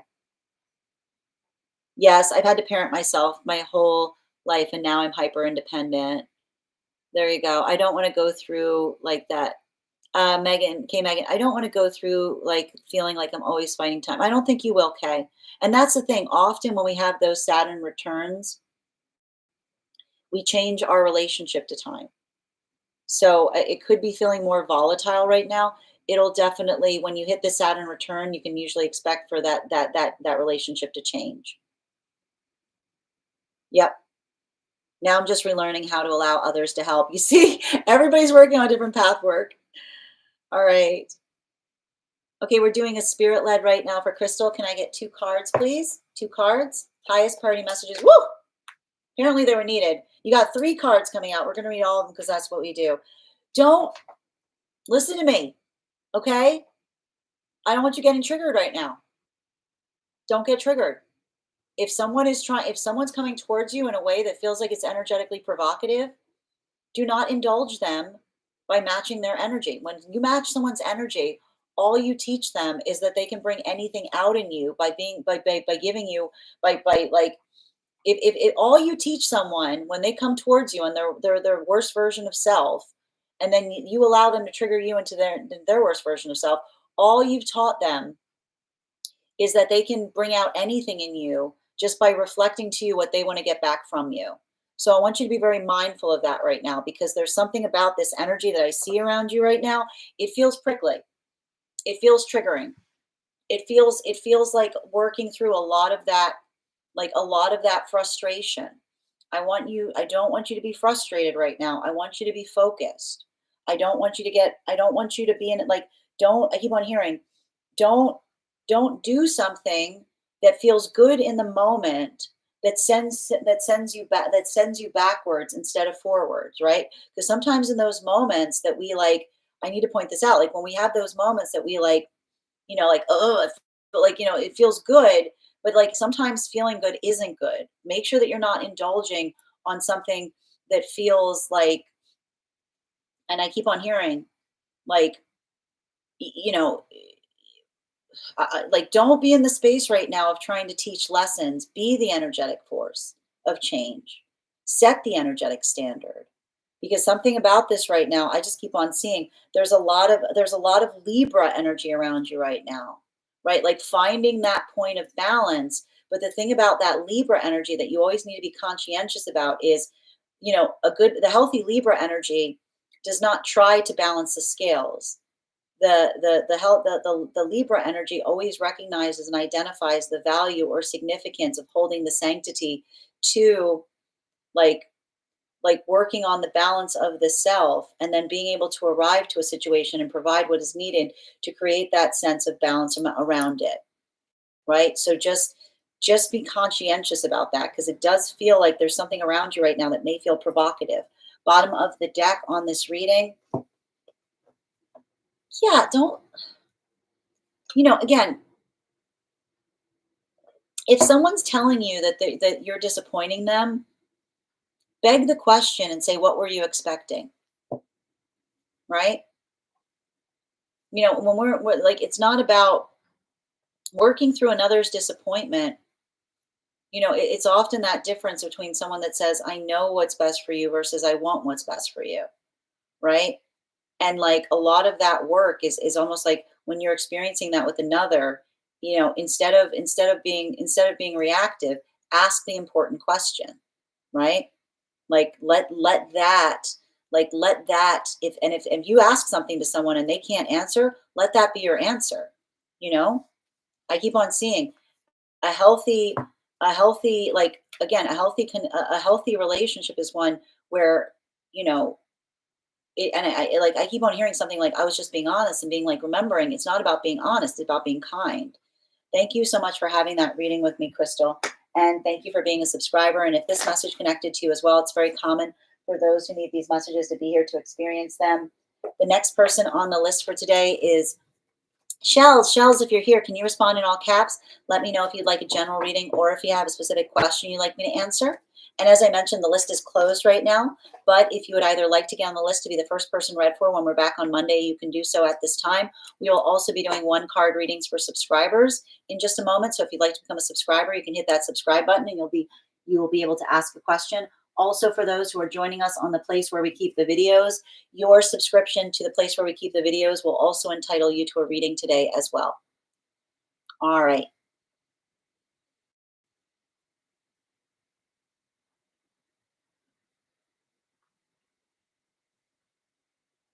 You're so welcome, Nikki.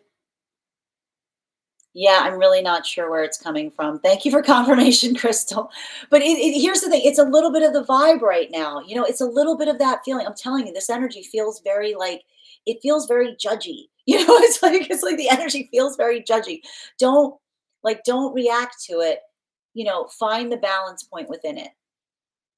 Oh, and guys, just a reminder, anyone who asks you to message them for a reading is not a legitimate reader. Legitimate readers do not ask you to message them. Also, please remember, this is my only account. I will never reach out to you for a reading, and the only way you can book a reading with me is via my site. Apologies for that individual who entered the chat. Okay. I got them, Shells. Because I just chill by myself and work every day. Well, and that's like there's something I don't know what this like. I just keep on seeing like just be ready for it, because it does feel like I feel like there's something about that coming through that you just need to be prepared for to a certain extent. Because I don't know if this feels like some kind of like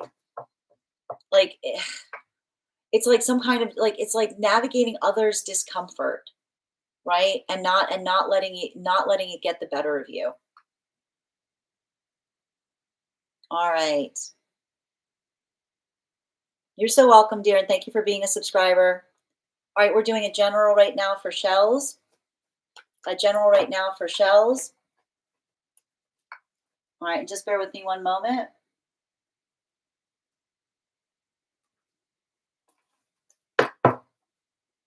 And just a reminder, anyone joining us today, if you missed the daily collective read, it will be up later today over on the place where we keep the videos. It'll also be up on the place where we keep the photos. Can I please get 3 cards for shells? Hold on a minute.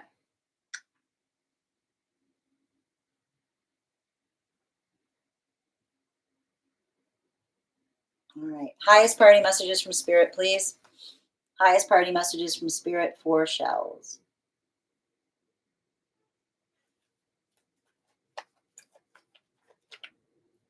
Thank you.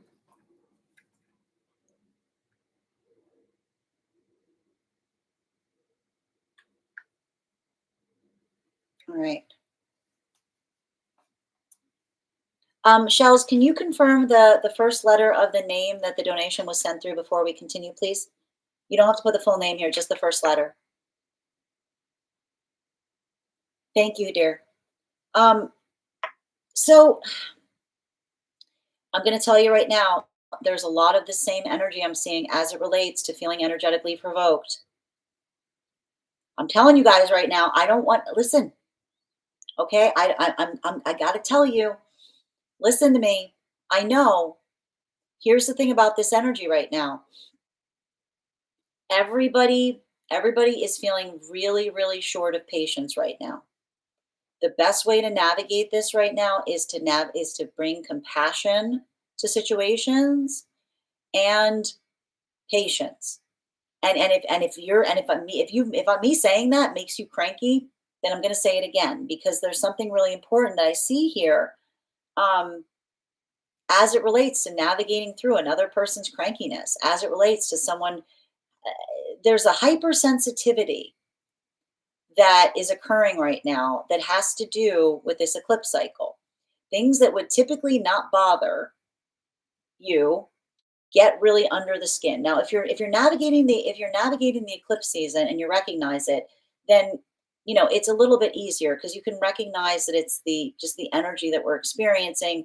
You don't let it get the better of you. But I'm going to tell you right now, there's a lot of energy right now that might not be aware of it, it's like it's that type of force that says like I'm having a bad day and I'm going to make it everybody else's problem, right? Like, so I just want to stress this to you right now. You can exist in the space, like it feels to me like you can exist in the space where you can be patient but also set a standard. Like it feels very much like the place of embodying Jupiter and Gemini, which says like, look, I can be patient but respectfully, that's not okay, right? Like being able to articulate upon how you feel, right? But in a way that feels like it's productive. And if you're having a hard time right now articulating through how you feel, especially as it relates to um, over like hypersensitivity at this time, I want you to think about it. I want you to remember that the emotions are not a burden so long as we bring with them our prescription, right? Our emotions are never a burden, but only if, when we communicate our emotions, we bring our prescription with them. We talk about how we're feeling, and then we bring forward something productive that can be done to help make something easier, right? Because often in those moments that we just feel reactive, I keep on saying, like, we just emotionally bring our emotions forth. We just talk about how we're feeling. It doesn't allow for anything constructive because that's that moment that it feels like we're like, I don't want to feel this and it's your fault. Our emotions are not each other's responsibility. I cannot change how you feel about me. You can't change, you can't change how I feel about you. Our emotions are sacred because they're ours. When we're in a space of introspecting upon why, we can communicate effectively. And when when you feel like you bring and I like to point this out, this is why when someone says, like, this is why we're always conscientious when someone says, I hate that person. And then you go, why? And they go, I don't know. I just hate them. Like when we do our inner work, we look at someone and be like, do you really hate that person? If you hate that person, but you can't put your finger on why, all you're saying is you've got a lot of strong emotions for someone in something that is complicated, right? It requires that introspection, right? Because when we have a healthy emotion, when we're able to articulate upon why we don't like something, it helps us build the framework and the shape of ourselves. I mean, like, I don't like this person because blah blah blah. Like that. There, like there it is. Like, we're able to identify the thing that upsets us. But when we're in that space where we feel triggered by another, this is how you can tell if someone's triggered, because they'll be like, I don't like that person. Why? I just don't. Right? That's interesting. That's something that's important to note. Why do you have so much stronger feelings for someone, but you can't put your finger on why? It's because there's something about that you may be avoiding. So I keep on seeing that there's something really important about this as it relates to you potentially triggering someone. And I gotta say this respectfully: you triggering someone is not your responsibility unless the emotion that you bring forth in them is confusion, because confusion can always be clarified. But they need to be able to admit that. Bottom of the deck on this reading, yeah.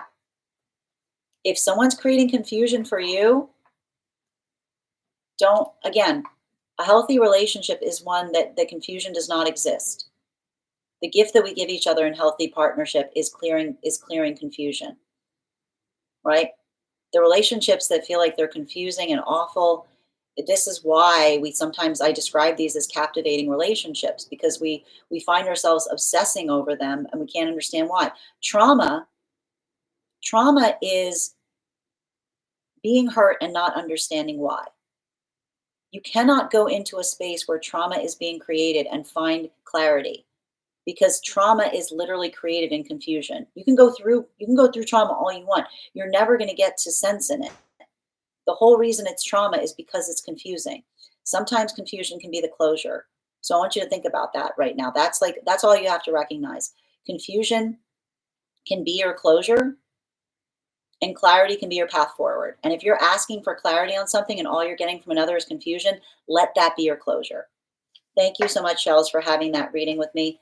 And if this message connected to you as well, it's very common for those who need these messages to be here to experience them. We are doing one card readings right now for subscribers. If you're a subscriber and would like a card pull, go ahead and put your question in the comments.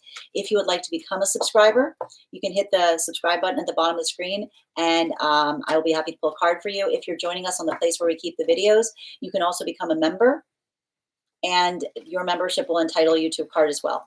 Also, Kaleidoscope, if you're still here in the place where we keep the videos, I'm very happy to pull a card for you. Thank you so much for that tip. Just going to read over some of the comments that came through as I was reading. It's such cranky energy right now, Bridget. Absolutely. All right. No worries, Kay. Crystal, it's hard for me to see where that's coming from, but the guides are just saying that just be prepared for it. Like, they're saying, remember the difference between someone that's speaking about like the depth of feeling as opposed to progress. Feeling frisky. What's up, dear? Mickey, I want to find out if they have a new job. Again, we're doing one card readings right now, Mickey. So if you'd like to become a subscriber, I'm happy to pull a card for you, but the list is closed right now. I have to be around people later, and I want to cancel plans. Don't. Remember, no canceling plans right now, Bridget. I'm not a person that cancels plans, so I'm going to nap before I go. There you go. I love that. I'm very emotional, and I don't bring the prescription. Make sure you do, because again, your emotions are never a burden unless you're not bringing the prescription for them, right? Esteban, your subscription's ending soon if you'd like to renew. Grand Rising, dear, good to see you. Ugh, they never admit anything, and they always cause confusion. Let that serve as confirmation. You're so welcome, Shells. May have one card. I got you, Melly. One card on that connection, please, for Melly. What do they want? If they got to be able to put it into words, right? There's no dancing around it. If they can't speak it if you can't, like, listen, if you can't speak a manifestation from your mouth, if you don't have the confidence of doing so, then it's not something that you have the fourth of strength to inhabit. I keep on hearing they got to clear their throat chakra. Like, the no amorphous thing. It's like, tell them, like, if you have the ability to talk about what you want, they need to be able to talk about it too. It's not like it doesn't exist. Like, if they don't have the confidence to even say what they want, they probably don't have the strength to maintain it. Bottom of the deck. Yeah, if you want something unique, you better be ready to navigate hard conversations, right? Sometimes someone's like, "Oh, I just want to see where something goes. I want to do like, yeah, but you have to. Something that's unique requires even more. Like something that's unique requires even more conversation because you can't build upon the template of the past." Hi there, Beast Boy. Thank you. One card for Bridget. Absolutely. Hold on a minute. One card for Bridget on new love, please. Highest party messages from Spirit. This is bridge energy. Time to build. Time to build. Bottom of the deck. Yeah, don't get frustrated at yourself right now. Things are happening under the surface. There's something about you being in your manifestation. You just don't know it yet. It's not if, it's just when right now. One card for K Magan on divine counterpart, please. You are not a mess. You are a work in progress. I want you to be saying that to yourself all throughout this retrograde. I mean the eclipse season. Yeah. Again, you make sure you notice if someone's coming back like with apologies. Again, a plan is an apology is a plan. An apology is a plan. Tap to claim. One card for Erica, please. There's something really important about, I feel like this is a time for you to plant seeds, get out there, introduce yourself to people. I told you this is good incubation energy. Remember, there's no, like it's not no, it might be a not yet. If something's not happening for you now, being able to put yourself in front of something might be important. Bottom of the deck. Yeah. Remember, this type of energy, it's not no, it's just not yet. Right? Don't get worried about rejection. There's no rejection here. It's all about time and patience. One card for Ava. Ava, how is R feeling about us not being in contact? One card for Ava, please. I mean, I think that they go through a lot of process in terms of identifying and recognizing what wasn't working. Like, I feel like there's something about them feeling like you both had a lot of work to do at the time, right? Bottom of the deck. I feel like there's something about them potentially identifying the fact that ultimately at some point that you were encountering them, you guys wanted different things. Thank you so much, Ava, for having that reading with me, and thank you for being a subscriber. Thank you for subscribing, little vamp. You're so welcome, Bridget. Hi there, Susie. Chrissy, one card on how they're feeling. I feel like they're like trying to do everything they can to feel busy. You know, it's a little bit of like crawling out of their skin kind of energy right now. Yeah, like it's like navigating discomfort by trying to be busy. You're so welcome. Thank you for having that reading with me, Kay. One card for Carmen. Is my manifesting helping in a positive? One card, please, about the manifestation goal. Yeah, give it time. Be constant in your manifestation, right? Don't be adaptable. Yeah. Don't be emotionally volatile. I keep on seeing there's something about this that you're building into a pathwork of consistency on. You're so welcome, Erica. You're so welcome, Ava. You're so welcome, Chrissy. My friends, I want to thank you guys so much for being here today and sharing in these messages. If you missed the daily collective read, it'll be up later today over on the place where we keep the videos. It'll also be up on the place where we keep the photos. It'll also be up as a podcast over on my spot at Tarot Church and over on my Substack. We will be off tomorrow, but we'll be back on Monday at 8 a.m. PST, 11 a.m. Eastern. If you would like to be notified as to when I've gone live, you can head over to my account. You can sign up. You can hit that bell, which will activate alerts. You can also directly register for the event on Monday, and you'll be double notified. If you just became a subscriber today, welcome. Thank you for joining our collective. You can head over to our Discord channel to introduce yourself there. You'll also find in our Discord channel a special coupon code that will give you an additional discount to that Substack our Tarot Church Substack subscription class program. I want to thank you guys so much for being here today and sharing in these messages. Huge thank you to my followers, old and new. Thank you for spending your afternoon with me. Huge thank you to my subscribers. Your ongoing support means the world to me. And the biggest thank you to my moderators. Thank you for all of your help. I hope you guys have an absolutely beautiful day. Please take care of yourselves. Please take care of one another. And we will do this again on Monday. Have a great day, everyone.